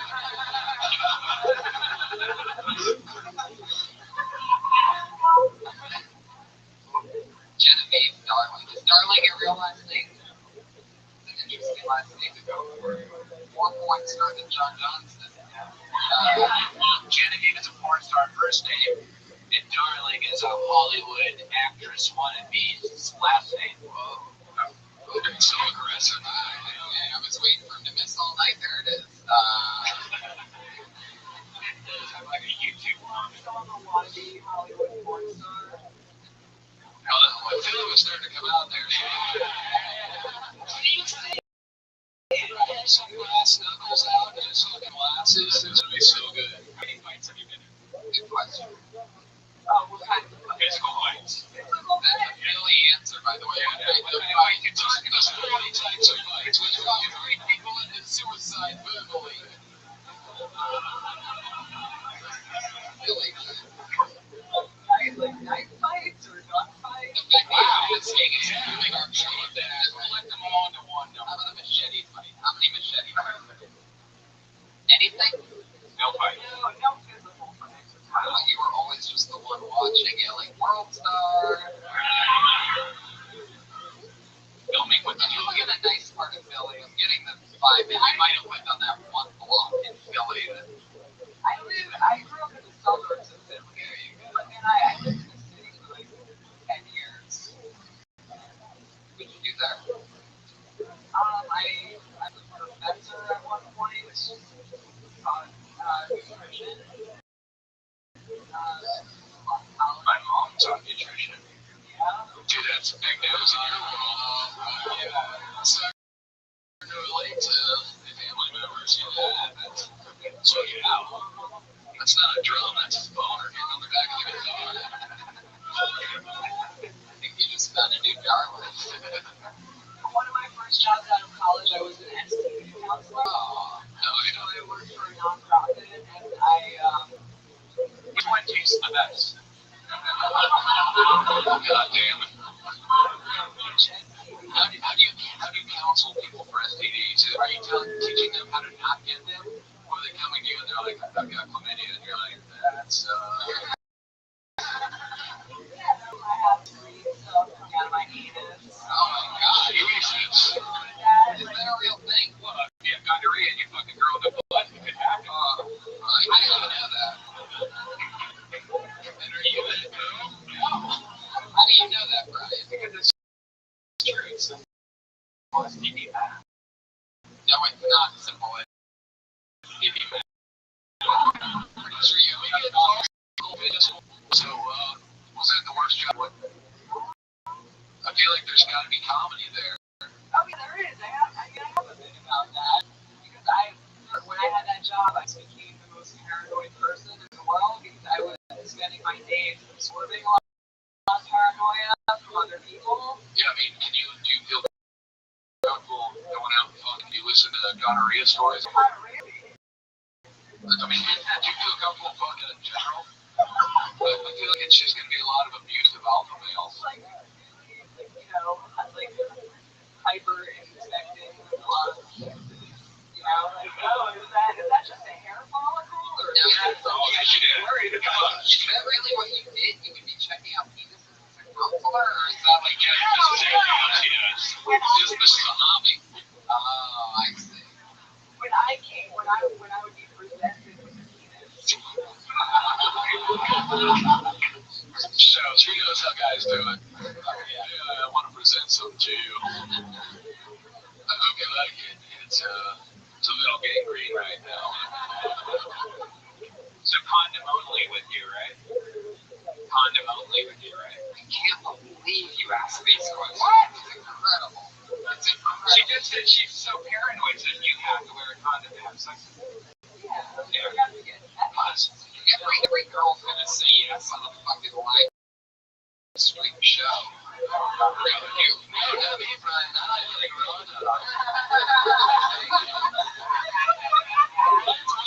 One time he gets an answer, he's like, so it's just like, what's up, like, there's no risk, I'm not into it. It's bareback or nothing. Especially with guys that have already indicated that they have gonorrhea in almost 5 minutes. Are you guys squirter? Oh my god! You're over the line, right? I hope you're going to have to add everything into a TV show someday. You're going like all out Cinemax. Yeah, that's where we're going to have to sell this out. We have the cast name support. Genevieve Darling, it was nice to meet you. Thanks for coming on the show. There she goes. Oh, the Darling. She's on Twitter. Darling. D-I-E-V-E. Darling is an interesting Twitter. Don't forget about Cal Mordecai Jr. on Twitter. For God's sake. For G-I-N-D's sake. Josh, we said that. Josh. Where's Josh? Yeah, right now. Shipman and Josh are having the funniest podcast ever. So, you were on television at one point? Is it you? It's his hand? Josh, where's Sinbad? Oh, goddamn, really? Boo! How dare you? He's one of my heroes. He's gonna be pulling in the parking lot any minute. So we get him up here when he pulls in instead of letting him. He'll be the guy in the Miami Dolphin color Zubaz. Guys, let's move on to the part of the show where we get to our 2 regulars. Ever since we started the show, we've had 2 regulars that go up and do a brand new 60 seconds each week. Recently, we started out with 2 new regulars. And what happened to the old ones? They went down to the downstairs. They did the original room down, the actual friends and family. So, and now we graduated. Yeah, exactly. And then the show comes out with 2 new regulars. Still in So Girls? Yep. Okay. Ryan, you're out of control. It's too much.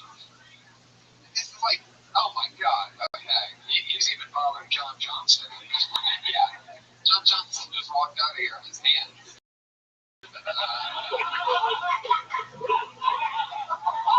Like, good tell. Guys, so let's get it going. Your first regular, you know her, you love her from here. She's on. She's so cool. She just broke her leg last week, but she's all better already. Put your hands together for the great Melissa Esslinger.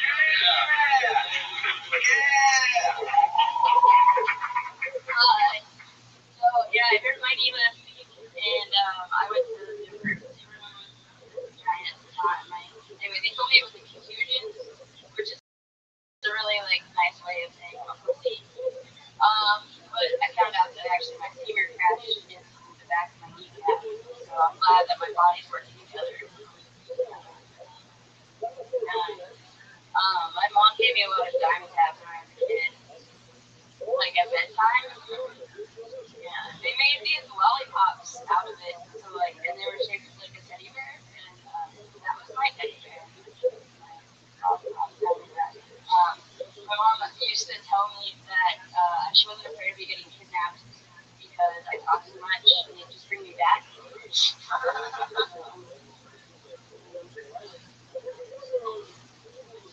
That's 53 seconds. Let's ask like everybody.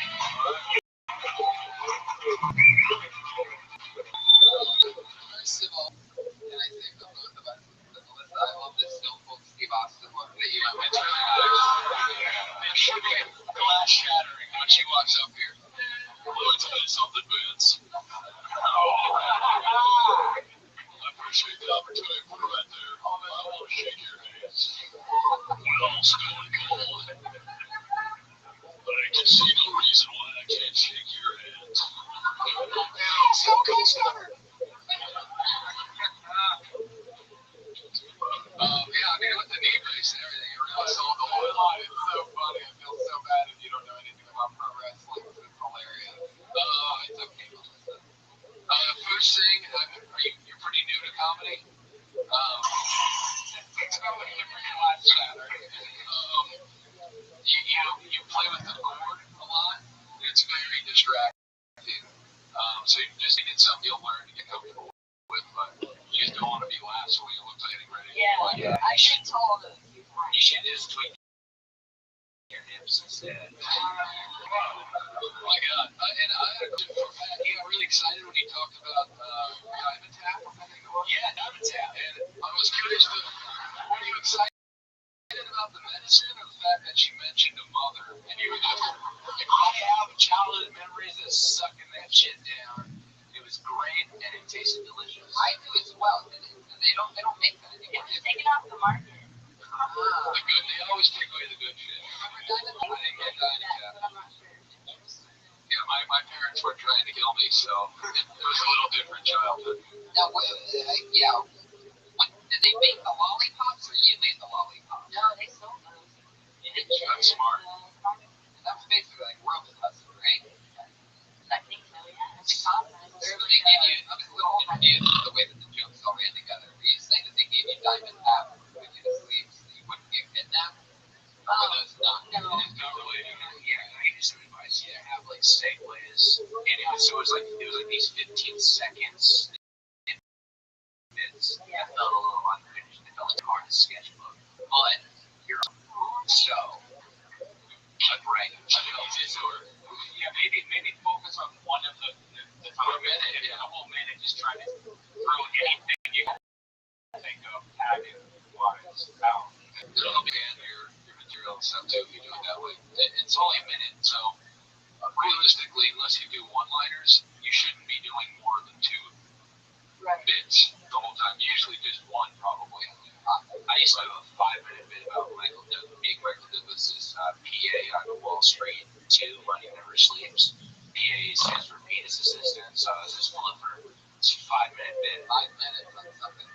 That's a funny premise. Well, I think it worked in 5 seconds. I have a question. Okay.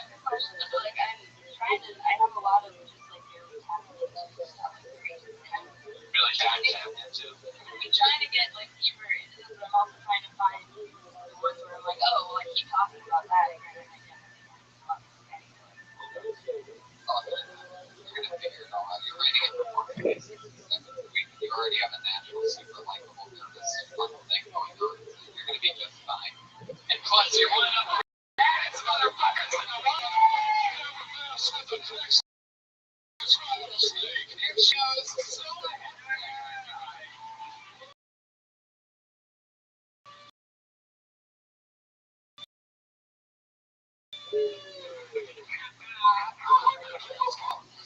Stunner. Is also your newest regulars. 19-year-old hilarious.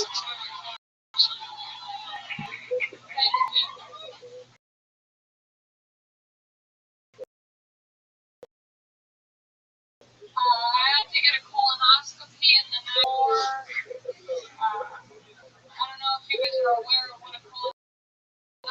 is, but basically a doctor just takes a probe with like a GoPro at the end and just does like a little treasure hunt in your beehole. And like right about to go under anesthesia, the doctor was like, 1, 2, 3, say cheese. And he took a picture of my face. And like I wasn't too mad about that. I was mad that he said say cheese. I was like, cheese is the reason I'm in here. I'm lactose intolerant and can't take a proper shit. There's these new glitter pills now. What it is, it's just a capsule filled with glitter. So that way when you shit, it comes out all cute and sparkly and stuff. I know, I think it's a fun idea, but I would never take a glitter pill because there's nothing cute about blood.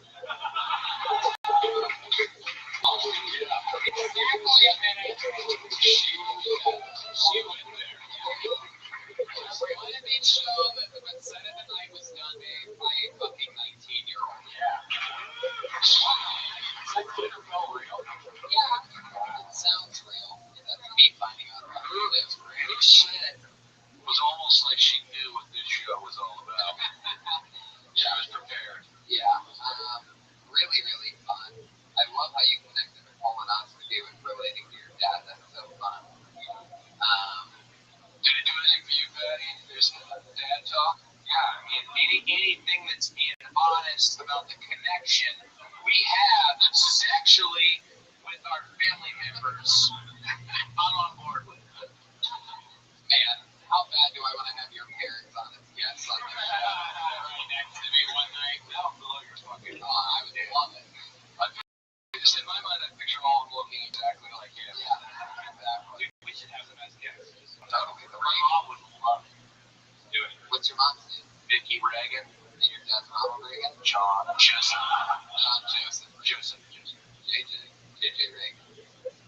My mom's watching on YouTube right now. Really? I know your mom. Hi, Mrs. McCoskey. Yeah. McCoskey. Yeah. Love her. Your parents are still together? No, God no. She's single? Yeah, she is. He's closer to my age. I don't think so. This is the first time you've creeped on someone's mom on the podcast? I don't know. I've never seen how old your mom is. She'd get mad if I say she's 57. Do you think we can call your mom on speaker right now and see if she finds Red Man attractive if she's watching the Ustream? My phone's up there. What's her number? Is your mom English? Do you know her number by Yeah, I'm not going to give it out though. You want to use Pat's phone? Yeah. Okay, great. That's our first ever call to a mom on Hiltonia. It's finally happening. I've tried to get this to happen like 10 times in the past 2 years. This is almost like a Jackie Robinson type moment. Yeah. It is. It's really a groundbreaking. How's your mom speak? Better than what we've seen tonight.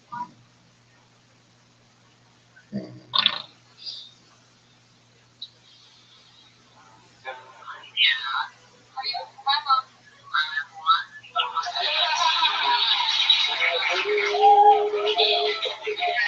We've made contact. Hello, Mrs. McCoskey. Hi, can you hear me? Yeah. Hi. Oh, thank you. Yes. Thank you. And it's gotten even greater since the addition of your super talented daughter. So thank you for making her, whatever you did. So if you've been watching the show, then you know what I'm about to ask you. What do you think about that? We're trying to find a new girl for like right here in the white hat named Red Man. Are you ticklish, man?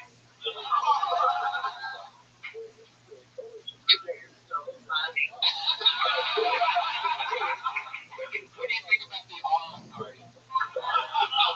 That's true, right?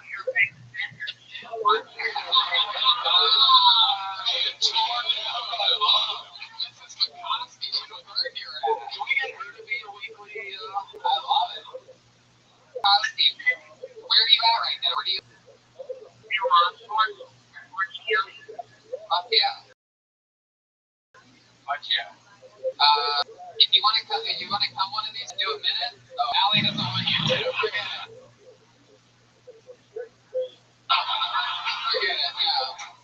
No, it's okay. Would you be willing to go on a date with Brian Redman here in the white hat? Do you have Snapchat?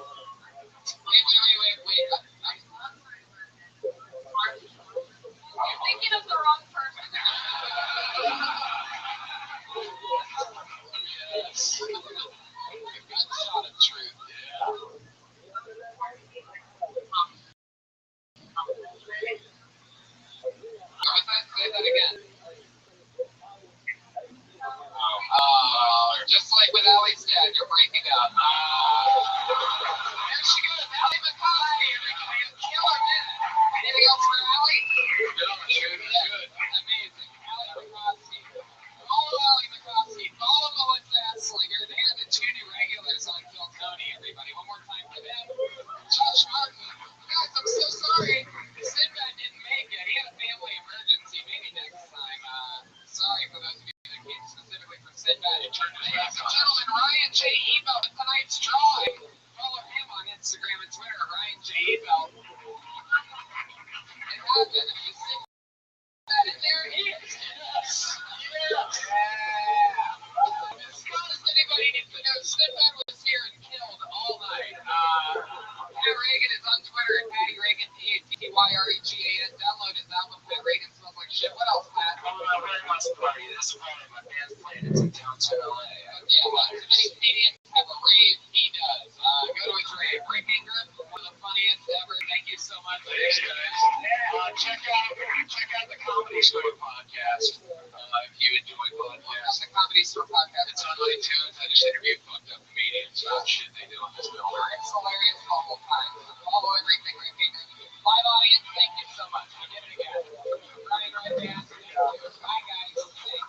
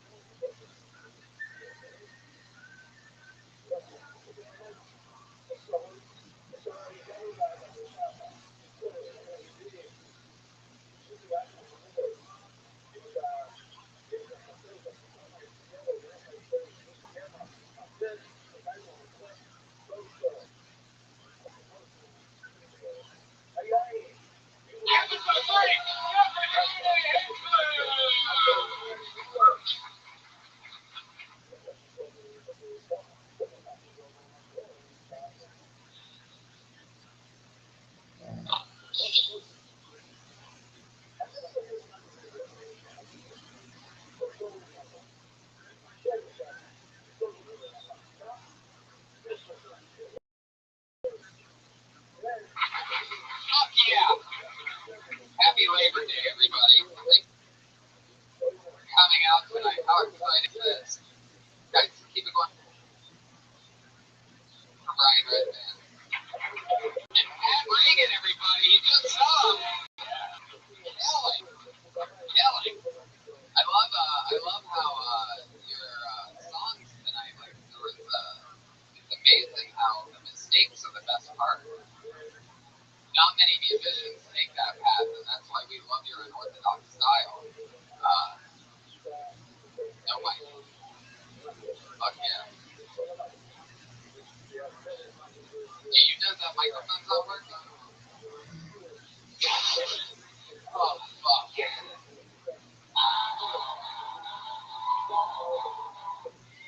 Alright. Yeah, your part's over now. The show started. Pat Reagan, everybody follow him on Twitter. Patty Reagan. Josh Martin, the runaround guy that's in charge of setting up sound and checking and seeing if things are proper before the show is right here, everybody. This little hipster looks like an emoticon for allergies. Is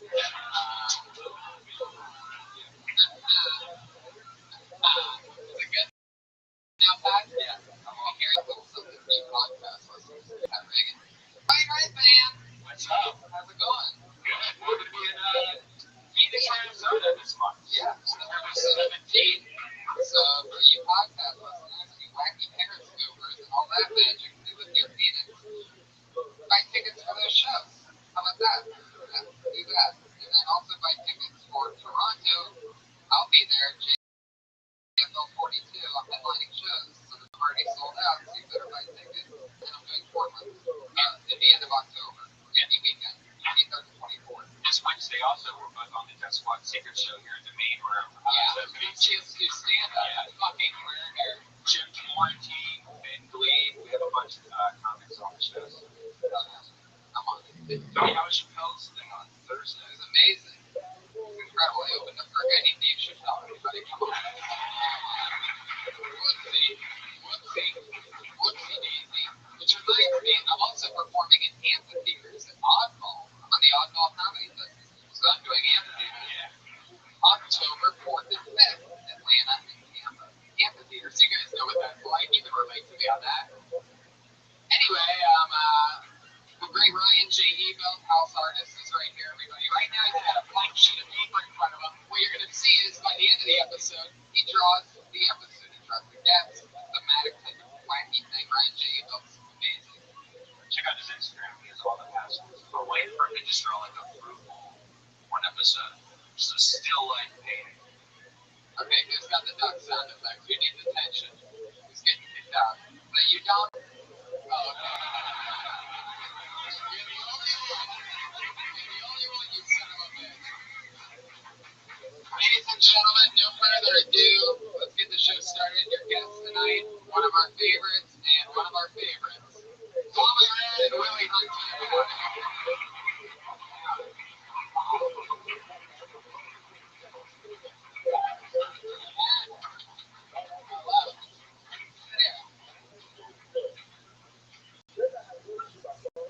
Yeah, good. I like it like that.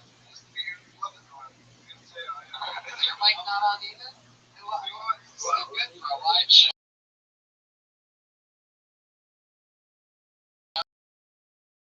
And a podcast. I think Fort Lauderdale to some Hard Rock next week. And I'll be in that comments. We gotta get our plugs in. Yeah, the theater. I know, right? Never do comedy when it's this guy. It's true. Terrible. I want you to know. Amazing. He was great. He was very creative. I don't like how it's working with David. So, Tom Meyer is here, everybody. Also, the great Willie Hunter. Can I tell you something? Yeah. I had that same ringtone. And I thought it was my phone. I'm like, oh, it's not me. I was standing right beside you. Like, who is that? Who's doing this? Somebody is trying to book an Aflac commercial. Whacking around. I love it. What made you choose that as your phone right here?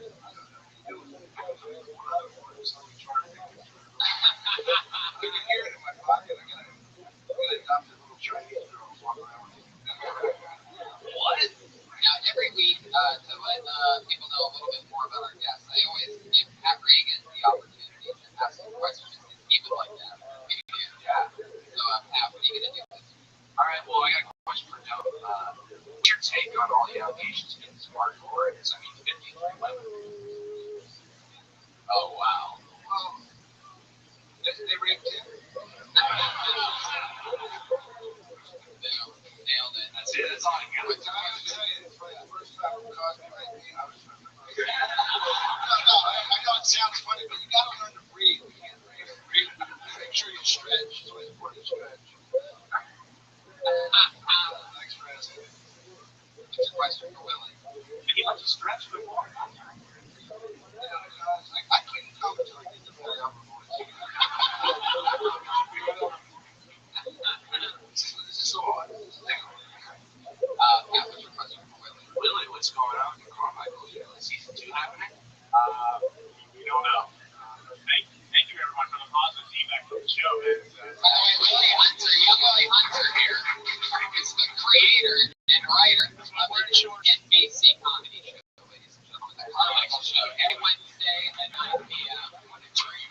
Just think I was the Patriot. It is so hard to get a creator. Greg Robinson is terrific. Yes, Greg Robinson plays Drew on Carmichael, and awesome. You guys have both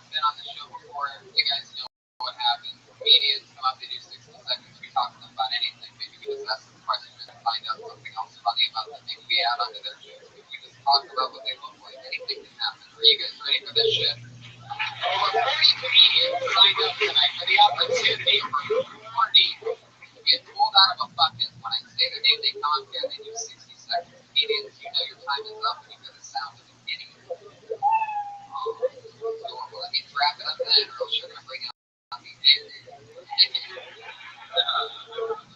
Yes, I think I did. The angry West Hollywood bear.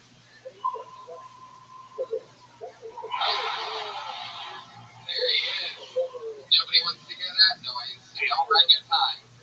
You guys ready? Your first comedian tonight. Going on stage. How do you feel? I feel good, man. I'm sweating out all the toxins. Right, what happened? We're just living a filthy life right now. But yeah, that was just some shitty questions from earlier. Hey, man, I stand by that question. That Martin Lawrence question. I think the audience, you know, you turn on the audience sometimes. The audience, that Martin Lawrence question is fun. Martin Lawrence for Bill Cosby. I mean, 53 women, Jesus Christ. Now that I think of it, it's hilarious. Can you hear the explanation? Always your first comedian doing an uninterrupted 60 seconds this evening goes by the name of Martin Conley.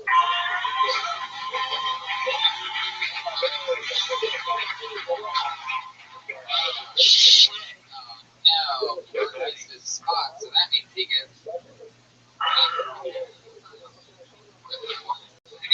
He gets banned forever? Yeah, he's banned from the club forever. Oh my god. No, I'm kidding. Okay, pull the name out of the bucket. Casey Brand.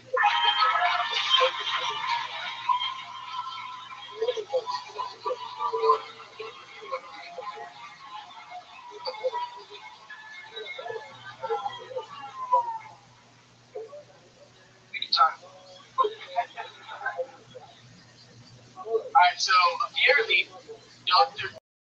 Dre used to physically abuse his former girlfriend during his NWA days. And he hasn't denied it. Talk about beats by Dre, huh? Yeah, I'm coming out swinging. I'm swinging like Ray Rice in an elevator. You know, I've watched that video a bunch of times, and that there's no audio. And maybe there was elevator music.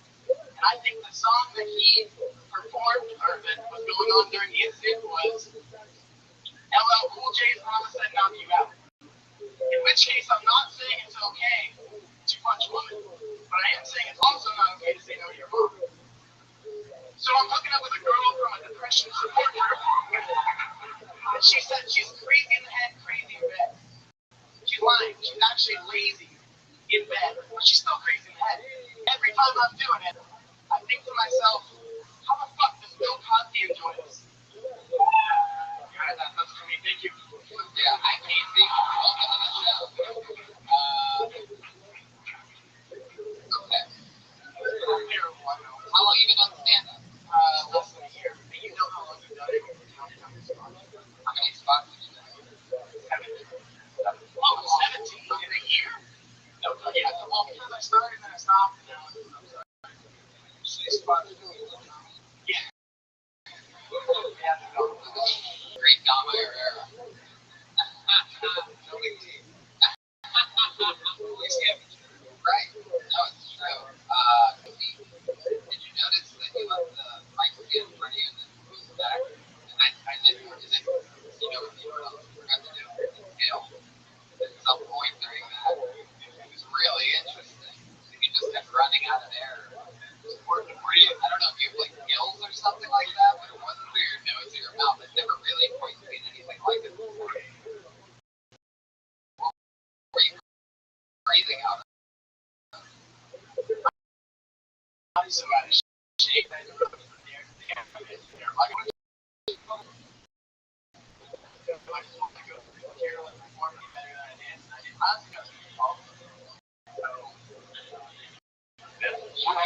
Material kind of don't you? Yeah. You need to get away from that because that was what was so obvious. You were pretty much acting out. Instead of like you were trying to remember what you thought. Did you get some little stuff before that? Really? Your eyes are always that way? You get to breathe, Tony. You breathe it all. Right. That's true. That's just oxygen. What happens when you get choked out? Your eyes get all red.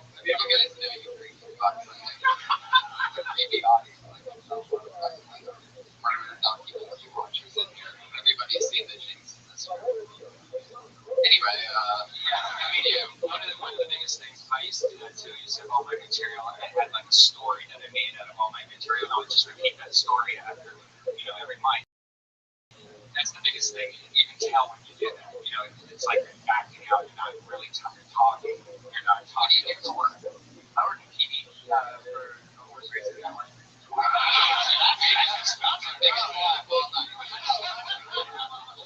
also work in radio. Like on the horse racing network, what do you do specifically in production? So what do you end up doing? A lot of nothing. After today, I had nothing to do. A lot of horse racing. Killed a couple horses. Yeah. When you're on your way to being a Canadian, you do a lot of nothing. That's us. That's why we look for life. I'm a big fan of all you guys. Thank you so much. I'm the biggest actor in the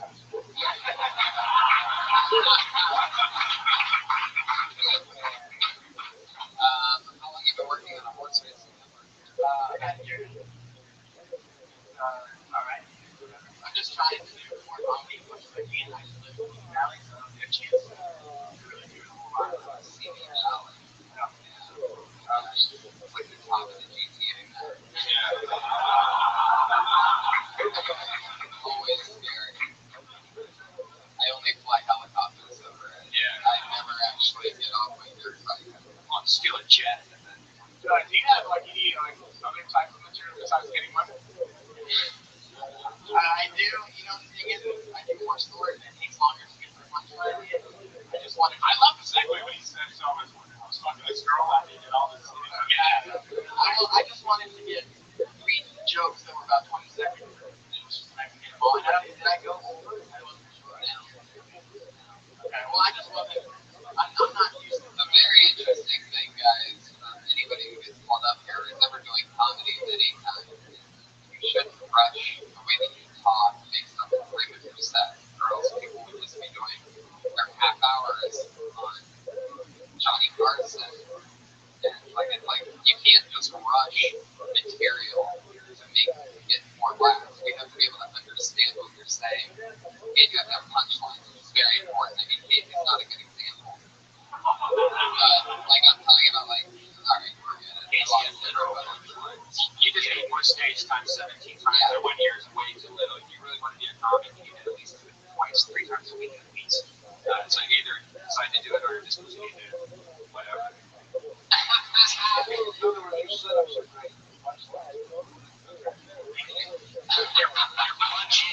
Notice you said it's got a swing and it was like this weird you said like, oh, I came out punching like Ray Rice. Like, how you came out punching like someone with Down syndrome. Sorry, the low blow. I know it's a low blow. No, let's get with the elevator thing.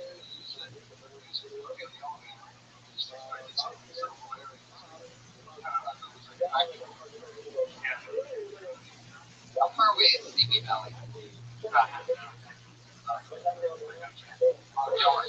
Yeah, that's pretty good. Have you ever Googled Simi Valley? How it's like radioactive? Like you shouldn't be living there, and all your kids are gonna be like autistic or whatever. Your kids are gonna punch even worse than him. It was actually a big like explosion there. It was like that's what's the liquor. It's like large amounts of people. You didn't watch an episode of The Simpsons? Yeah. Still there. Casey, if you want to do comedy, you go on stage more often. It's fun to have for money. So, you know, do it. Like Casey Moran, everybody. Getting us started with a little poetry. Yeah, Simi Valley was the site of the worst nuclear disaster in U.S. history in 1959. That's true. That's why if you live in Simi Valley, you have sex like that. Wow. Saucy. Oh, man. Well, I guess it doesn't make sense. Disaster. Put your hands to Canadian Heather or Naomi.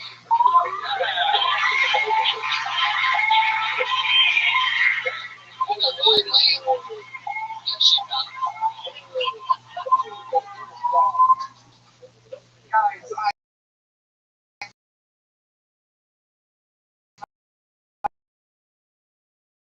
sexually active, sometimes. That she would be like, girls. I'm free.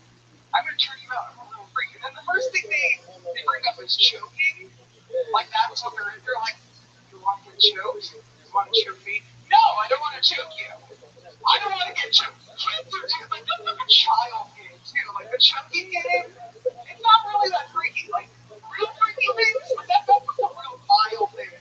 Sexual adventure, okay? It's like in my personal experience, the thing I've ever seen in my circulation, okay, more than one guy is a guy who lays on top of me and he holds my eyes open really wide while we're doing it, and I'm like, what is happening? What is this? What did I do to deserve this? That's the truth. That's the truth, freak out. Fuck yeah. Really? Am I saying that right? Oh, it's no, it's my favorite. Yeah, I love your style. Great stuff. I especially love you as the band leader of Alabama Shakes. Oh, that's good. Amazing that you can do that and come up here and crush for a minute. Yeah. I expected a punchline on the first joke. Yeah, no, you know what? I should have sat closer. I mean, I like, you know, like right there, there was a whole joke. He said, you like getting choked, and you go, can I teach myself? You know what I mean? Like something. Okay. No, I see what you're saying. Yeah. No, I just haven't, like, the first part of the joke, like, I haven't really figured out, but, like, last time. I like the setup. Yeah. Okay. Yeah, I never really understood the choking thing either. I know, Pat, you're a really creepy one in bed. You don't know that. You don't know that, Tony. Even though I am Mr. Missionary position. Nobody brings three guitars to do a show like this and doesn't have extra moves in the bedroom. Well, what do you, I mean, are you going to beat boo-boo? Like, oh my God, wow. It was straight from my face, I guess. lactation. Yeah, the choking thing was crazy, man. It's weird when you know a friend likes it though. Like my friend Ari Shafir, he's into it. He'll just go up to my people and start choking him before he gets to the hello. It's hilarious. But it's called a felony. Yeah. But do you really have people always trying to choke you? Actually, yeah, yesterday. Yesterday? Yeah. White guys. I'm a male. I have to say that. White guys. White guys. Oh no, he wasn't out there. Black guys choke. Black guys just punch the shit out.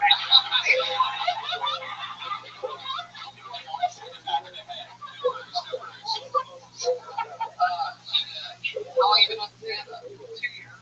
Great from? I was a How long have you been here? So you started in LA. I started in LA. What did you move to LA for? Stand-up. Did writing. Anything artistic. What do you do for work? Oh, I work in the I don't know. Really? Yeah. I thought it was for fucking fun. Illegal, crazy Wall Street life, right? Yeah. I absolutely love that you decided to wear the Laugh Factory curtain here tonight. Really showing that you're an all-around fan of comedy. Like, not a lot of people have the balls to wear the Laugh Factory curtain at a comedy store because of their rival clubs. She's showing. That's like wearing all red to a Korean party. You know what I'm saying, white people? Fuck yeah. Interesting. What else? What other things do you talk about on the game show? My creepy parents. What nationality are you? Oh, I'm Italian, Czechoslovakian, Puerto Rican. Oh, Jesus Christ. I knew it. I told you. You're right. Yeah. You're feisty, aren't you? Sometimes that. Yeah, how many photos have you put in somebody's wall before? Oh, no, I'm not really like a puncher. Like, I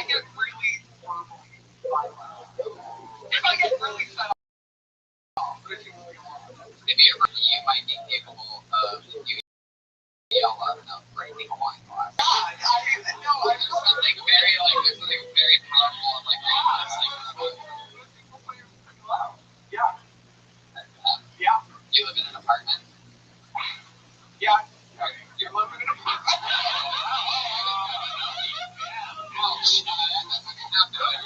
What kind of question was that though? You live in an apartment? Question there,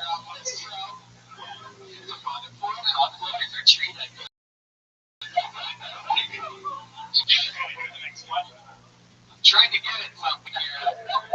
You're like, sorry, no, are you ticklish? If your neighbor's ever son of a bitch, what are we talking? No ticklish references for nothing. New rule. No. Yeah. Oh, yeah, Tony. Yeah. I hate it. You do? Really? Super ticklish. Yeah, like I'll punch somebody in the face. Oh, see? I don't know. I have a question. What's the smallest guy you ever had sex with? Oh, you mean like height-wise? Height-wise, weight-wise? I dated a guy who was 5'6". So like, Yeah, like 5'6" for a year? no. So long. We dated for a year. Wow, 5'6". So you just like used it as a dildo, right? Like, if I understand when you're lying down, it's okay. Wow. Well, I truly told people in here I got sex with Tom. It was like, you're, oh my God, it doesn't matter. This is all shit you should be talking about. Okay, I Being sexually active and being, you know. no, I did talk a lot about that. Yeah. No, I'm 99.99%. Sure. Like, I have. What's that 0.9? I know,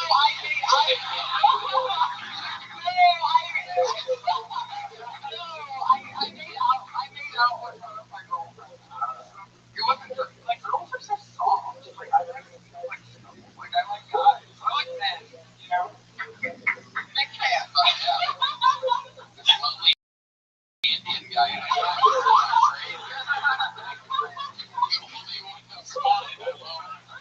Buddy, go get it. Someone talking about soft goods. Like tasty. Yeah. Now, we were talking about you being loud earlier. Have you ever gotten a complaint from your neighbors at your apartment? Loud. Yeah, anything. No. I really try not to stay home ever. It's in a bad neighborhood. It's in a Puerto Rican, Ukrainian, No, it's German, Czechoslovakian. it's a Mexican. I live alone, and that's why people don't do it alone. It's my living. Stuff. Yeah. I was gonna say if you were gonna say Mexican neighborhood again. Like I live in a terrible, terrible neighborhood. They're mad. Now they're mad. Waiting for sugar early tonight, and I speak Spanish. right, Cuban and Puerto. Now what's the split there? Which My mom is half Cuban, half Puerto Rican. Whoa. How many brothers and sisters do you have? I have a younger sister, and then I have an older brother. And his dad was full Irish. Your mom half Cuban, half Puerto Rican. Yeah. And she's only had 2 kids. No, she's not three. She's not three. Oh, What are you gonna do?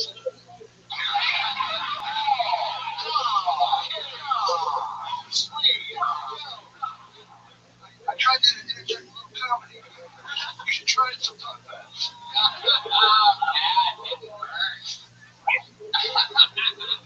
Heather, I had so much fun with you. I love your charisma and your style. Willie, anything else for Heather?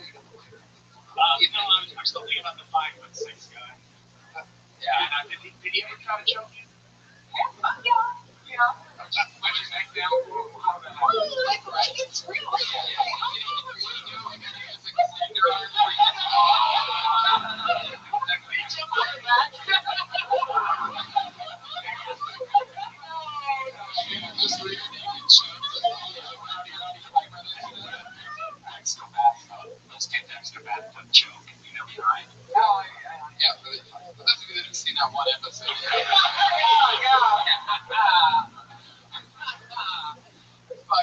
Was he dominant, submissive? Like, who was he? Was very masculine. Yeah. Okay. This was years. This was like 3 years ago. What nationality was he? Oh, like Irish.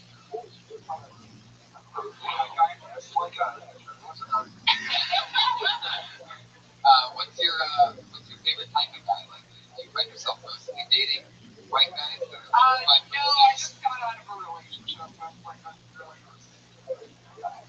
just thought he was like the best person.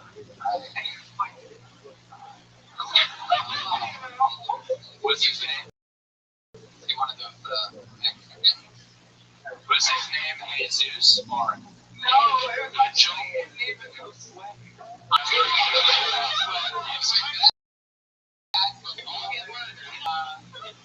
There's no way a guy named what is it again? Josue. Oh yeah, we either got an AK-47, ladies and gentlemen. Yeah. How many teardrop tattoos? Zero tattoos. Yeah. Josue is the name of my tattoo artist. You literally said no joke and you laughed. Now I see why they want to joke you. No joke, no joke. Everybody, there you go.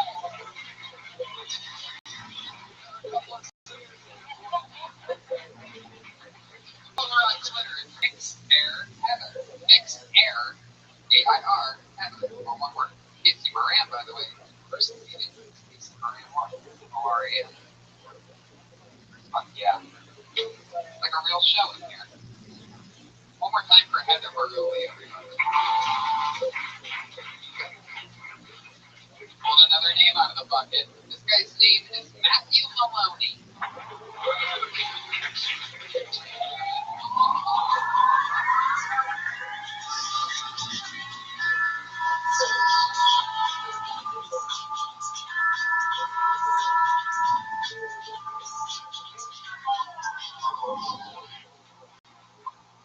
Ladies and gentlemen, I got a lot of love to give. You know what to give it to? For free. So I decided, if I'm going to die alone at the very least, I'm going to want something else in the same. That's right.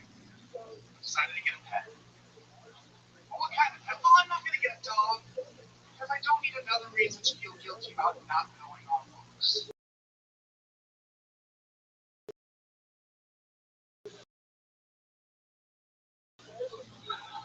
I'm afraid to go to relatives. And whenever one dies, 3 more moments.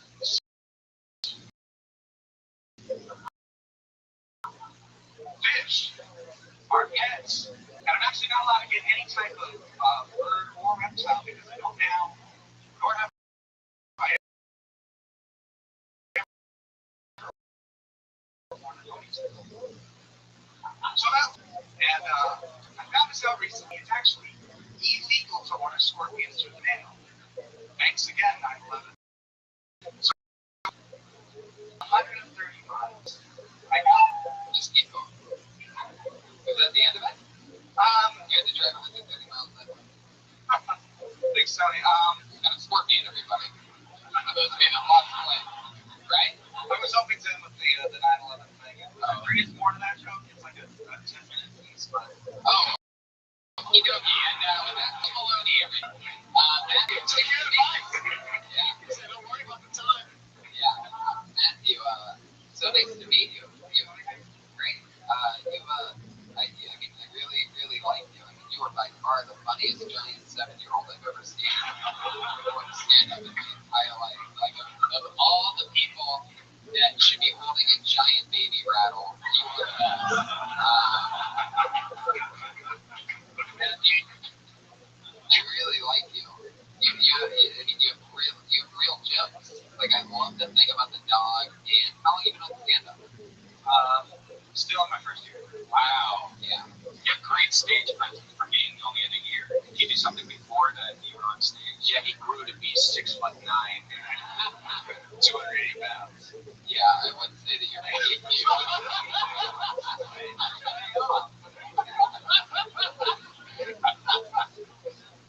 That's what happens when you weigh 120 pounds like that. Brian, I did a lot of theater in high school.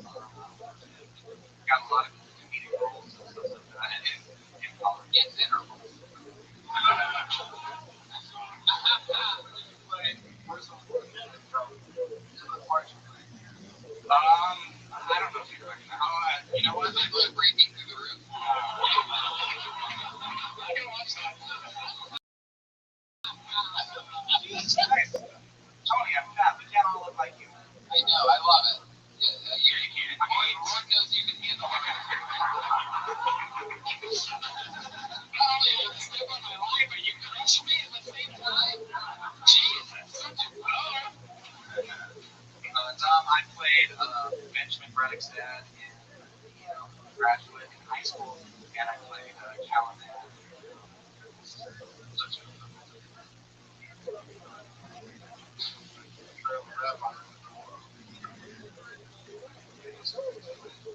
God bless you. Keep this far away from us. That's a lot like the Dexter chokeout right now. Special monuments are in South Korea right now. Like, that's a good one. He's right. They can't both be right. No, I think you are right. You saw how he came to the stage. Oh, yeah. I don't know if you noticed, but you did almost kill a couple people. And showed us your ass crack. It was amazing. You did get up. You were the first butt crack I've ever seen. Yeah. Oh, the laugh. Yeah, you got up out of that chair there. And, sometimes even comedians can get plumbers crack. And it was very impressive.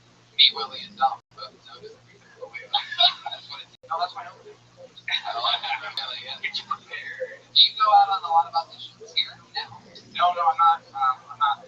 I'm just feeling like I'm working. Like 5'6" girls always trying to joke you. No one's trying to joke you. Do you know that other girl? Grab that shit. Yeah, take her back to your crib.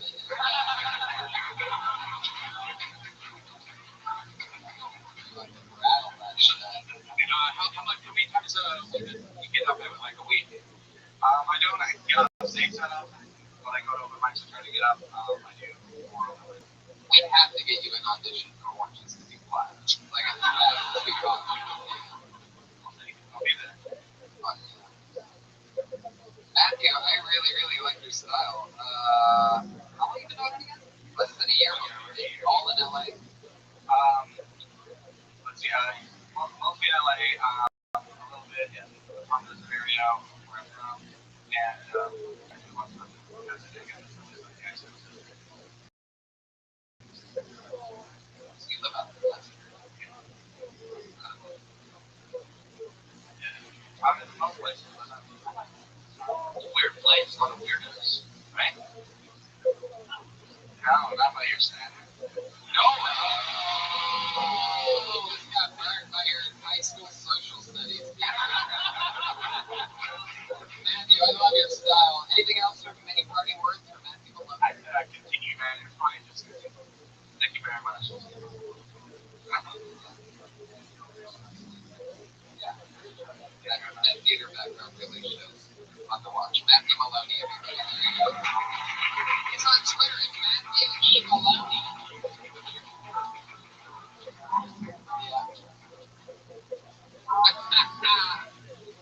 Yeah. Guys, how exciting. Oh, I love this. I always love one name people. You never know what you're going to get. Yeah. Socrates. This one is RAAB. So I'm going to guess it's Rob.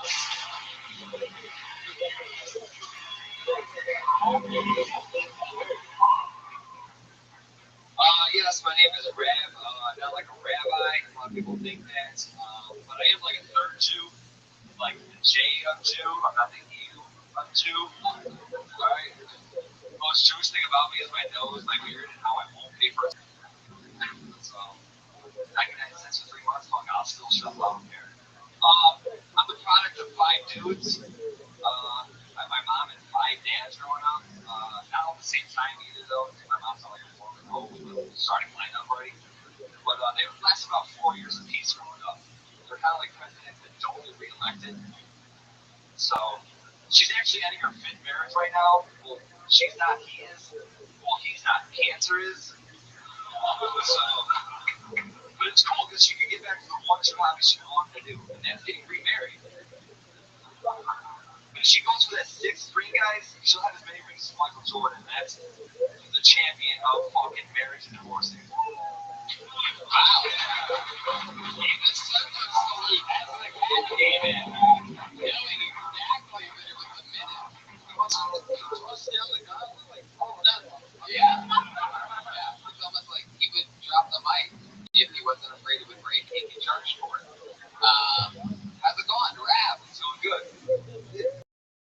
I like your style, man. You used to work at the Pink Dot, right? Yeah. You used to work there? No. I love how you say that. Like, no fucking way. I never. Not for that fucking person. Wow. It's Wow. One in the pink, two in the stink. I mean, my God, there's some real anger down there in that corner, huh? Maybe left out last week. Yeah. the bastard person too. No, the bastard's gonna be at the end. Oh, the person too bastard. There you go.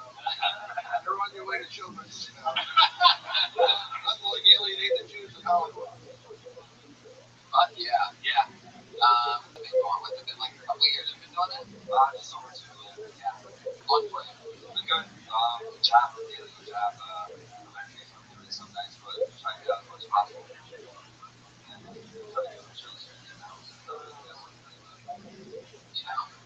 do you mean you don't fuck? I don't suck dick to get out of it. It's like, I don't suck dick to get out of it. No. Maybe. Do you really think that's what's happening? It's like this crazy Illuminati dick sucking thing? It's some kind of, Like the people at the top, like Louis, Bill Burr, Dave Chappelle, they're just slurping it all off. no, there's a difference between them and then the people that work in here, some of them.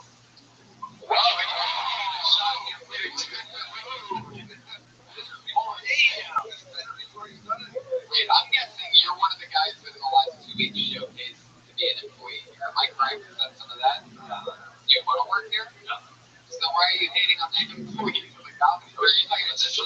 It's just some power, like that power. There's so much reading out here.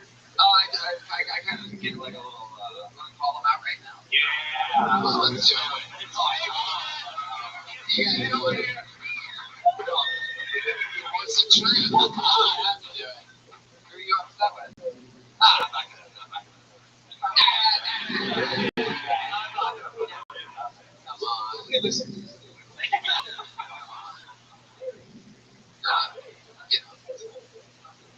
It's not really bothering me. It's just like, it's bothering me. Yeah, it's super bothering me.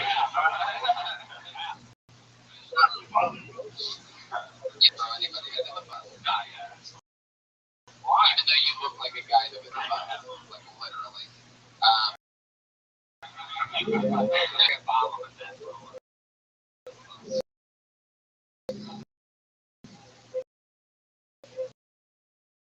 You look like when I got reincarnated, I glued pubes to his face. I get a lot of that, so it's like, We need it for fun now. when you pretty much they go up, like once they're home fun and stuff. I love trying to get up to the improv here. I don't know, just bounce around a little nice, really. You have really good jokes, man. Like, it's a shame that you get to meet somebody at the comedy store because we can work this shit out. You know? Yeah. Big opening. But Rab, it's not. I think that you're like going the wrong way, thinking that 2 years in that you're gonna get traction. And like, you know what I mean? Like, it takes fucking years. No, I know. Just being out every single night. It's the different cliques. It's very high school clique. Yeah, they don't end up funny, so it's like I don't make these shows and I know. Oh, you just can't find me clique. Yeah, I'm my own clique. I'm just swinging over By the way, it's the second time that the Alone Indian guy clapped.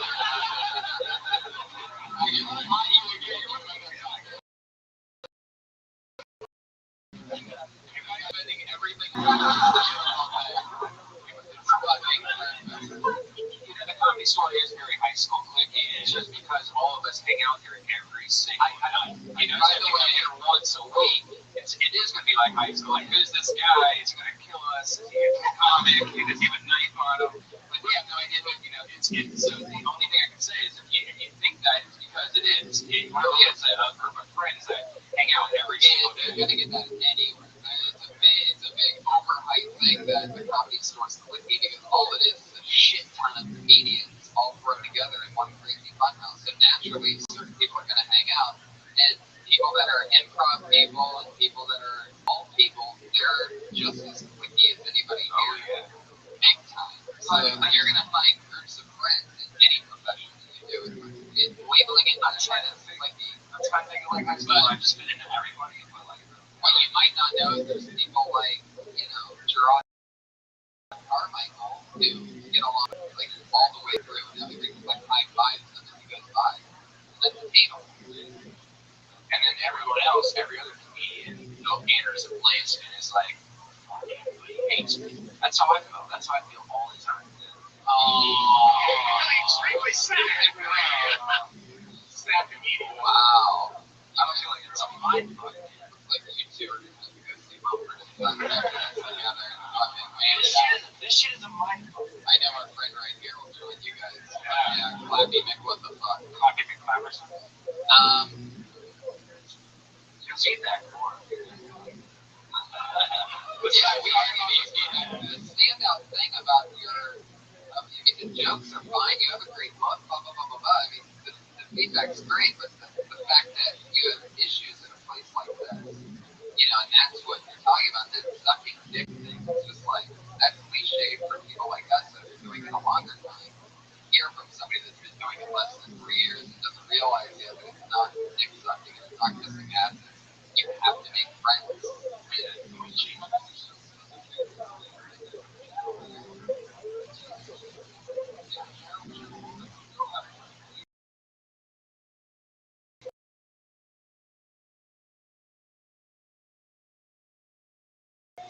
Try to make those clicks that you don't think. Everybody. The Muslims like that joke in the middle of the room. Thank you for laughing. Beers. What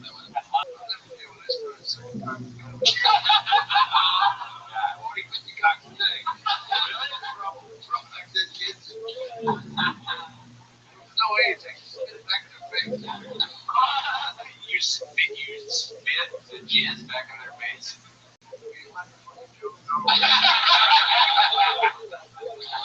Let me do my minutes. I pulled another name out of the bucket. Amory Lee.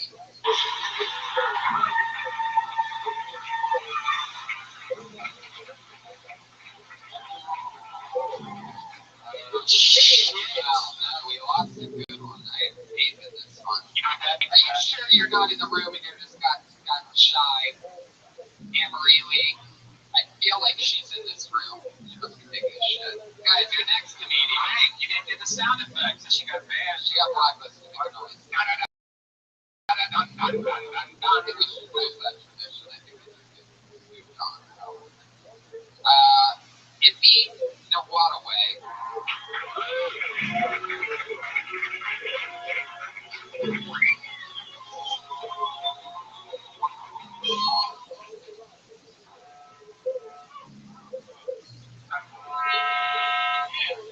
They open.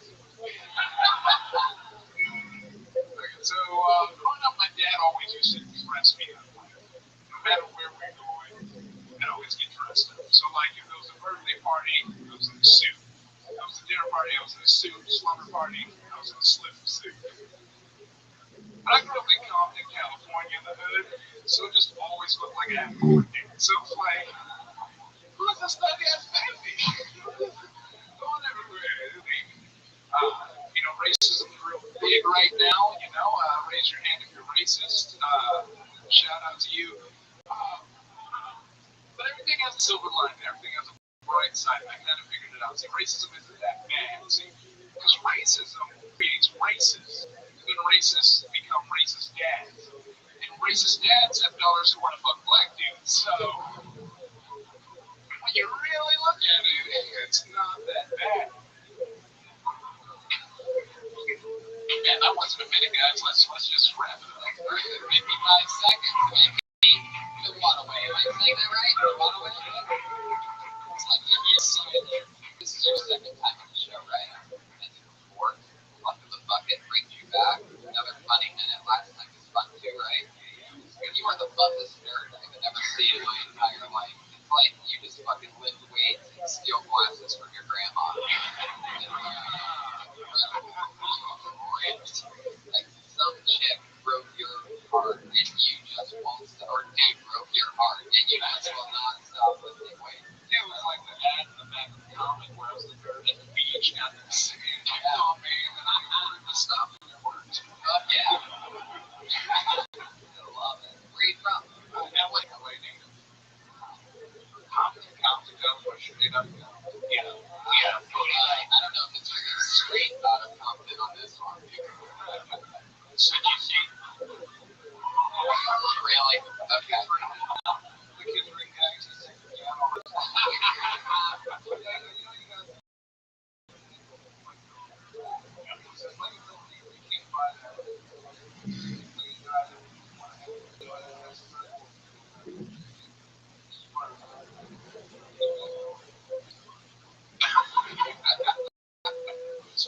Yeah. Booty like J-Lo and glasses like Zsa Zsa Gabor. Oh, wow. There's the half-court shot that actually every once in a while. That's like that ball boy that gets stuck on the court when the team comes back down and gets like run over. But sometimes he makes a deep three-pointer. Anthony, that's such a cool name. Is that your real name? Yeah, short for Jimmy. Wow. You're weird. Thank you. Oh, what that noise means. That's blackest black guy in the night sound. So what's your full name? Do you have a middle name in the middle of it? Okay, can you say the whole thing? Wow. Almost took up an entire 60 seconds just on the name. We almost heard the sound of the name. Anthony, what do you do for work? I did video games. Nice. I've been hosting Twitch.tv. So you guys like watching people play video games? Get them on there. What are you playing right now? Right now we're playing Metal Gear Solid, The Phantom Pain. Long-ass cutscenes. Do you watch that? I watch it all the time. Like, to me, Twitch is my new falling asleep. Like, I'll just put on some video game. I don't even give a shit. Just listen to somebody play video games, fall asleep. You just like shoot and kill people all around the world. Yeah. So that's your outlet for the actual content side of it. Yeah, that's what most people were actually doing it, and then GTA came out and I was like playing, and I was like, oh yeah, I'll just do it for the dance time. You know, Tony, that comment was a little bit iffy.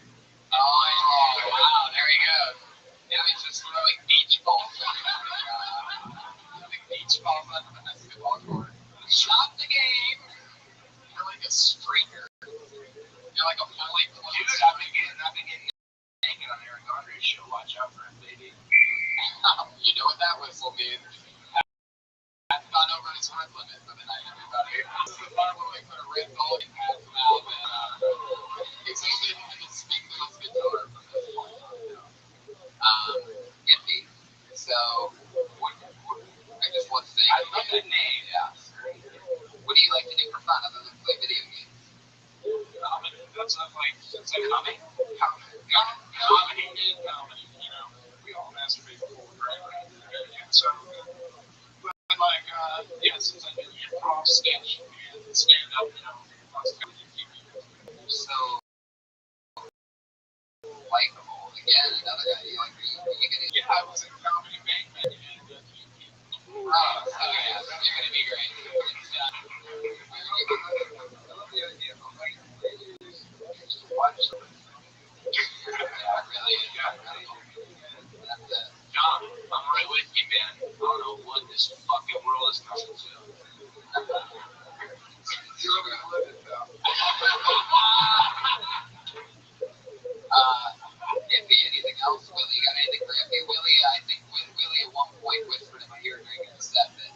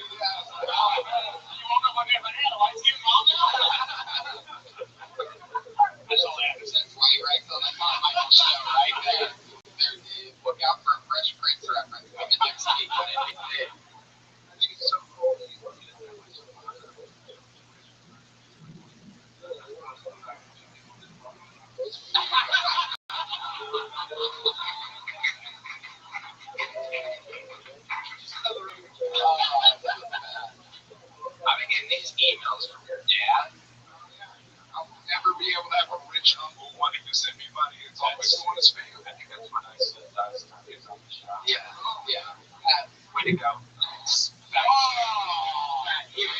I fucking own the Fat Jew shit. You can find me on Twitter, but it's Fat Jew on Twitter. But it's not really Fatty Reagan. Yeah, but my name is Fat Jew. I'm gonna change it to Doc McStuffins. It's on Disney XD. It's an animated show. Alright, maybe if we just cut the mic wire, maybe, I don't know. We'll figure something out. Oh, gee. Come on, man! Are you kidding me? Jesus! I almost went under this table. I was so close to getting under this table. I was gonna flip the table over. You really sat on it tonight, bro. Oh my god! I forgot that's even part of the show. Come on, man! Got me. I actually jumped at Dom jumping. I'm like, what the fuck is Dom jumping? We've seen so many great comedians that the shit scared out of him by that sound effect over the last few months. It's really impressive. Iffy, I noticed you didn't even flinch at that gunshot. Was that from being from Tom? Yeah, it did get a flashback. I was like, pro hide the colors. One day, you gotta bring some sort of into a game. Just one. You ever run into, are you selling something? Yeah, well, I'm in Koreatown now, so, out the hood, it's one of the hood. You went from brick to head. Yeah. I feel like that's a lateral move.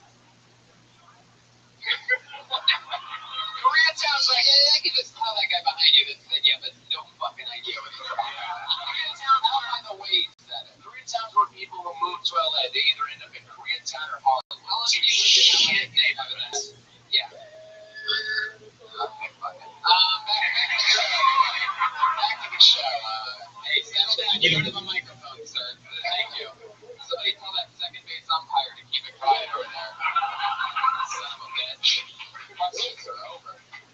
Iffy, I had so much fun with you. Nice to meet you. Iffy, Milwaukee. Follow him on Twitter at Iffy. It's not funny.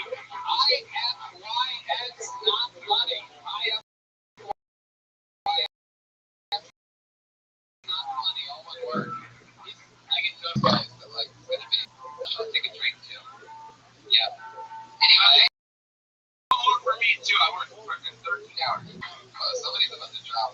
What were you doing for 13 hours? Working on Eric Daughter's show. I was peppercorn bing bong. I got in a horse costume. I fucking danced around.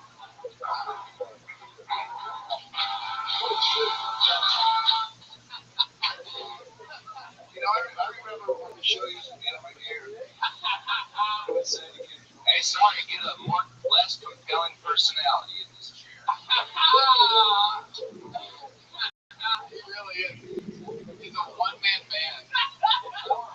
The last couple weeks, his confidence is growing through the roof. 13-hour day today. Eric Daughter's didn't make it. Are you a little fuckboy on that show? What are you? The guy driving up naked in the horse outfits and stuff? No, I was just looking for fun and stuff. I've been featured on the show like the whole time. I've been naked a lot, right? When I get naked, they have a bit called Naked Pat where I get oiled up while they're doing an interview. I get in the guest island and I go and take their lunch order naked.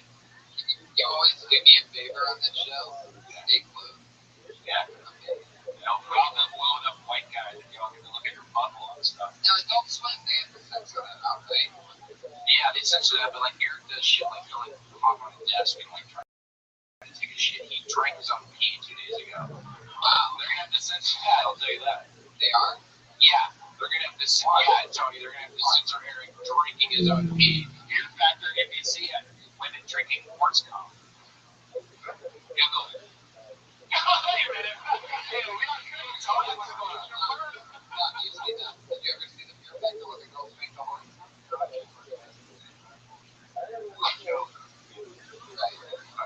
That's why they canceled Fear Factor that episode.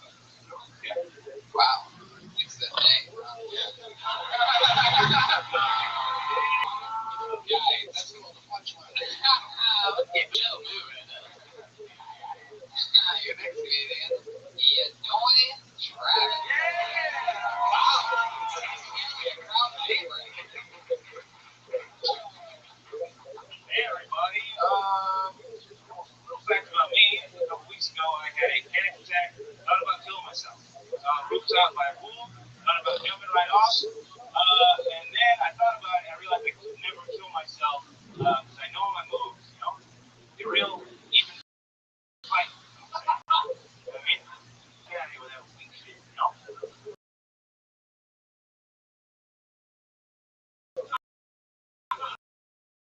train in the same gym. I'm the same dude.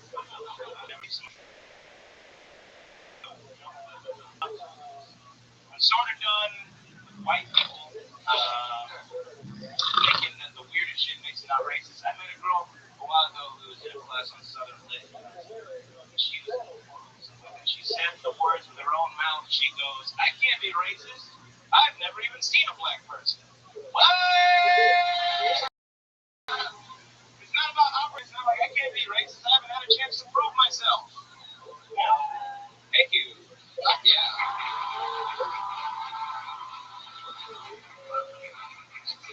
Where are you from, you know? Atlanta. How long have you been around for?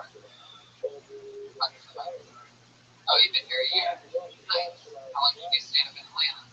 2 years. Punchline. Punchline Atlanta. So you're a Republican, right? Yeah. Yeah. Yeah. You ever do a Keys night? Keys night? With I heard about a room in Atlanta where you go up and the audience doesn't like you. I did.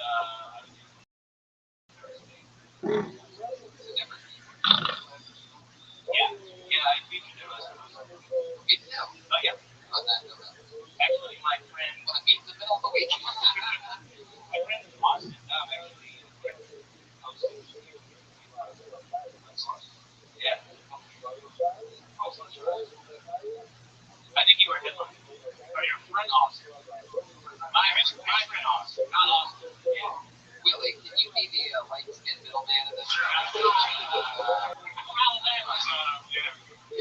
It's like the picture, like the old Magnum man. Standing up, but then for skin tone. Oh, okay. Yeah, you know what I'm saying, right? You know what I'm saying? Exactly. It's like before and after for skin heat. We go from left to right.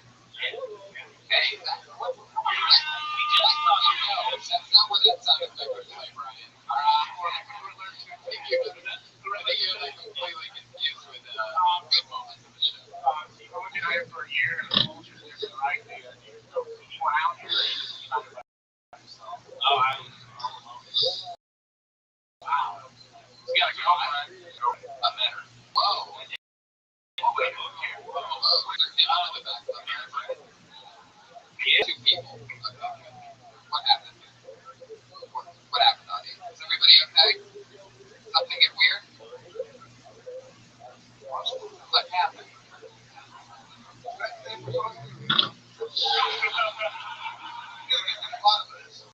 It was Austin in Austin, Texas. Mid Austin Charter. How long have you had a girlfriend for? 8 months. Wow, so you met her out here. What college? You met her there, and you brought her here, right? Smart. How's it smart, Willie? Yeah, Willie. Guys, I don't know if we have enough time for me to get into this. Well, it's a new relationship. It's going to get rocky. She's going to be magic, and you spend a lot of time with stand-up. So she's like, I'm going to Scotland and just see some things. And then you're like, cool. In the bathroom. See, she's working over there. What'd you get into? Neuroscience.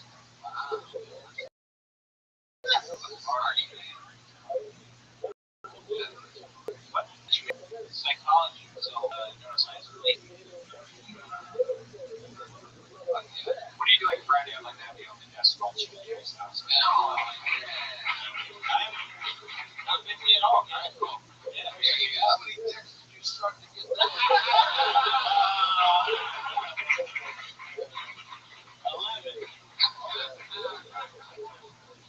Grab something here tonight. All of us sucking those dicks. It's 11 dicks down the gullet to get a spot at the action house on a Friday night. Yadoi, so fun. Dude, another person, I feel like we've seen a lot tonight. Tons of likable people. It's incredible. Because, I think back to a couple weeks back, and we had some real fucking shitheads on the show. I was here last week. I'm just trying not to be another John Johnson. Oh, he's not a bad guy. I believe it. He killed himself. myself after that. John. So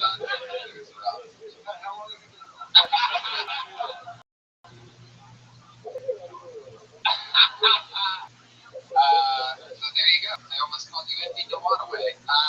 It's the annoying Travis, everybody. There you go. It's so nice to meet you, annoying. He's on Twitter at Professor Noy. Professor Noy. Doye. Doye. Make sure you don't have to be an uppity asshole about it. He's a nice dude. Just because your girlfriend went to Scotland, you don't have to act French. You do have a spot at the Ice House on Friday. However, with that exchange rate, 2 more dicks you have to suck after that. If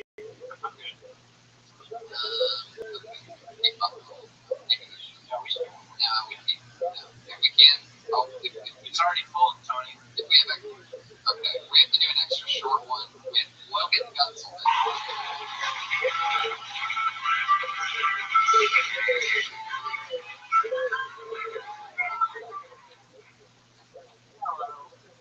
Okay, I have a question. Do you guys think that this would be a good slogan for Coinstar?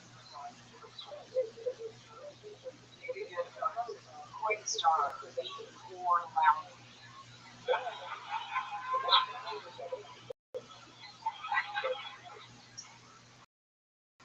I'm pretty bored there. Okay, ladies, is this relatable? Ladies, you ever really vibing with a guy who goes to charge his phone, having like a really hard time fucking charging his phone? You realize that you don't want to talk to him anymore. I don't know, 56 short. Sure, okay. I mean, that's the epitome of like what I was talking about when I tell people to take their time, It's so fun to listen to. Awesome. Great jokes. Yeah, so fun. I just want to give a shout out. We have one of my favorite, Undateable. Great last minute, everybody. And I gave a shout out to the NBC Peacock sitting in the back left corner over there. We have the whole family. They would find the Peacock jokes to be funnier than everybody else. They were trying to squeeze them in. Rick, how's it going over there? Season 5 is saying, and I do it's all live.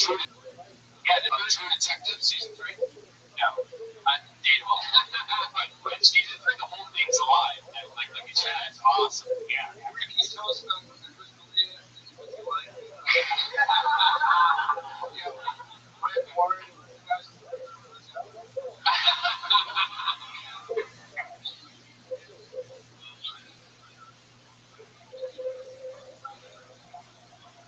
Stop it, I love you so much. Rick Glassman is here, everybody. I'm not back.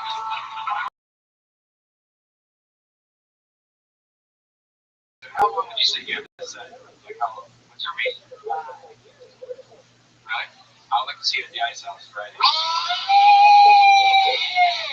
come on. Ice House spots all in one hand. Feel the anger in the back of the room of comedians that were on before these two.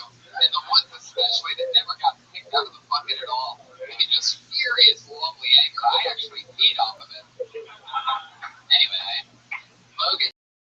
That's so interesting. I feel like you're one of the people that I've seen around here a lot for a couple years, but I've never seen on stage. So it's always a different, like, interesting thing. I feel like I normally see people before everybody else does. But with you, I feel like I've seen Biggie out here a lot. I feel like you've been going hard for years, right? In lots of spots. Yeah, I've been trying. I feel like I have made eye contact.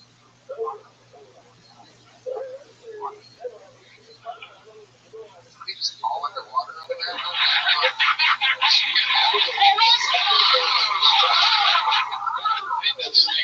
Shallow into the middle of it. Very interesting. The noises that come out of this room sometimes.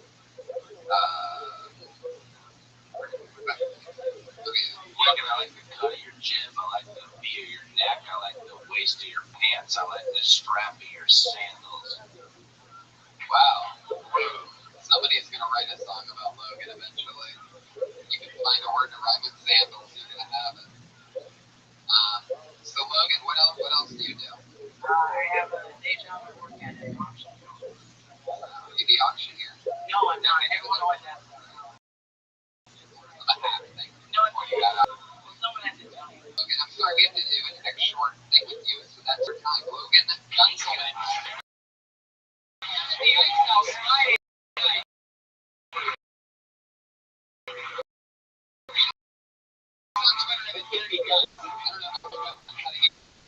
Always my favorite part of the show. We have two people that write, and recently we just switched out for two new regulars. The other old two regulars now go up in the original room on this night, do a longer set, and now we have to give another thing. Yeah, 15.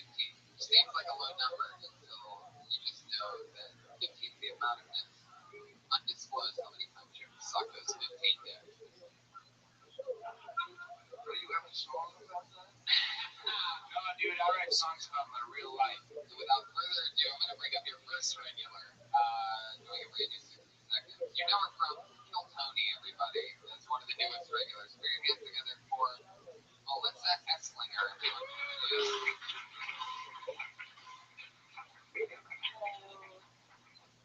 So it turns out that like people don't always mean what they say when they tell you things. I was house sitting recently, and she said I could wear anything that I wanted. I stopped. I had her clothes laundered in my bag. She was like, "I really like this."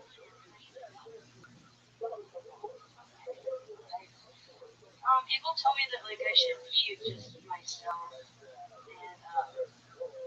it's hard because you have to like know who that is to be able to do that. And when you don't really know who that is, then you know you get swayed around really easy, and all of a sudden, Labor Day Monday.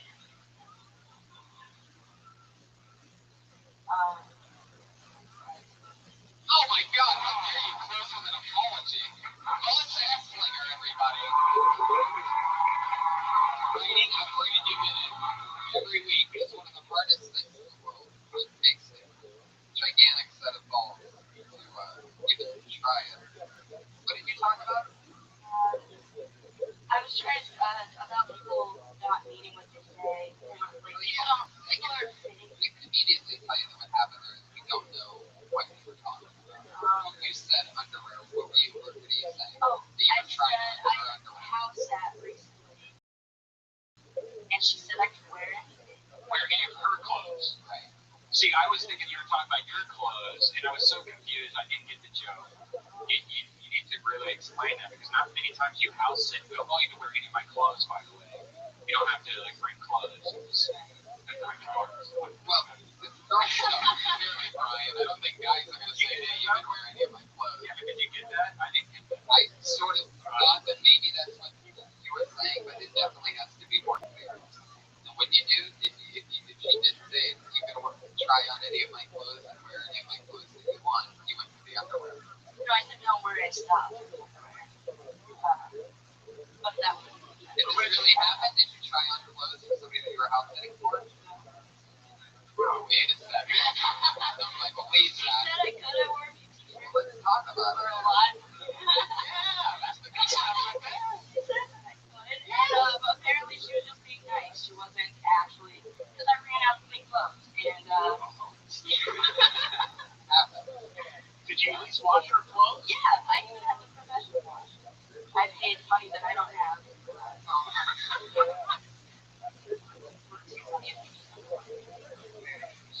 I did not actually. I went commando. You went to Wow, just limped it in them. I said shirts. And what was the other thing? What you talked about after that? We say push to DoorDash. Hold down over there. Melissa, what you talk about after the close? Being yourself.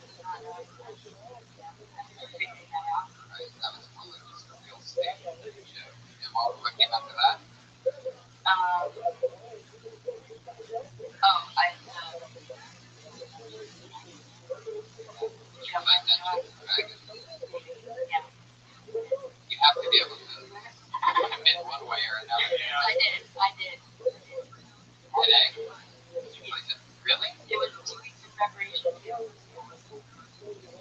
You had your Dungeons and Dragons thing out was planned for 2 weeks. Yeah. I just kind of jumped on the bus. The Dungeons and Dragons stuff? Where did that go through? I don't understand. So people random people meet up in a building and it's kind of like playing poker, but you don't have sex.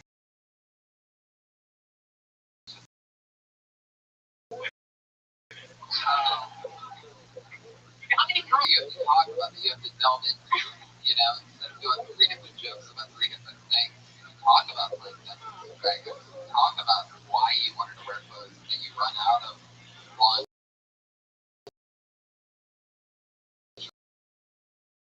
No matter how hard you try it, you know, you gotta fit and really bring it on the surface. There. So did like every single one of those guys give you their phone number or IP address or anything like that? Jeffrey Hackers job.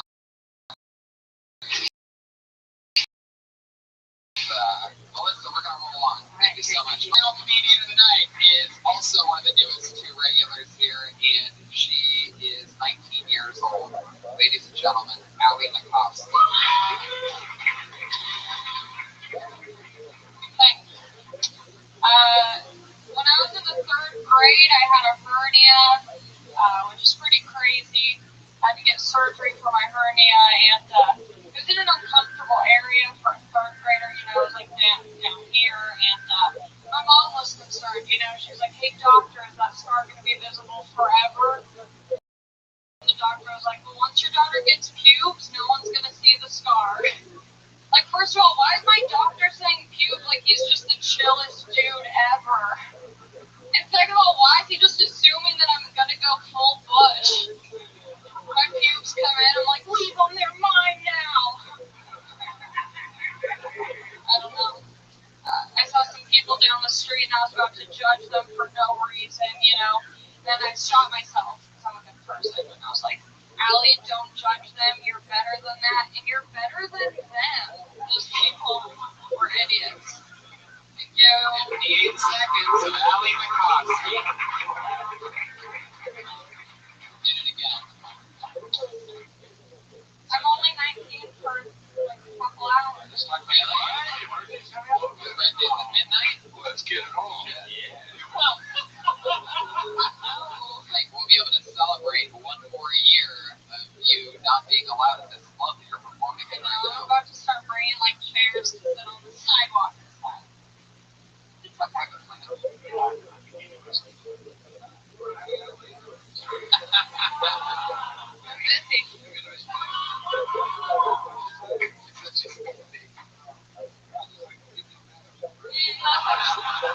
I prefer showers.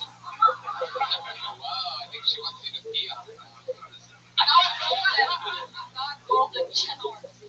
Allie, so fucking fun. Last week we called your mom. Hey, you know what? I want to ask you this. This is what, episode 3, 4 for you? 4 or 5, something like that. Are you still doing minutes? You stockpile or are you starting to write? I wrote 2 new jokes today that I was gonna do, and then I heard Mom was gonna be here, and I didn't want to like do something stupid, and so then I was like, let's just do a classic, and then try these. And now look how good you did. He wants to give you a fucking bath. But he doesn't want me to open. I gotta love it. That's how you get the spot. I'm not gonna open anything. Oh, you're at the Marriott. Why you gotta be such a man? Right. A trip around the world to get you big ID. I'm not gonna lie to you. Oh wow. Yeah, I swear You to look God. awful. Guys, we did it. That's Allie Makovsky. Thank you. Follow her on Twitter. Allie Makovsky. We did it again. Pat Reagan is Patty Reagan. Let's check in with Ryan J. Eagle with tonight's super drawing that took place during this episode. Wow, look at that. Magic. You see it, you know it. Oh wow, that's me. Big one of me. That looks like you, Tom. his dumb strict Broadway. Don just said that he forgets what he looks like until he looks in a mirror. I never forget what you look like, Don. You're a favorite face on the show. We spoke one time before Monday Night Football season. We missed Don for half the year as an eligible guest, so I squeezed him in 3 times in the past month. Yeah. Great Ricky Hunter. Watch the Carmichael Show every Wednesday, 9 p.m. NBC. Watch Undateable with our friends Rick Classic, Chris Lee, Brett Moore, and Ron Punches. And thank you so much, everybody. Thank you, live audience. Have a great night. Thank you.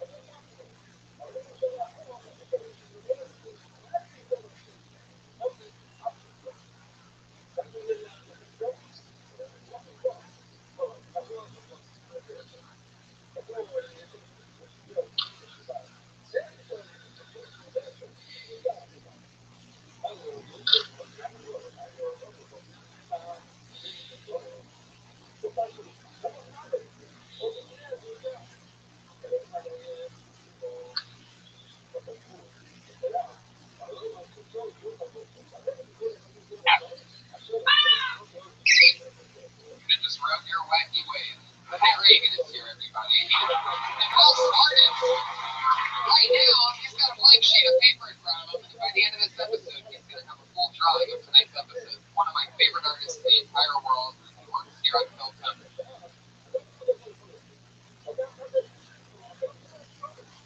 Tony the Great, Ryan J. E. Belton.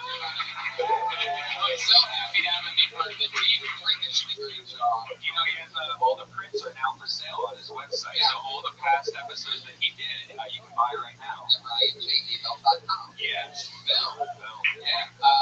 Check out his work on Instagram and follow him on Twitter. Yeah, we have dates coming up. This is the other part where we drag down the show for just a moment. This Thursday, we're going to be at Phoenix, Arizona and Stand Up Live. It's me, Tony, and special guest Aiko Tanaka. So if you're in Phoenix, there's a Phoenix shooter right now on the highway, shooting people on the highway, so it's going to be real fun. And another reason to come out to the show. Yeah. Stay off the highway and get into the air conditioning. Stand Up Live this Thursday.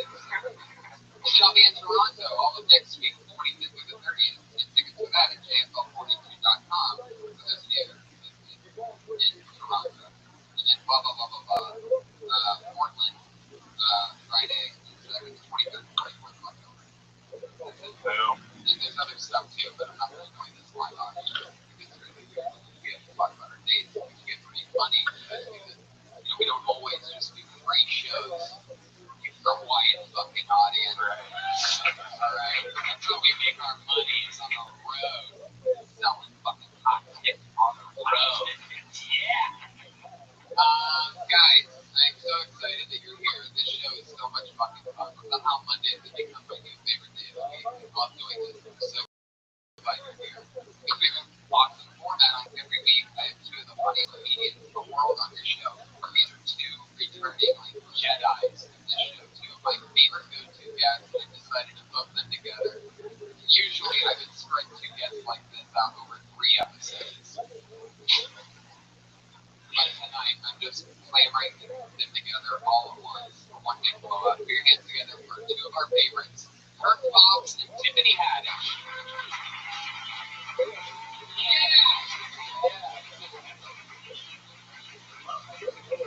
Wow, Tiffany Haddish is a great Kirk motherfucking Fox. Yeah. Tiffany Haddish is fresh off of today's season 2 pickup of the Carmichael Show. Motherfucking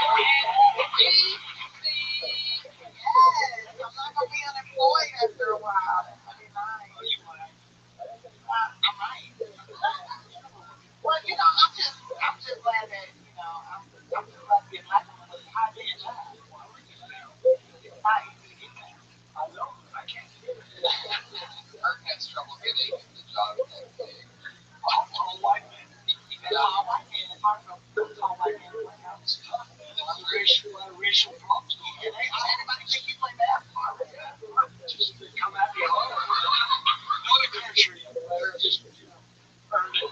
Yeah. Congratulations on your Thank you. I haven't seen it yet. I can smell it coming. You know when you start working on it? I don't know. I found out on Twitter, man. Nobody even called me. Nothing. I just saw it on Twitter. They was like, congratulations, made it on deadline, season 2. I'm like, but I don't really know if I'm going to even be in season 2. Nobody.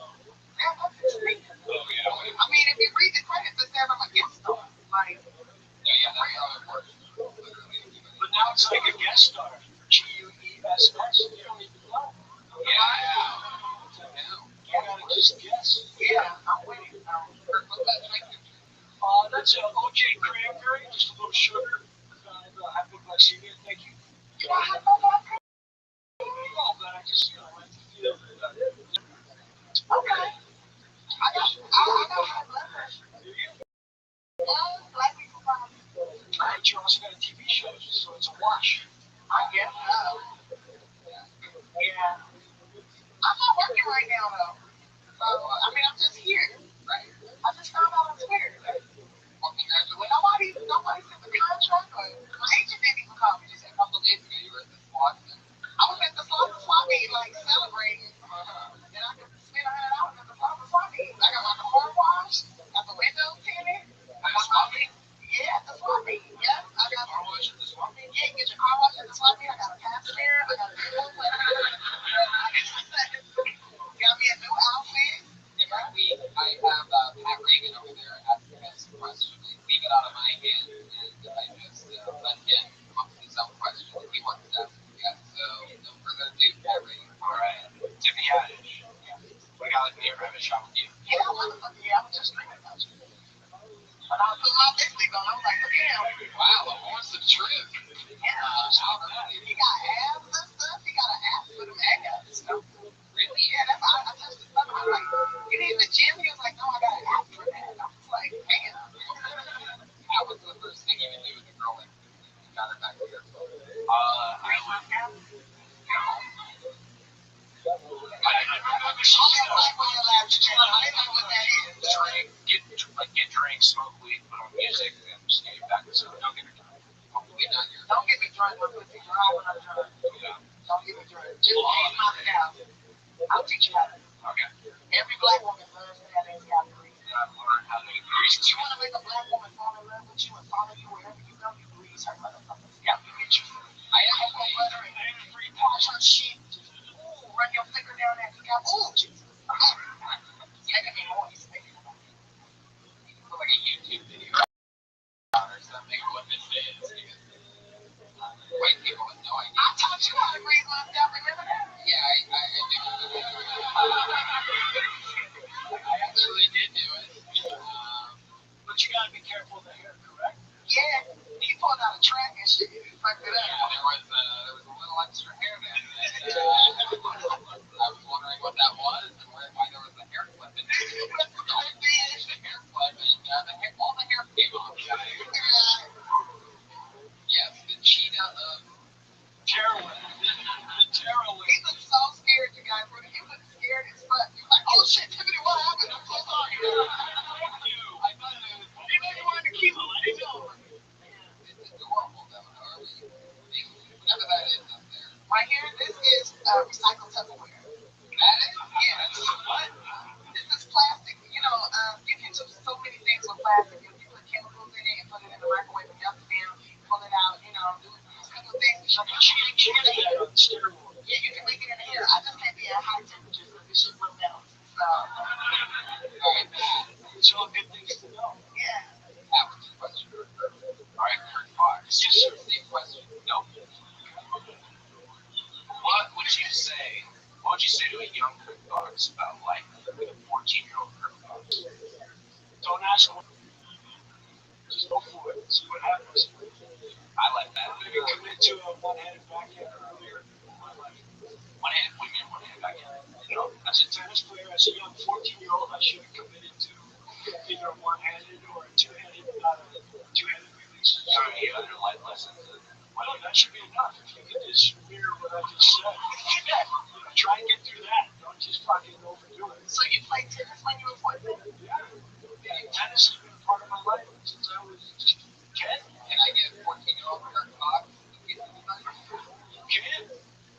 degrees of Black Girl Scout. That's good to know. I did not know until I was 16. Have you ever hooked with Black Girl Scout? Shit. My choice. My choice. You been raped? You been raped by a black woman before? Not completely. I mean, it started as a rape, and then I just surrendered. But I just shot and realized I cannot fight. Yeah. Have you guys, fellas, have you guys ever been bonus? Have you guys ever been raped?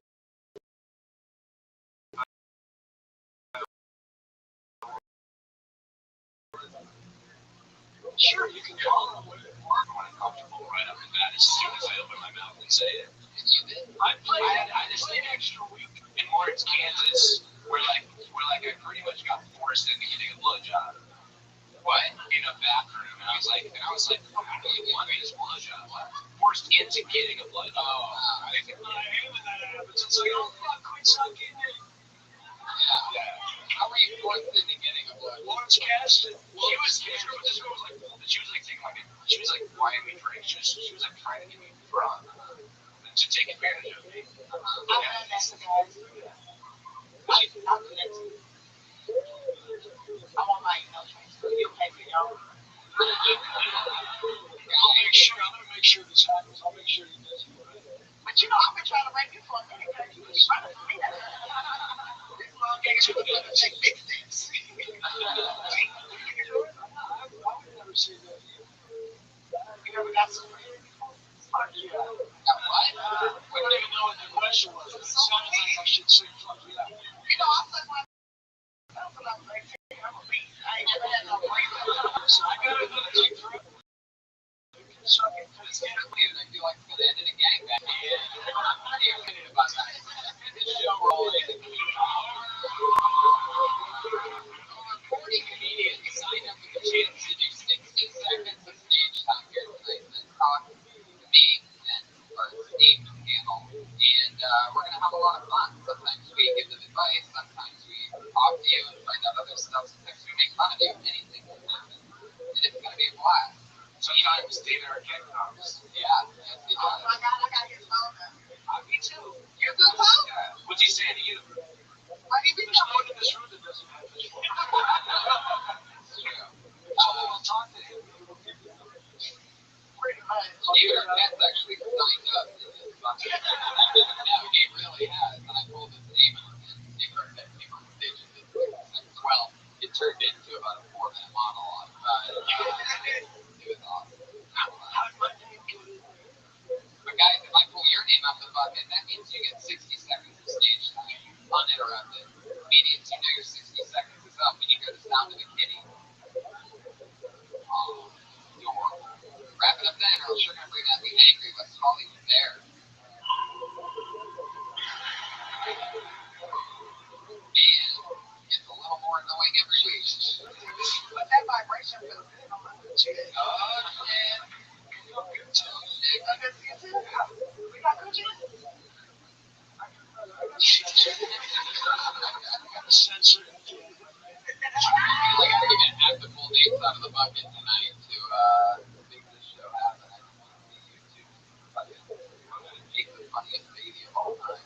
It's gonna be tall, it's gonna be fast, it's gonna be special. It's definitely gonna be special. I'll do my part. What does that mean? What does that mean? You're just gonna drop the baby down and I'll do my part. you gonna help You me like raise? the kid. You have all these plans for this I'll kid. just have baby. That's fine. You got musical skills and tattoos like a rapper.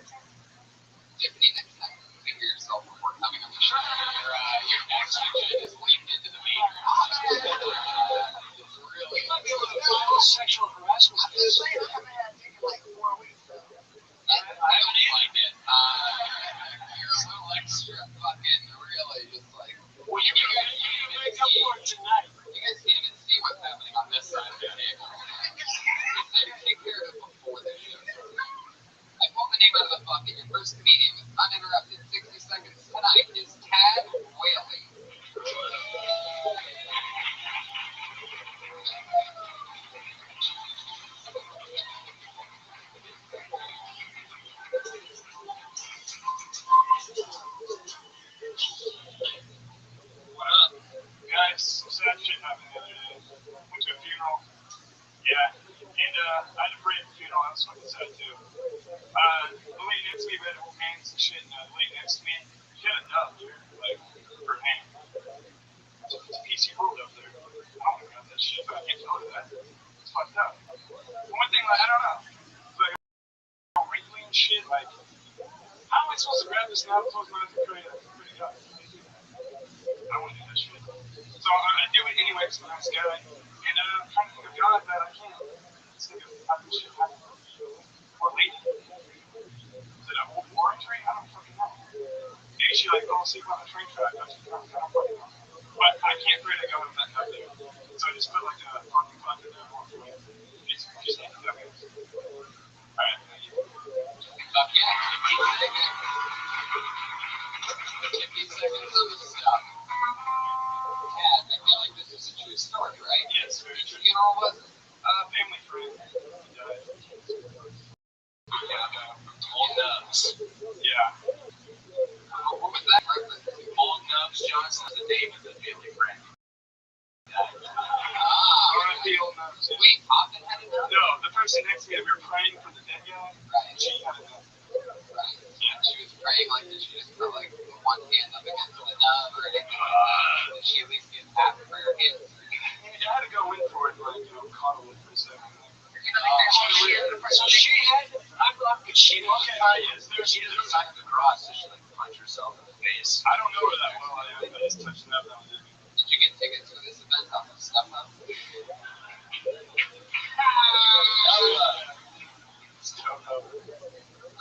Yeah, your delivery was very, like I said, it felt like I was listening to one side of a phone call. Like you, it was, like it was very, I don't know.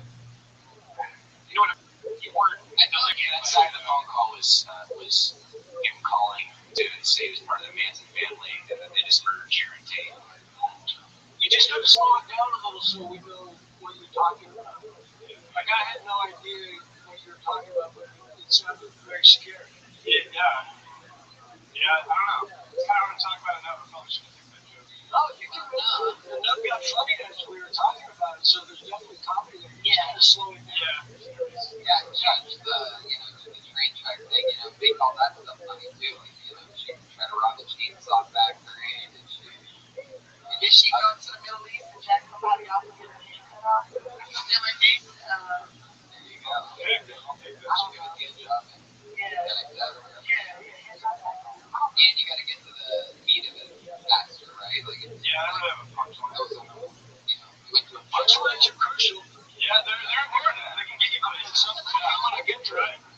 It's kind of like how do you pray to God when God didn't look out for her hand? Yeah, that's kind of what I was going for. Just really, That's what I feel like it's going for. yeah. And then and maybe you have too many hands. I mean, you know, why does she only have one? You have two, and you let them shit with your two.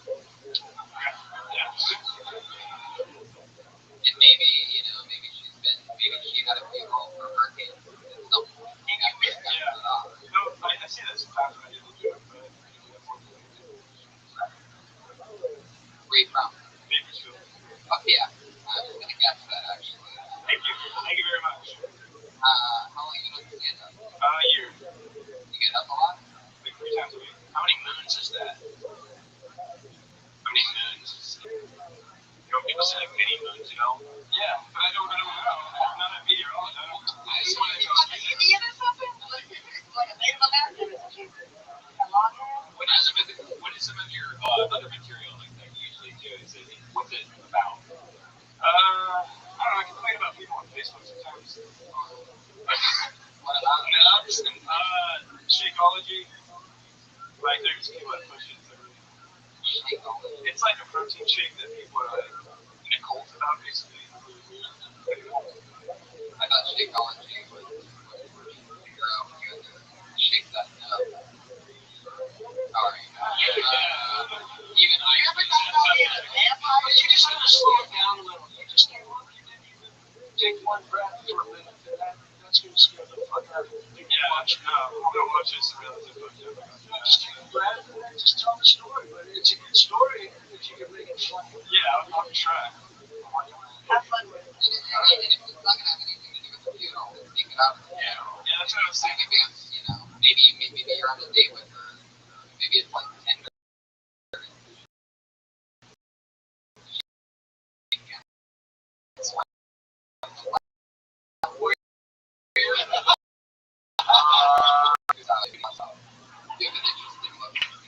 Try to deliver your jokes the way you're just talking now.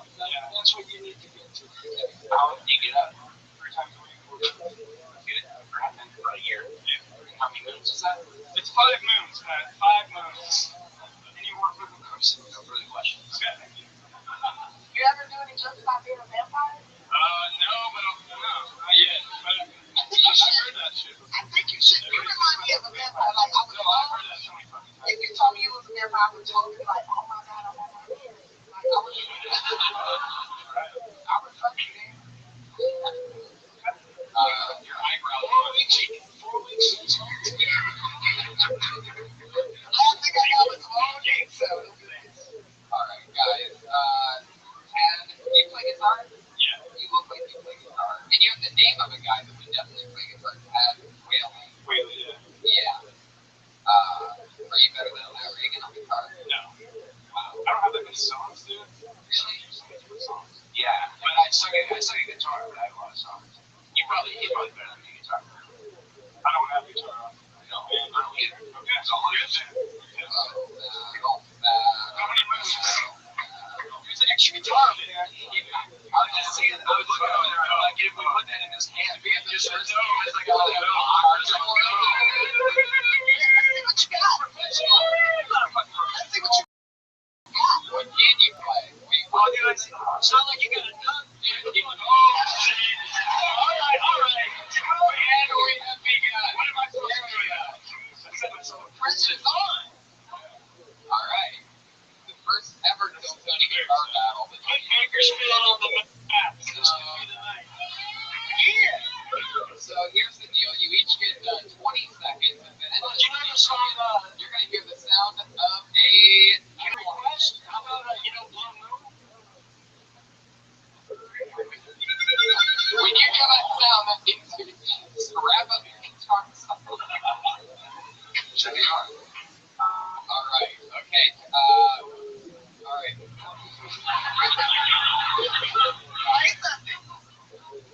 So, Pat, you go first. 20 seconds of here we go.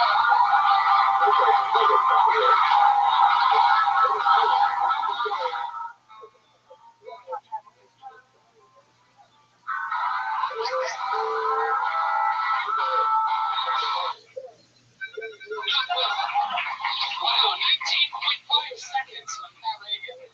How are you going to beat that with an acoustic? Let's check in with Tad Wheeler. Let's get it.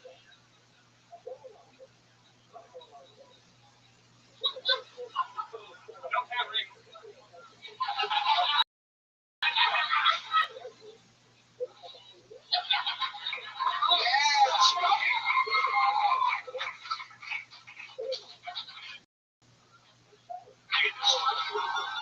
Here's the wild horn. That was amazing. I gave that a grade Tad Wheeler, everybody. Follow him on Twitter. It's hot all the time.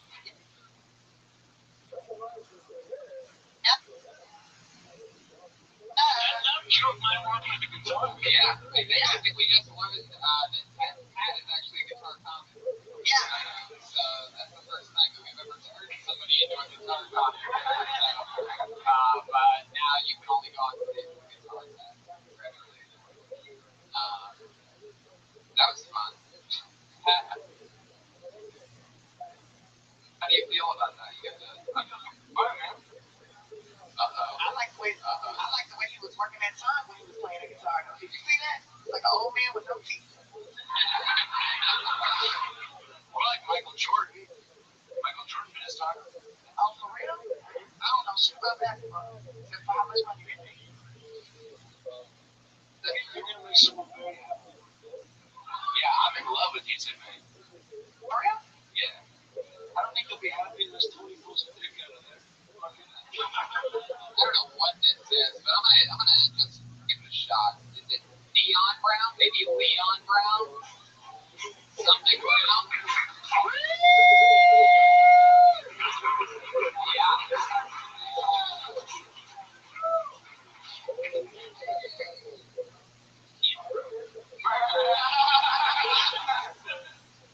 So one thing you guys should know about me is I am in college to all creative comedy.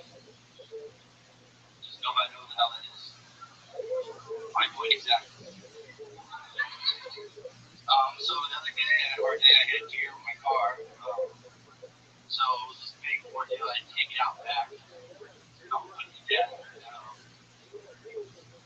And the thing I can't really get over is why would parent would ever leave their kid in here. That's my life, right? It's just, Keon, it's quick. 36 seconds. Anything, and you don't want to do anything else? What's going on? Yeah, come through. Yeah, you have 20 half an hour, baby. It's good. all right. So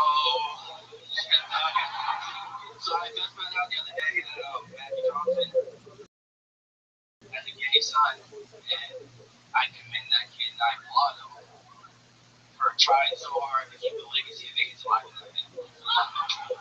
Yeah, Keon Brown, one man, it takes 6 seconds. Keon, I love your style. I can feel your nerves up here. How long you doing stand up? A little over a year. Over a year. You've been doing a lot of spots? I just moved here from, we only have like one place to go. Like, where's that? Reno.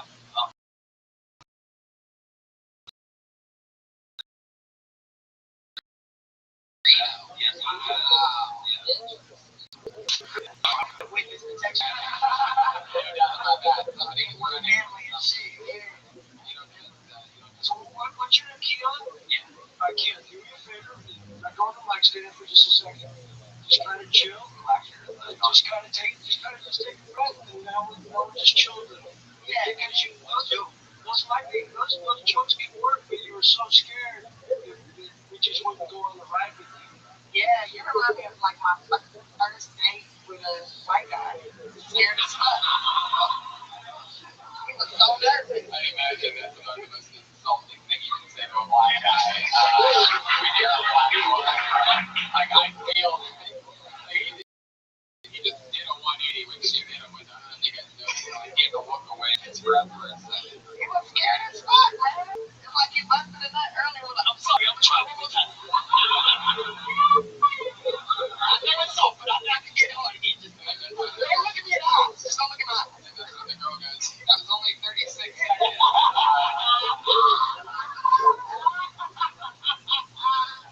You got another 17 seconds in me, baby. There we go. Who was the guy at the beginning of the intro where you like, people say, well, what do you mean? I always ask that. I mean sense, but it's not a guy. This is easy. I knew who it was. Did you say Jamal Charles? Jamal Brady? Oh, yeah. Nobody. Jamal Charles will look like right. Those kind of jokes are, where you're asking the audience a question, and it's, is that your opener, your opener? Yeah, the difference between that working and that not working is you looking down at that stage. You're staring out there the entire time and boring the set goes in your entirety. That's really the main thing that I think Kirk noticed. I think just everyone needs to just deliver these jokes with the same freedom you had when you thought of it.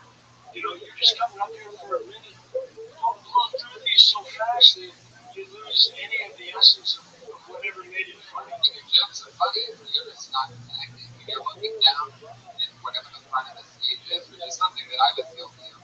I personally was doing stand-up, but I probably knocked out the first few months more stage time than you have in a year. And it affected me. I would look down, you just have to, if your thing is not looking at the audience, then in this building stage, you need to be staring at all of them right in their eyes so that you can get over that as fast as possible.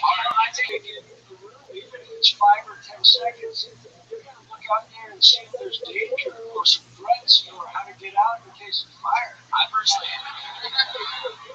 When you get up there, take 5 seconds is plenty of time for us to just say, okay, there's someone up there. But if you don't look up, we don't even see that twinkle. yeah, you can always even just look at the back wall. Like for me, when I get on thing always just stop, stand up there and pose and smile a little bit, and then like look at me, see how beautiful I am. What do you visualize? I do that too. That's the Like, same see how shit. beautiful my soul is. Now I'm about to give you.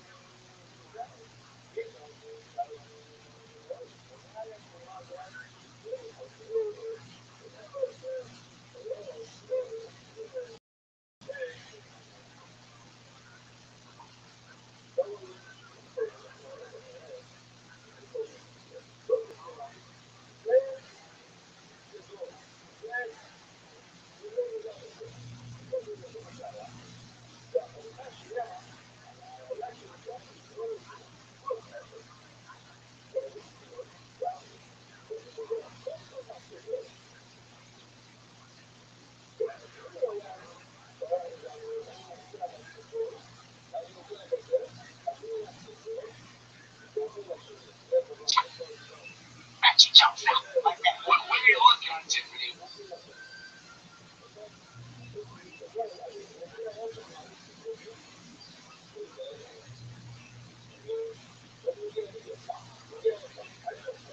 Are you looking?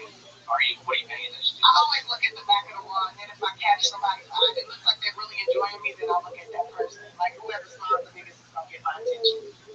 That's how I feel. It's hard. It's hard to look up. I have trouble. I close my eyes all the time. I just look above the heads. Right above the heads. I look at them right down the fucking helmet. Right? I stare it right at their fucking soul, and I find the ones that are laughing, and then they're dismissed for the rest of the set. I will wait until I scan somebody that is trying to not have a good time, and then I will stare at them. I do that too. Until they're fucking dead. Yeah. I'm no longer breathing. I'm looking at the liver and every fucking punchline right down the middle. I do that. Sometimes it's hard to You. fixate on someone who's just like not having. Contact is super important in stand-up because people are going to listen to you and you have a message and you need to deliver the message right into their face. The audience needs to, you gotta believe in what you're selling. Because if you don't believe it, no one's gonna go on the record. So whatever it is you're selling, you believe with your eyes closed, right? I don't know if you know what a Stevie Wonder impression is like that. Luckily for you, your show just got picked up for season 2 on ABC.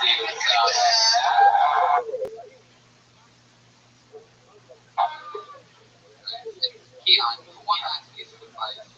If your name is spelled with a K for started, then that line that starts with a K and that line that's the next, sideways B have to be at least close to each Yeah, other. they need to touch. Else people are Thousand heard those right. Get your spelling together, man, before you try get your comedy.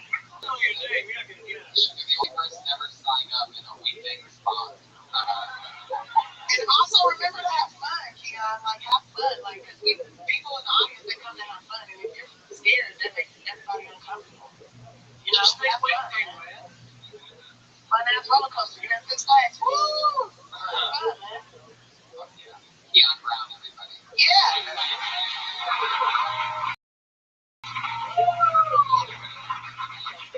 Keon, how old are you, Keon?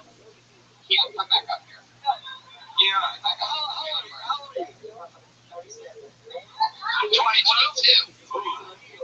You're 22 years old. You can do anything you want. So just get out there and have that freedom of a 22-year-old who's just trying to figure it out. Yeah, and you got a football player body. You don't get bitches. Yeah, grab the mic. What do you do for work?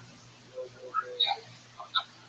What do you do for work? I worked at like a warehouse for like How long have you lived in LA now? about 2 months. Did you go on this class? Yeah, I'm trying to get this question. Did you miss time? Yeah. Talk about a guy who used to stick his eye out. I was just going to give you a little side job. Washing my clothes. Would you be interested in having a job watching the IS? Dirty draw. How much you pay? Your guy without a job, no fucking idea. Jesus Christ. Touch me fast and dirty panties back up, boy. And by the sound of things, that sounds like the only way you can touch those panties. So I'd say do the laundry job. If you want it. What else? I mean, how are you surviving